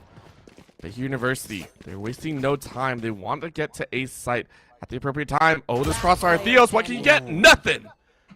Oh my, nothing is right. Killawa with a beautiful headshot under tube. The pressure is on, and Sova knows it. And now Sova in a tough position, a 3v1. The spike down, they're able to get set up here and hold these angles. And realistically, what does Sova do here? Does he play for an exit frag, save the weapon? Does he try to attempt this 3v1? I think at this point, you do whatever you feel like, right? Next round, you're going to be able to buy up, I do believe. I think you should be okay with that because this is a picked-up weapon anyway. You should be okay. You're going to look for a couple more kills. Great kill right there, and now a little bit of recon bolt. But you're going to feel like you can do it. Look for one more kill, and then maybe look for a defuse.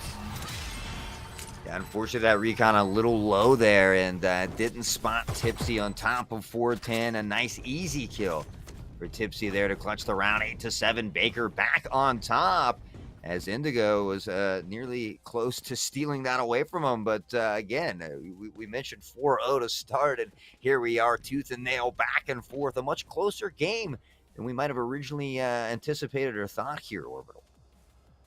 I think a lot of viewers might have expected this though, right? We did say their game one was always very tight and close in that situation. It was 15-13, right? Let's play. What we were curious about is the fact that Baker University looks so clean coming out of here, right? And it seems like they kind of lost their footing for the time being. So I want to see them kind of regain that purpose. I want to see them be able to call back to that energy that they had before and to that kind of mindset that they had previously, because this is still very doable. They can still come out with the victory. They've done it before. Of course, it's going to be a little bit more difficult if you don't shut down that machine gun user. So now Baker University going to try along this A site. They've tested it before, not without full weapons. So what can they make happen? Yeah, as we remember, Baker did win that best-of-3 in. It did go all 3 games 2-1 there, but you got to wonder, too, if Indigo's able to grab this first game, how much confidence that can be going into game 2, and really just give you that extra padding as well. So it could be food for thought as we get prepared here. Titan from screens, able to find King in mid. And now, again, the 2-man advantage in the favor of Indigo as Baker remaining patient on this A push. Tipsy, a little bit of a jiggle peek, trying to find that pick, but now the noise is going to come out. They most likely hear that as well, as Sage resting atop screens there. Yep. Just hiding, just waiting, knowing that someone's going to come by. And it really does feel like UBC Indigo are starting to have a firm handle on this game. Look at this Viper's Pit. Beautiful sprays coming out as well. We can see that decay there. But I think the positioning of this Indigo team right now is a powerhouse. And Verlad's able to find a nice headshot on the T. James. Tipsy unsure of where Verlad's is, though. Now they swing together. Verlad's finds the kill. There as Verlad's finishes it off. 3K for the Jet. Very, very nice pickup. UBC Indigo are going to go ahead and tie things right back up. And with a save coming out from Baker University, or at least something close to it. No, only one member will do so, as multiple members did have 2 to 3K available. It should be Baker University going hard into this next round. It'll be the 5th round of this half to see what they can do. UBC Indigo, though, full Vandals are ready to go. I am surprised Theos has not opted to try and do something else, but again, up to their own devices. Can they make this work? It'll allow for a bit mid-range combat or long-range combat. Eyes are open, though. First interaction between the 2 teams is going to be Maxi, as Maxi is able to spray down 2. 3 in the pocket for that Sage. My, oh my, Maxi bringing out my inner Ric Flair. A beautiful job by them as Theo's able to find one more. The sheriff in hand from T. James. Looking to get some bread and pop some heads, but it's Theos on the pressure. Pyrrhic retaining behind them there as well. Able to peek together the 2v1. Can they line up for the collat? Can he get both? It's able to find one, and Pyrrhic cannot find the shots they need, and that is unfortunate. Pyrrhic really probably just head in hands at that point. But again, you got to take a deep breath, shake that off. Don't let it get to you. That happens to everybody from time to time, right? So, obviously not what you want to see, especially when you're live on stream. But again, you got to be able to shake that off, sitting at 4 and 12. Find a kill here or there and begin to pad that confidence and see if you can run with it. Yeah, this is, you know what, you missed it, that's fine. You were taking practice shots, right? It was one person left. You're okay taking the practice shots. It hurts to have that full clip though there, of course. So, as you said, get the confidence back, try and run it back, and know that your team is still in the lead, right? UBC Indigo still up 1 round, is still going to force Baker into this awkward situation, as they're going to try and flood into B from the back doors. It's a little bit different, as Tipsy is going to lose their life to Pyrrhic this time around before taking Theo's life. It's a nice swap. Baker University and UBC Indigo currently sitting at 4 and 4. Yeah, and luckily nobody was tucked in that corner up long B as well. They didn't even check it with the Owl drone. Now on a 3v4, the pressure coming in. Of course, the ult coming out from Titan as well toward that default plant spot. And that's going to back off the... No, excuse me. They were able to get the spike down. I misheard there. Kilowatt in good positioning, though. Can he find two here? This could be a huge play for him. The noise being made, but it's Bearlight who sprints out and finds the kill. Such a nice shot, really understanding that someone was probably going to be around that corner. And now Baker University are going to try with that 100 Fury. A nice swing by Titan, though. Titan able to find what more an information gathering point. That'll be the recon bolt taken away. Malu let this old dance and couldn't hold it off any longer. So we'll be around back. UBC Indigo looking poised to take this first game. If you're Baker University, what do you do to try and change things up? You had a nice commanding lead. Now things are switched. You're on that attack. Andrew, as we do get that timeout come in. I think that is a very good timeout. Coming out from Baker University. I think this is appropriate here, right? A very, very appropriate pause coming out, saying, "All right, we're down 2 rounds, but it's the final rounds, right? 3 rounds. I think we might have a little technical difficulty here. I do believe Baker University as well. Currently sitting with a bye. So just bear with us, guys, but hopefully you can hear me just fine.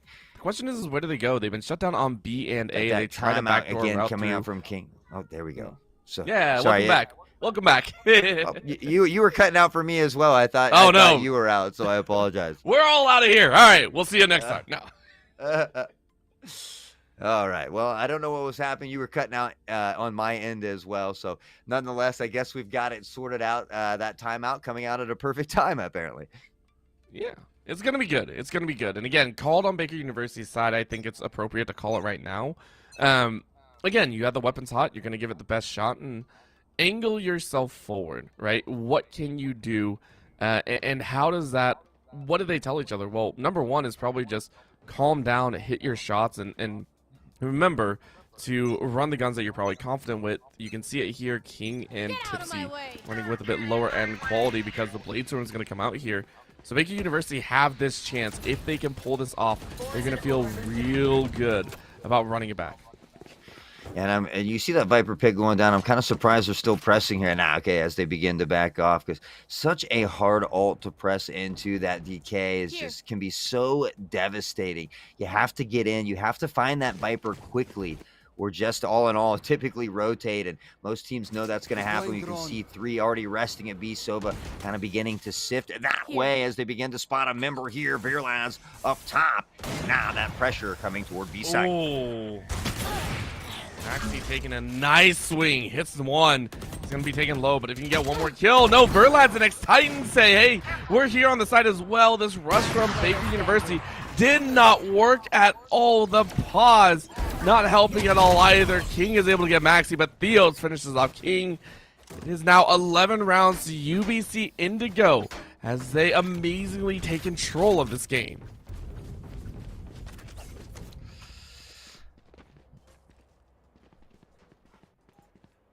All right, I'm not sure what's going on with Discord here. Orbital's cutting out for me again as well. I hope we're not talking over each other here.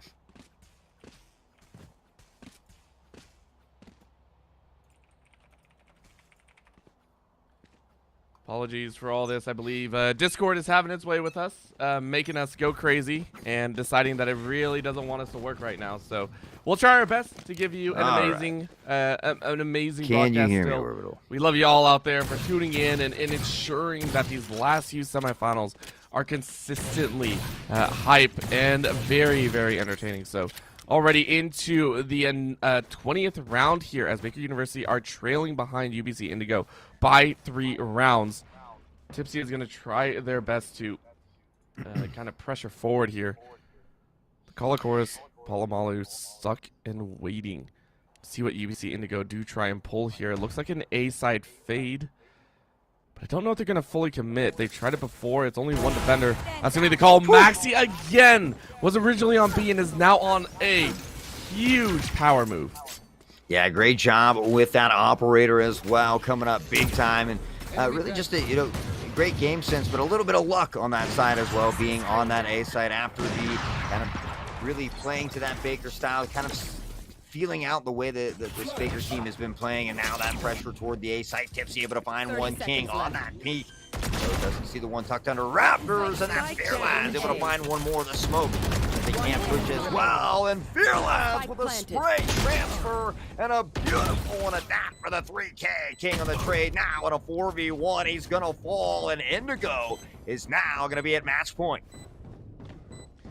You know what? Discord will fail us, but UBC Indigo will not. They gave us a hell of a show moving into match point here, or to a map point. Baker University, they're stuck. This is their final buy here, and they know they are up against a freaking mountain. Powerful, powerful play so far. UBC Indigo really getting into their own flow and their own rhythm of the game, even though they're on the defensive side, and have kept Baker University from gaining a single round for the past 5 rounds, have kept Baker University down to 1 only in this half. This is going to, I have a feeling, affect Baker University all the way into games 2 and 3. There's still time for them to come back. One last-ditch effort. Can they do this? Yeah, they haven't pressured mid at all like this, so I do like the decision to go here. You can see him peeking below, and I don't know if he saw him. Pyrrhic able to find the kill on Tipsy, and that could be big for Pyrrhic as well, as T. James finds one. Theos for the trade as well. Now in a 4v3, they try to pressure, but again, that Sage, such a phenomenal pick. All the slows coming out as Titan able to grab one from behind, and Indigo looking to end this here. They want to finish this off. They want to ensure that they can move on and right the wrongs of the past. Kahlua, though, doesn't want to go silently into that night. We'll find X-Titan, but Theo's now dancing around, currently on that slow. King, hearing someone bounce around the back wall. It says, I want to dance it. That's going to be a call-out operator at him. Maxi going to try and swing it. Swings one. Can you get the other? You take a snapshot. Can't find it. In goes the heel, and that'll be a Team A's. The Verlads with the knives. Finds Baker University's last member. Wow, and what a phenomenal first game. Really thought it was going to go in the favor of Baker after those first 4 rounds, but Indigo doing a phenomenal job battling back and really just dominating that second half as well. It was powerful, to say the least. Again, their defensive side looks so clean. Start to finish, really, really keeping eyes on opponents, and most importantly, Maxi coming out with some phenomenal operator play. I know sages and healers can be deadly. I didn't think that deadly. That is outright just, all right, yeah, give the heals to this one character. Good luck, send him off to a little bit of a rose. So I love to see that. Of course, we are going to go to a quick break. Get ready and make sure Discord is not going to be funky on us for game number 2. Please do not go anywhere. We have more Valorant action coming up in just a bit.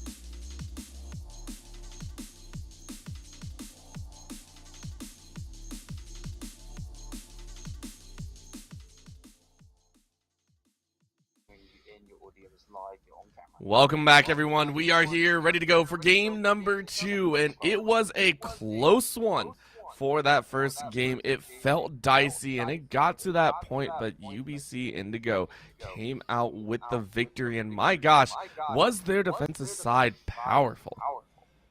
Yeah, but, when they met in week 8, we saw something similar. Then we had a map 2 blowout, then a map 3 blowout. So will we see something similar here on Breeze? I don't know. Will we make it to that final decider on Ascent? I don't know, but I know that we are going to have some exciting action here ahead of us on Breeze, a map that I typically enjoy as well. It's a little bit of a tougher map, really needs some good use of utility. Viper, phenomenal on this map as well, so I expect to see her again. Oh, yeah, and this is a map that is also one of the larger ones. We saw it just last series, I believe.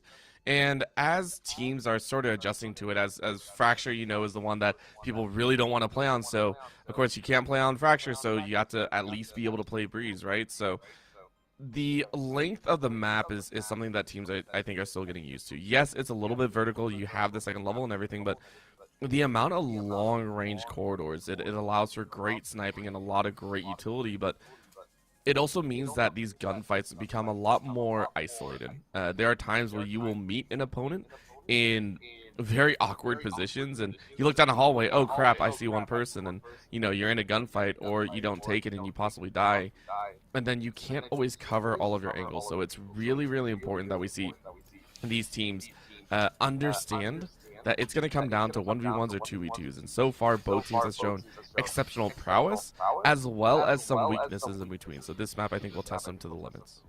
Yeah, I think this map overall is a great map for the Vandal. But I think you said it perfectly. This one of the reasons I do like this map is there is so many different places to push you, especially with that A site through wood doors. You have the tube up top, so you do get a lot of those 1-on-1 or 2-on-2 gun battles. So it really comes down to that crosshair placement.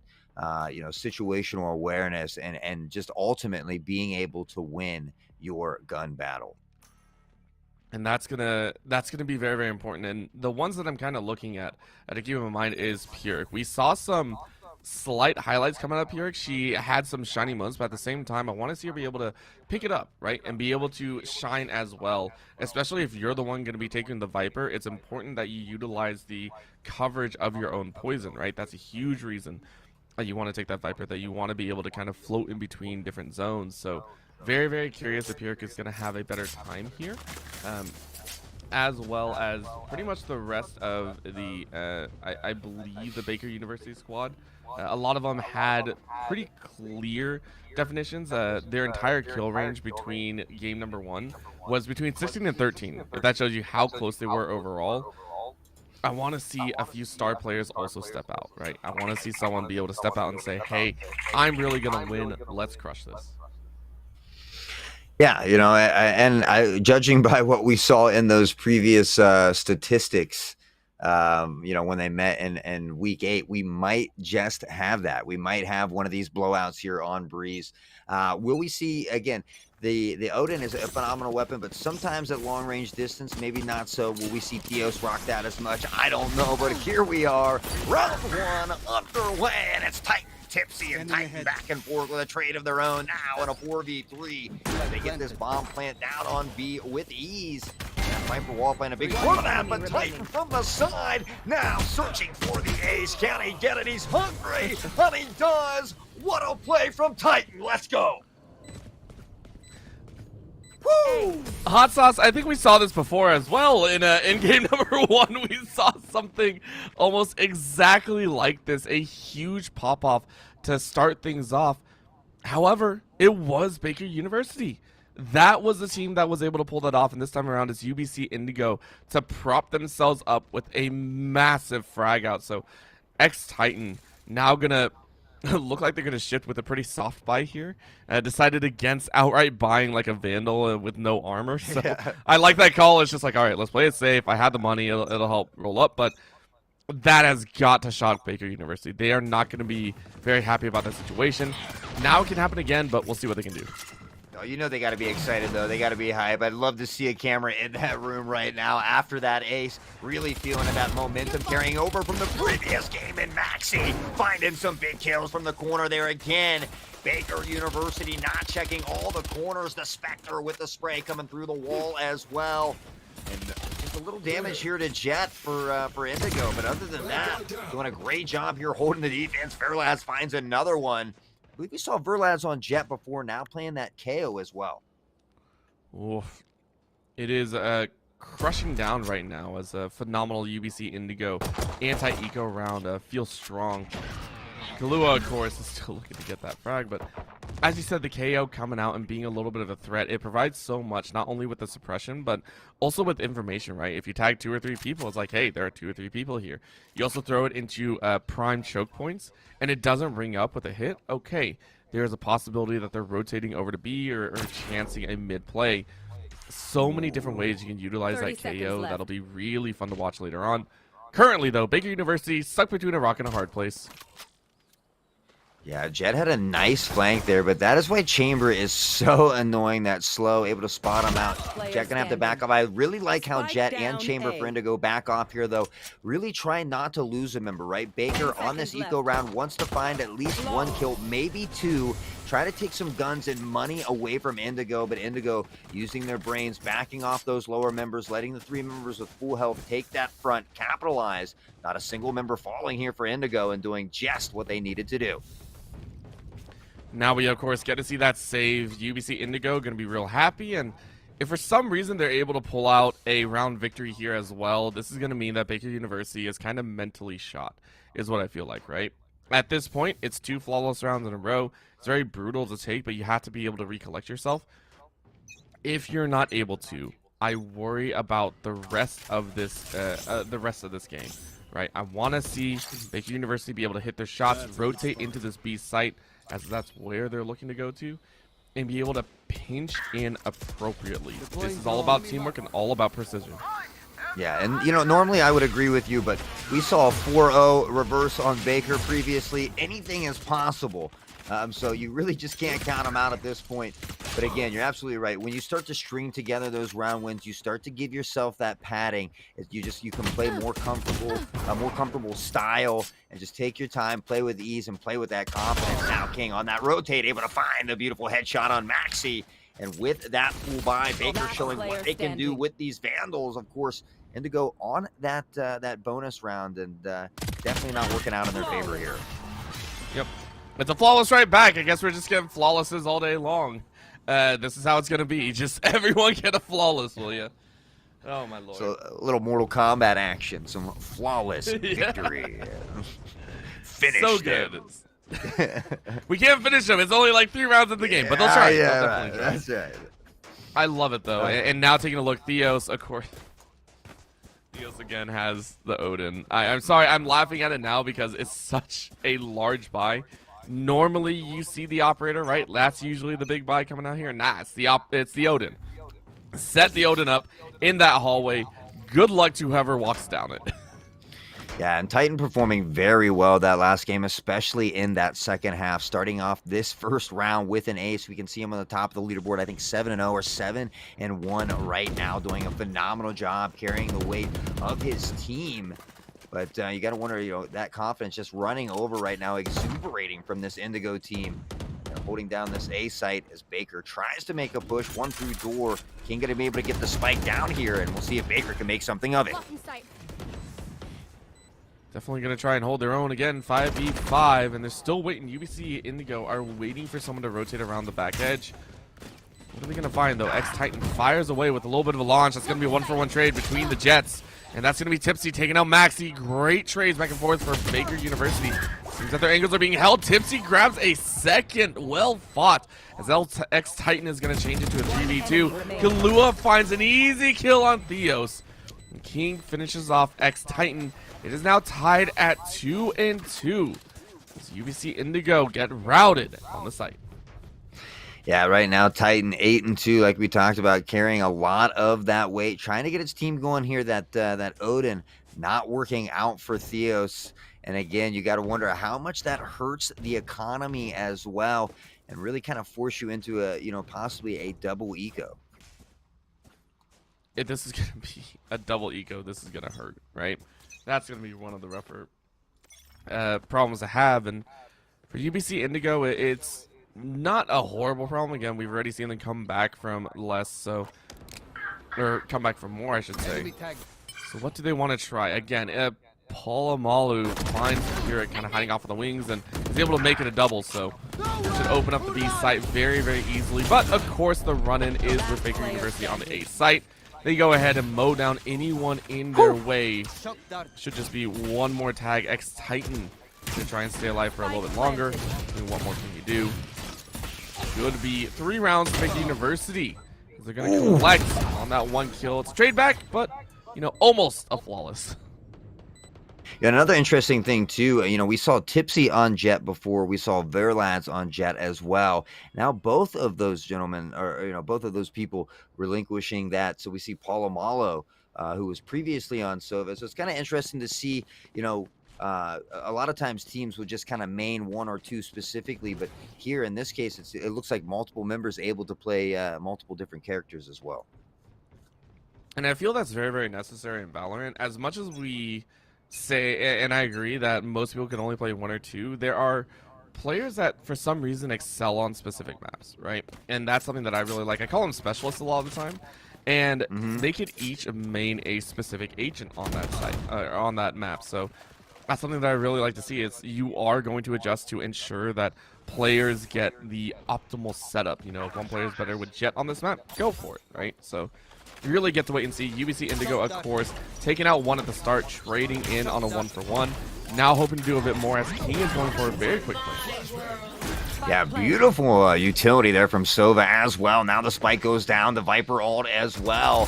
and Baker doing a great job utilizing all of their utility, pressuring into sight. Fairlast yells though with that Odin, able to find one. Tipsy gets the trade, and can he find more? He's able to get the heal. Buys some time. Bearlight's tucked to the right, not much health for them as well. Does he know he's there? The smoke coming in from Jet, the noise being made as well. Pyrrhic on the plan, and it's Pyrrhic popping up off the defusal with a headshot. And you mentioned it, Orwell, right? Pyrrhic having those phenomenal moments like that, but consistency can be very important, consistency being key, and we'll see if Pyrrhic is able to run with that. I think she should be able to, right? Rest of the team is really coming together nicely. It's still tied. It's still that narrow margin to kind of eke out a little bit of an advantage. And I think she can do it. I just do, right? Bottom of the standings currently. Let's wait and see what happens. Currently tied with T. James on the other side. They're both kind of battling. And honestly, for Vipers, it's about the utility, right? Not so much about those major kills. It's, did you get the utility down? Were you able to get the Viper Spit, the Twin Fangs, and, you know, the poison, whatever you want to say. All of that is what's more important in my opinion. So really keeping eyes on that. And it's a quick dash in, so Baker University is saying, hey, we're not taking a single chance. And UBC Indigo, honestly, not ready at all for that fast play. Yeah, really kind of just playing together, possibly playing for this retake, because nobody was on A site holding that pressure as well. And right now, it seems that we have Titan, the raid boss for Indigo, and Baker, it seems to be Reyna over there, but Palomalo able to find one with that Blade Storm. Can he get another? No, it's Fearlads with a beautiful shot. Titan able to find one more, tucked into the corner. Killua able to find a kill, and Pyrrhic now turning it on, gets traded out by King in a 2v2. They've got to act soon, and they do. Sova versus Sova, all down to this. He taps it and finds the kill. And you know, Orbital, 9 times out of 10, that first tap is going to be a fake one, right? I think that's unfortunate. King had that utility out. He heard that tap. He was playing for that dart on bomb. But again, you've got to know that when in doubt, it's usually a fake. Always assume it's fake. And even if it's not a fake, assume it's a fake. Just do it. Just pros. do it. Because pros don't fake. That's it. But yeah, that's a whole other story in itself. I have seen some crazy fakes out there. It is insane what you can do when you can mess with your opponent's senses, right? Their own experiences back there. It's crazy to me. You want to play? Let's yeah, and you know, I think it's important to remember it takes 7 seconds to defuse, 4 for that first half, 3 for the second half, so you have plenty of time too. 7 seconds is quite the amount of time to defuse, so really peeking right away a lot of times does not work in your favor here, but King able to take out that raid boss who's tight. Palomalo in the center finds one. Theos with the spray through the door gets one more, but Killua on the trade, some chamber on chamber action, and now we have ourselves a 4-on-2. What is with these teams going back and forth and not getting a significant lead anymore? What is going on here, Hot Sauce? Like, is this what's going to happen over and over again now? Because if it is, it's kind of entertaining. I'm not going to lie. So we are going to go ahead and watch as UBC Indigo. They've yet to route their 2 members from B, and I don't think they're going to move anytime soon. Just saying, listen, why move? We got the weapons. Let's carry it over. It's a Vandal and an Operator. We don't want to lose that at all. So UBC Indigo going to allow that one to fall for the time being, tie things up at 4-4, and look to push in the next 4 rounds. Yeah, I mean, I think it's a smart decision, especially because you have the op in hand as well. But to touch base on what you had mentioned, you know, I enjoy a lot of times you know, it's much like a run. You'll see a team win 5 or 6 rounds in a row, and then it goes back the other way.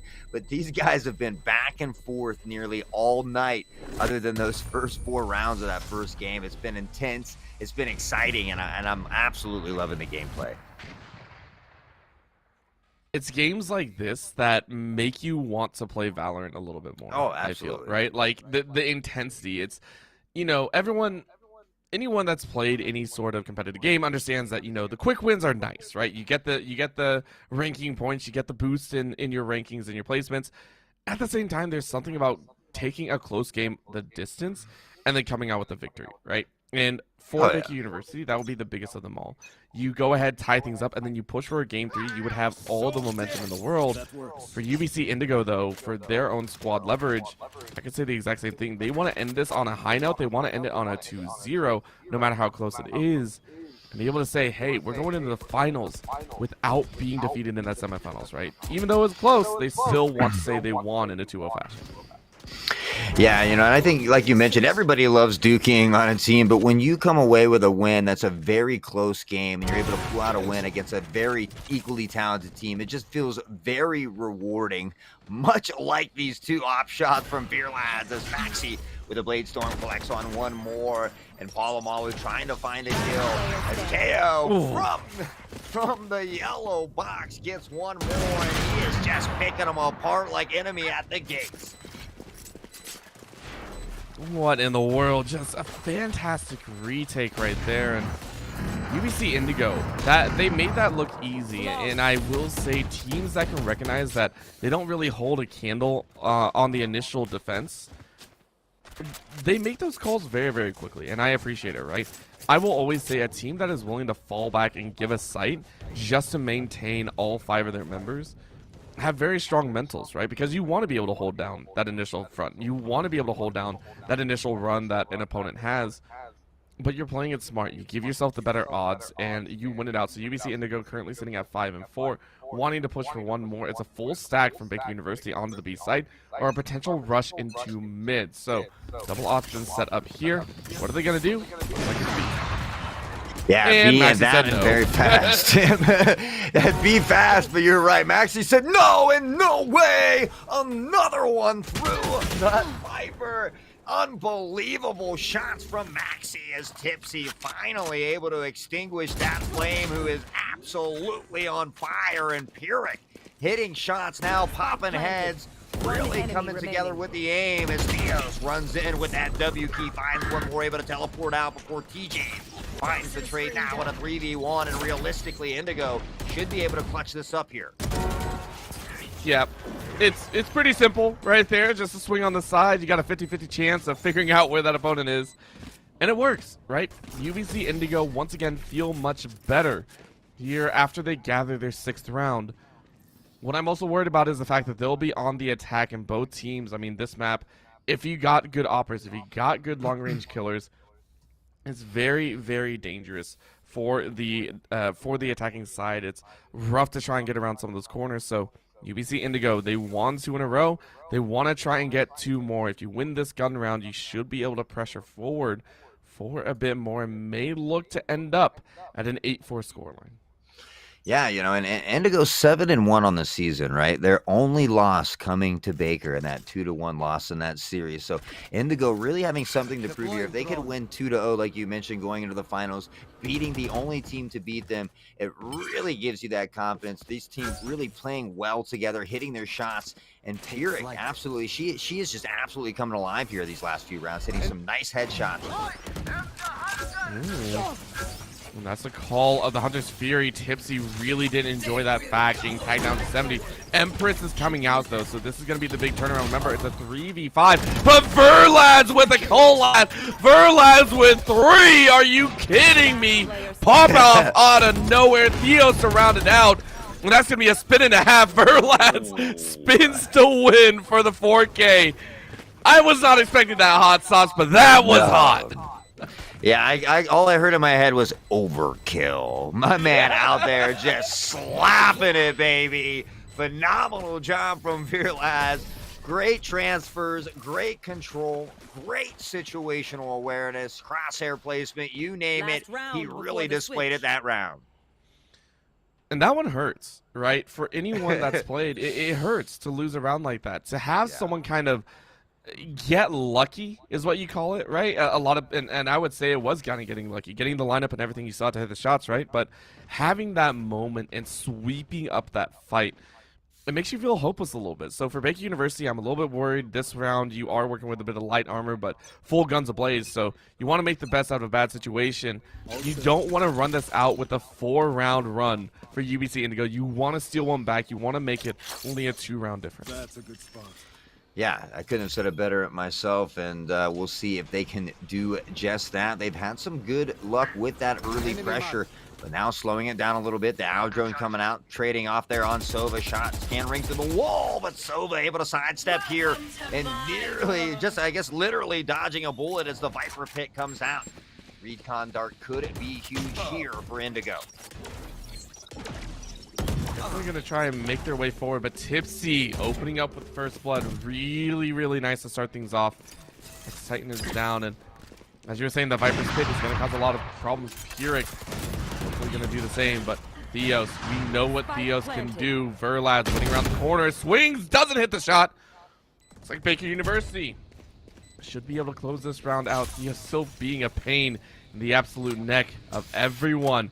Now with the shorty, he's gonna try their best, but Palomalo finds Maxi right there in front. You get to see it. TJ finishes off Theos. It's gonna be 7-5 moving into the second half. Yeah, I mean, all in all, 7-5 isn't a horrible, half if you're Baker University. This pistol round, though, can be a very, very crucial round to get things going here in the start of this second half. They're going to need to. And so what I want to see out of Baker University is to not get over aggressive. So this is something that I am kind of worried about. UBC Indigo like to run a little bit roughshod, but Baker University, if you play into the tempo of UBC Indigo, they will get caught up in ways that you do not want to enjoy. At the current moment, Verlad's and X-Titan feel like they're on fire, right? They feel like they really know their layouts. They're hitting their shots pretty clean most of the time. So for Baker University, you don't want to give them opportunities to find those solo kills. Work as squads, the whole reason that you have 5 members is to utilize that utility and really work your way forward. So I want to see them manage to always move together. That'll be the first one, but Tipsy is able to find one off. Theos able to trade it back. Yeah, I mean, a beautiful jump by Chaos spotting that Reyna. Unfortunately, unable to find the kill. Now Palomalo and Killawa both get a kill. And Killawa with one more, making a double. And he is coming alive as well with, I'm not sure, did he have the headhunter there or did he have that sheriff the whole time? I don't think so. But I'm curious if it was. Now taking a look, the anti-eco coming in here. Baker University going to float with 2 Marshals and 3 Spectres. Should have a respectable time. It's going to be a chance on the other side. UBC Indigo going, all right, let's play this side now, and we'll see how well we do. All classics, all saying, yeah, we tried our best.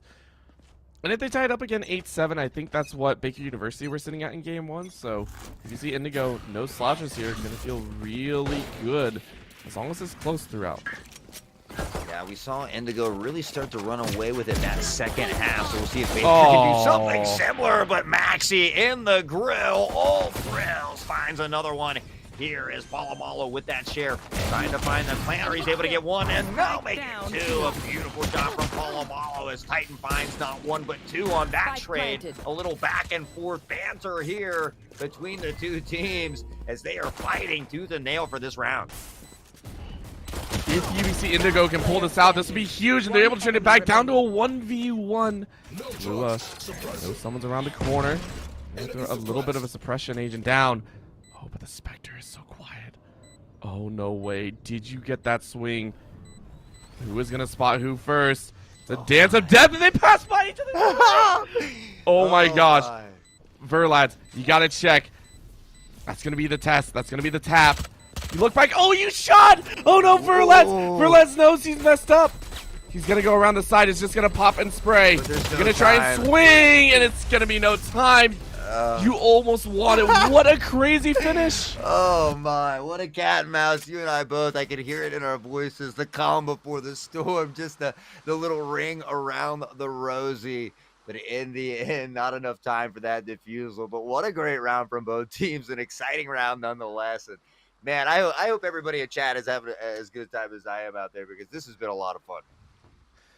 It's been phenomenal. Again, I couldn't ask for a better series to end on here. Very, very close. Very, very spiteful, I feel, on both ends as well, right? Like, it's like these 2 teams are just very angry at each other. Maxi with that run-up with the classic straight to the back of an opponent. Just so mean. And now you got the famous Odin coming out for Theos. You know it's going to be a bloody brawl here. Yeah, this KO is making a huge difference here as well. The intel has been phenomenal on the right click, just not what it used to be. As Bearlight's able to find one, King's going to touch and go there and gets one as he's traded out by Titan. Now Theos from behind. Chamber on chamber violence yet again as Killua tries to find one with the headhunter, but can't do it. Malomalo's going to get chopped down by the big gun here as well, and it's all left to Tipsy. And Tipsy has the most important gun in the game. The classic. Just a classic. Yeah. Feels bad, man. We'll see what happens, of course. Missed 1, 2, and now gonna get shot. Oh, that feels so bad. Tipsy tried their best, though. Tipsy definitely tried their best. Yeah, I thought he was actually going to get that kill there, and right when he took the shot, Jet takes one step forward. Timing can be everything, and here it doesn't play in their favor. Indigo again trying to run away with it here in the second half. They find themselves up by 3 as we hit that 9-6 mark, and Baker on that full buy, really needing to make a stand here. And I think they can, right? Again, we've seen them come back from so much more, and we know that they have the resilience here. They know, we know that they can force an OT if they wish. The problem is UBC Indigo currently have the information on their side. Tipsy is able to find one, though. This might be a little retribution here. That's going to be a great dismiss, and it gives time for Killua to find the op shot. Verlads is down. Killua's going to find Theos. What a phenomenal turnaround here. Look at this Empress ripping through Keurig.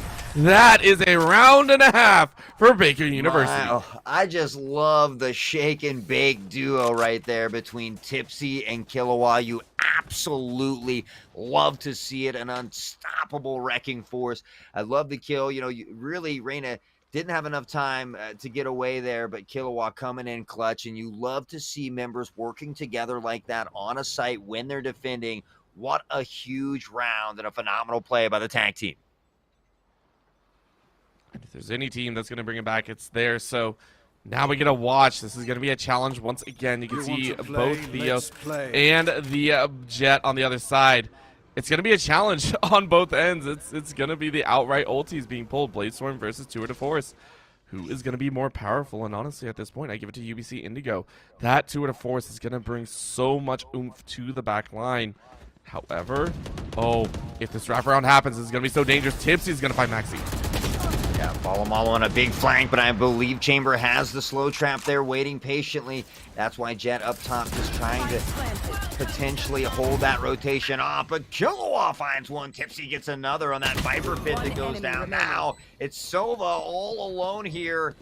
And again, Titan, he's been a phenomenal raid boss for them, and he finds one. Can't get it. Tipsy with a 3K as they start to bring this one back. It's gonna be a runabout, and we have gotten word as well. A little bit of an update for everyone. I do believe that the winner of this series, according to our TOs, the winner of this series will be going on to face the UBC Marines, who finished defeating UAH Yellow 2-0. Once again, whoever wins this one would be up there, and if we see UBC Indigo actually win out, it would be a clash of the sister teams.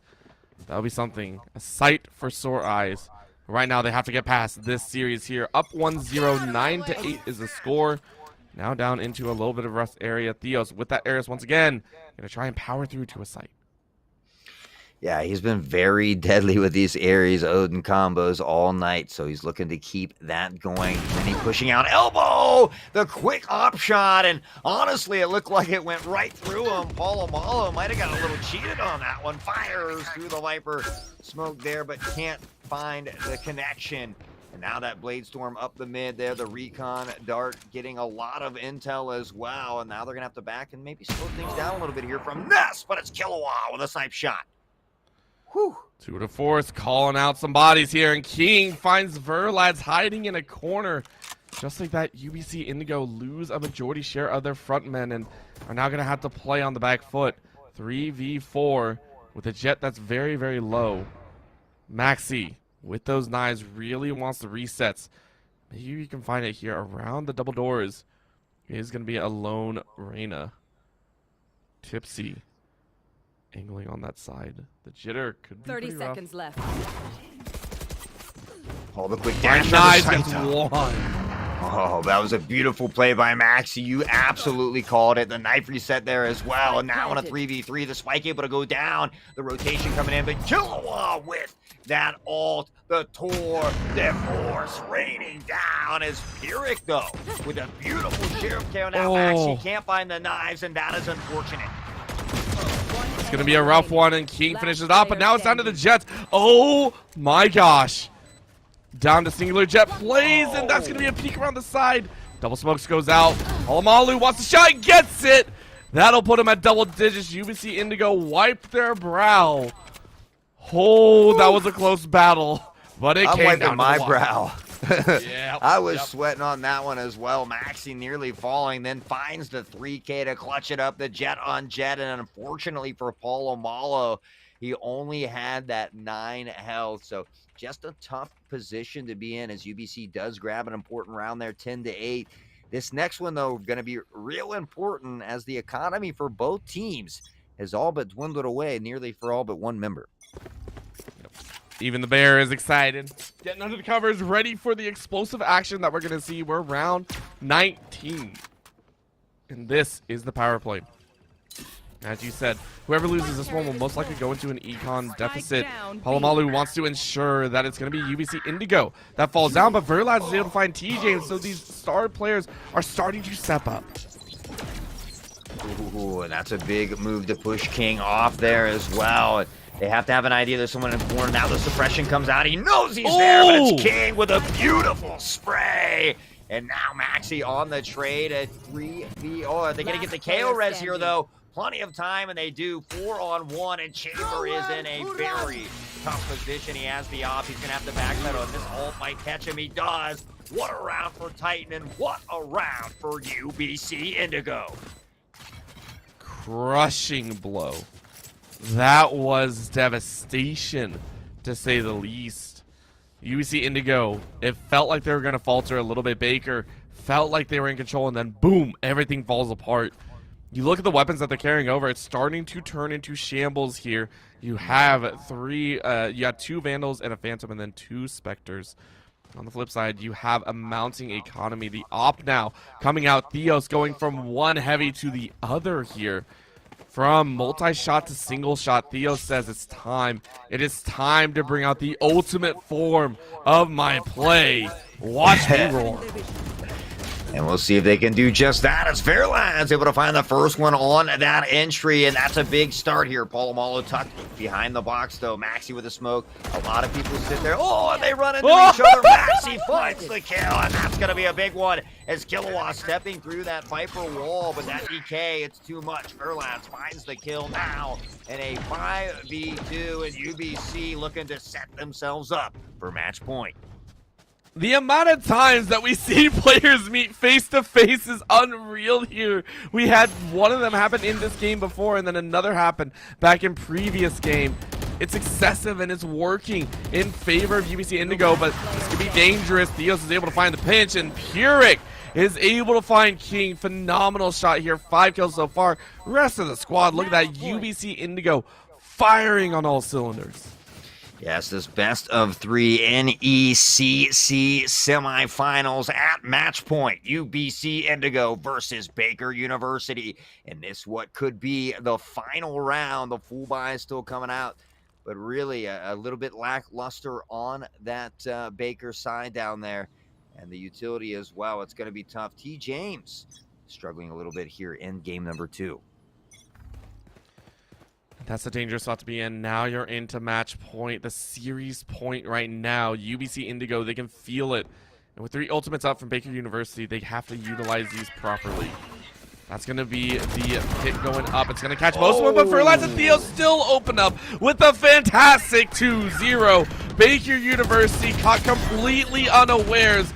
That's going to be T. James trying their best to hold it down until the rest of the team is able to make it. But you are caught. It's a 4v2, and now the attacking Viper's Pit is down. Tipsy has got to make something happen. Finds Theos. Got to find 2 more. Finds X-Titan. Are you kidding me? Is it going to happen?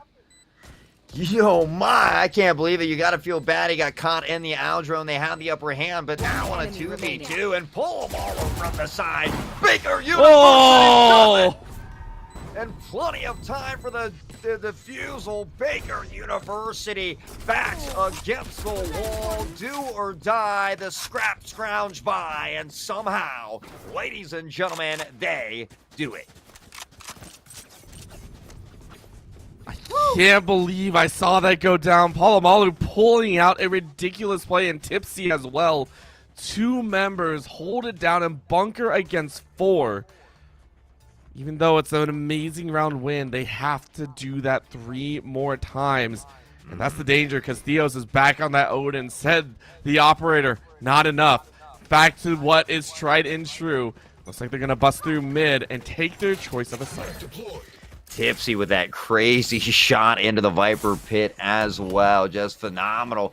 Sova on the other side, 10 assists as well as he nears that 20 kill mark. But all the pressure here toward mid. They haven't done a lot of mid action lately, so this could work in their favor. Killua tucked on the other side of the box, remaining patient with that Spectre though. And Sova big. Killua does find the kill. Tipsy, Killua, Maxi finally gets the trade as Baker is starting to heat things up. Player standing. What a play from Baker University. But knives are out. Maxi has seen someone overtake with a single moment's notice. Will Maxi be able to pull it off? Knives are out. Reset available. Spike is up. Only time will tell. Clutch up. That could be it. Possibly looking to channel her inner tens. And there it is, Bladestorm versus Bladestorm. As Palomalu now out of knives. A few left here for Maxi. Can they get it going? A one-way smoke. On the other side, they open it up, and the shots are ringing out from the Vandal. Back to the Bladestorm. Time ticking away. 30 seconds remaining. Spike in hand. The rotation toward the B site. And Viper should be there waiting. Fortunate spot to be in. Gonna be a boost up, knives out, miss everything, but shot to the wall. Oh, that's a great pinch. Is someone else around the corner? Yes, they are. Tipsy said you did a whole lot of work, but it was all for naught. 2 away, Baker University. All they want to do is get 2 more rounds in. Take it step by step is all they're saying.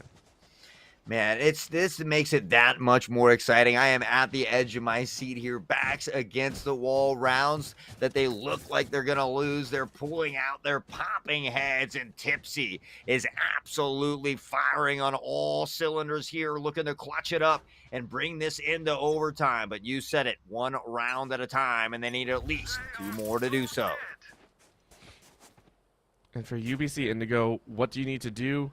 That's the question that they're kind of asking themselves, and I would say the same.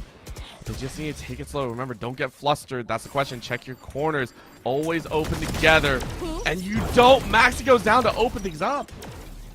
Yeah, you said it. Don't check your corners. They didn't do that. Palomalu finds the pick, dashes across the site. Now they have the man advantage.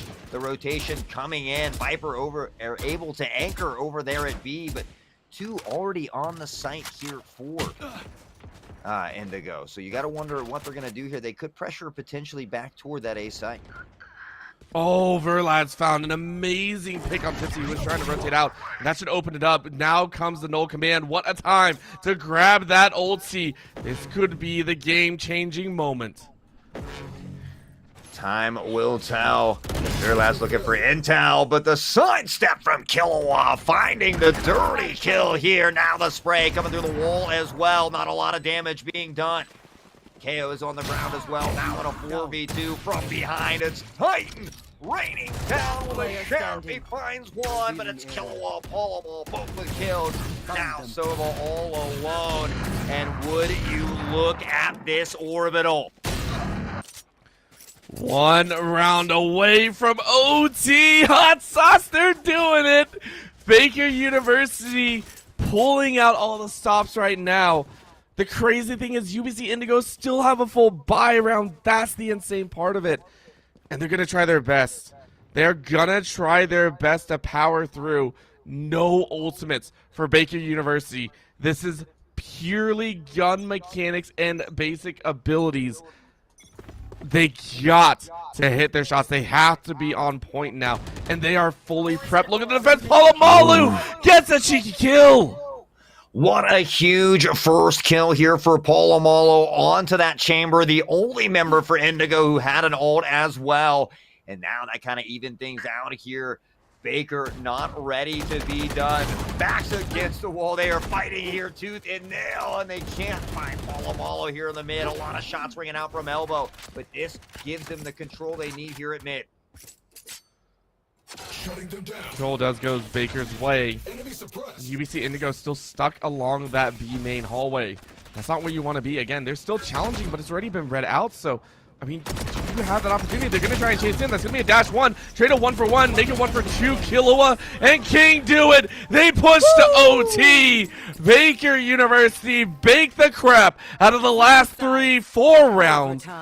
And we are in it. First OT of this series. And going to overtime, 12-12. Game number 2. Baker not ready to be done here. And they are showing phenomenal poise. Tipsy, 23-17. Killua, 22-14. And up top there, Verlaz as well. 13 assists on 19 kills. Titan, 10 assists on 21 kills. Both of these teams are playing well here together. And what an exciting game number 2. Now, UBC Indigo back on the defensive should have a little bit of agency, right? Both teams have shown exceptional defensive prowess, and that's where they won a majority share of the rounds. So, taking a look here, UBC Indigo are going to try their best. Maxi has been phenomenal with this op play. Verlaz on the back end with that Vandal, so they're going to try and layer things up appropriately. Of course, that was a default play, so Baker University going to try and rotate back and apply pressure towards the mid, maybe open up A side as well. Yeah, we can see that rotation coming in here from Indigo, but if they could get an early pick here on A site, they could have it. Chamber already up top in tube, though. T. James struggling a little bit so far in game number 2, maybe being a little hesitant here, a little cautious, but they know King is tucked into the corner. He's going to need some help from a teammate here. Time is ticking down. 50 seconds out.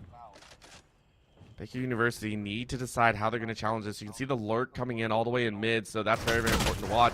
Now they're going to swing in, but Theos once again with that. Odin says, keep out. Verlaz this time takes a swing. Is now going to catch multiple. It's 4v2. Lua low on HP, but Pure Hick finds the lurker. The lurker finds the lurk and finishes it off. UBC Indigo on match point. They're the ones that step up first here in OT.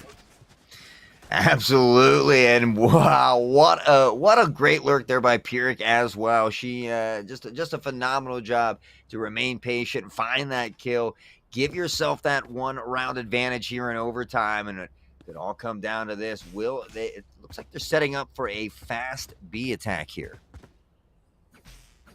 If this plays out, this could be the end. This would right all of their season wrongs and set up for a sister-on-sister rematch, I believe. The sister teams working it out in the finals, which would be crazy to see. Right now, though, Baker University, they don't want to give up just yet. It's a slow start from UBC Indigo. The challenge has been thrown down and no information given. Tipsy, though. Tipsy, do you see anything? Polomalo, do you hear the noise? They are going to get 1 tag there. They have to have an idea that someone's probably floating around that nest area. Polomalo doing a great job, or Killua, excuse me, doing a great job of remaining patient there, trying to peek through that one way. And Pyrrhic now, the Viper pit is, or not the pit, excuse me, the smoke as well there, though, kind of forcing them off B. A big rotation toward A. If they catch Jet here, it could be huge, Orbit. It is. That's going to be a shot. Polomalo misses. Oh, that hurts. Because now they have a feeling, but Polomalo hits Verlaz. That is the pick that you want. You miss one, but you catch the other. That's going to be very important. No one swings to the side to take a look. Tipsy mows down 3. Are you kidding me? Baker University pull out all the stops and gain a flawless round. We're going in to OT2. Overtime.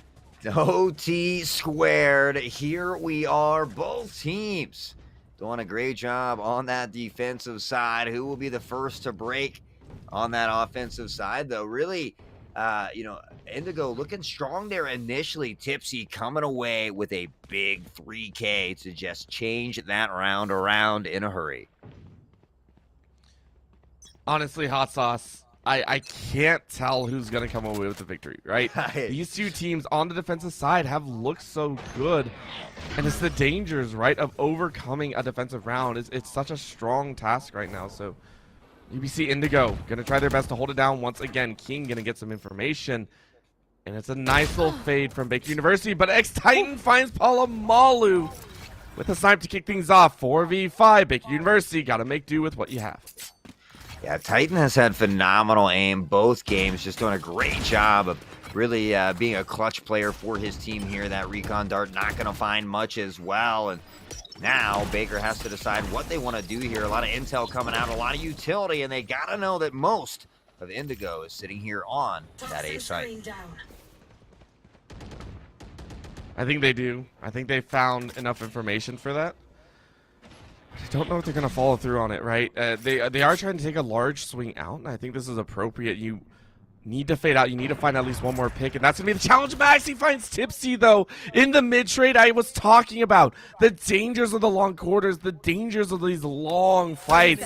It leads itself to snipers having a huge advantage. Kahlua is able to find Bearlight, who has been a major player in this game. Now down to a 4v3. Can Theos pull this off? Yes, just waiting on the other side. The spray doesn't come out. He remains patient. Now he's going to get the visual, but it's a hair too late. Now on a 4v2. Not much health remaining for Chamber or Viper here, though, and any utility could be huge. They have to have an ID stuck to the corner. No! Now Theos running through the W key, the juggernaut with the Odin coming away with that round win. And just when you thought Baker was going to be that first team to get that offensive point, Theos coming up big here for Indigo. Hot sauce. Hot sauce. Match point. This might be history repeating itself. This might be history repeating itself from their first series that they played against each other. Keep in mind, the first game that they played went to 15-13 and went Baker University's way. UBC Indigo, did you plan this? Did you plan to pay back Baker University in the same style that they did to you?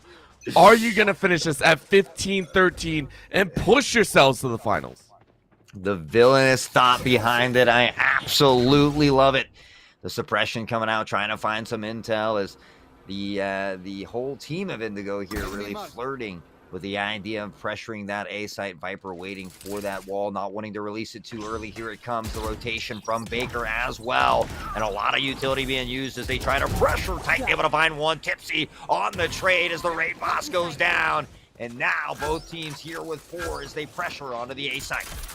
It's going to be a quick plant as well. This is very crazy for Baker University. They have to realize this is going down. The double Vipers walls goes up and one falls down. So that is going to section off the other half of the map. Theos is ready to go with the mow down. Oh, you swing. You don't spot him and he gets away with it.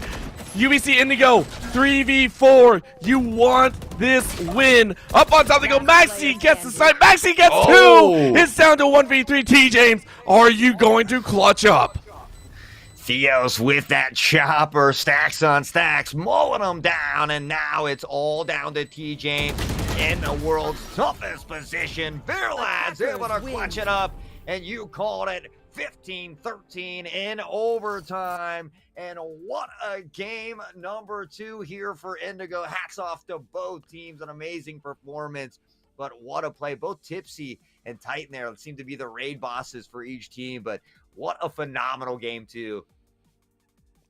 I have no words. Both teams had phenomenal defensive sides. In all of their games, their defense was spot on, continuously overtaking each other in those instances.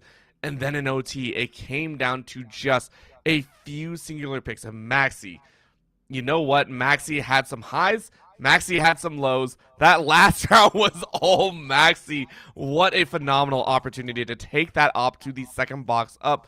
Took that chance of being popped over the Viper's wall and won it out there. I mean, UBC Indigo fought so hard against Baker University. It was a series to watch. Yeah, I think that KO was a huge help as well. Just the type of utility and the assets that he provides to the team, I think was a big playmaker and a big difference there as well. But again, hats off to both teams. A phenomenal job. A lot of great action tonight as well. And I hope everybody out there watching had as much fun as I did. It's been an absolute pleasure casting with you, Orbital, here at NECC, and I hope to see everybody again. Yeah, it was a great time, and I mean, you bring a lot of flair to the desk. I mean, just look at you. You are amazing right there. I love it, and it's been amazing. And again, thank you so much for stepping in. To all those watching out there, it has been a phenomenal night. I believe the A stream just finished up right behind us, so it's been a night. That's all we can really say there. We'll go ahead. I think we are going to close out this broadcast, though, as teams are probably very, very tired. We have had an exhausting day, but a fantastic one nonetheless. Once again, my name is Orbital. With me has been Hot Sauce for the final series of the day. We love our production crew, Bolby and Peak, who have been here since the beginning. Yes. We appreciate everyone on the other streams as well. Remember, tune in next Monday. That will be the finals. It'll be best of fives, and make sure to tune in to see if your team will be on stream. Thank you so much for tuning in, and have a great night.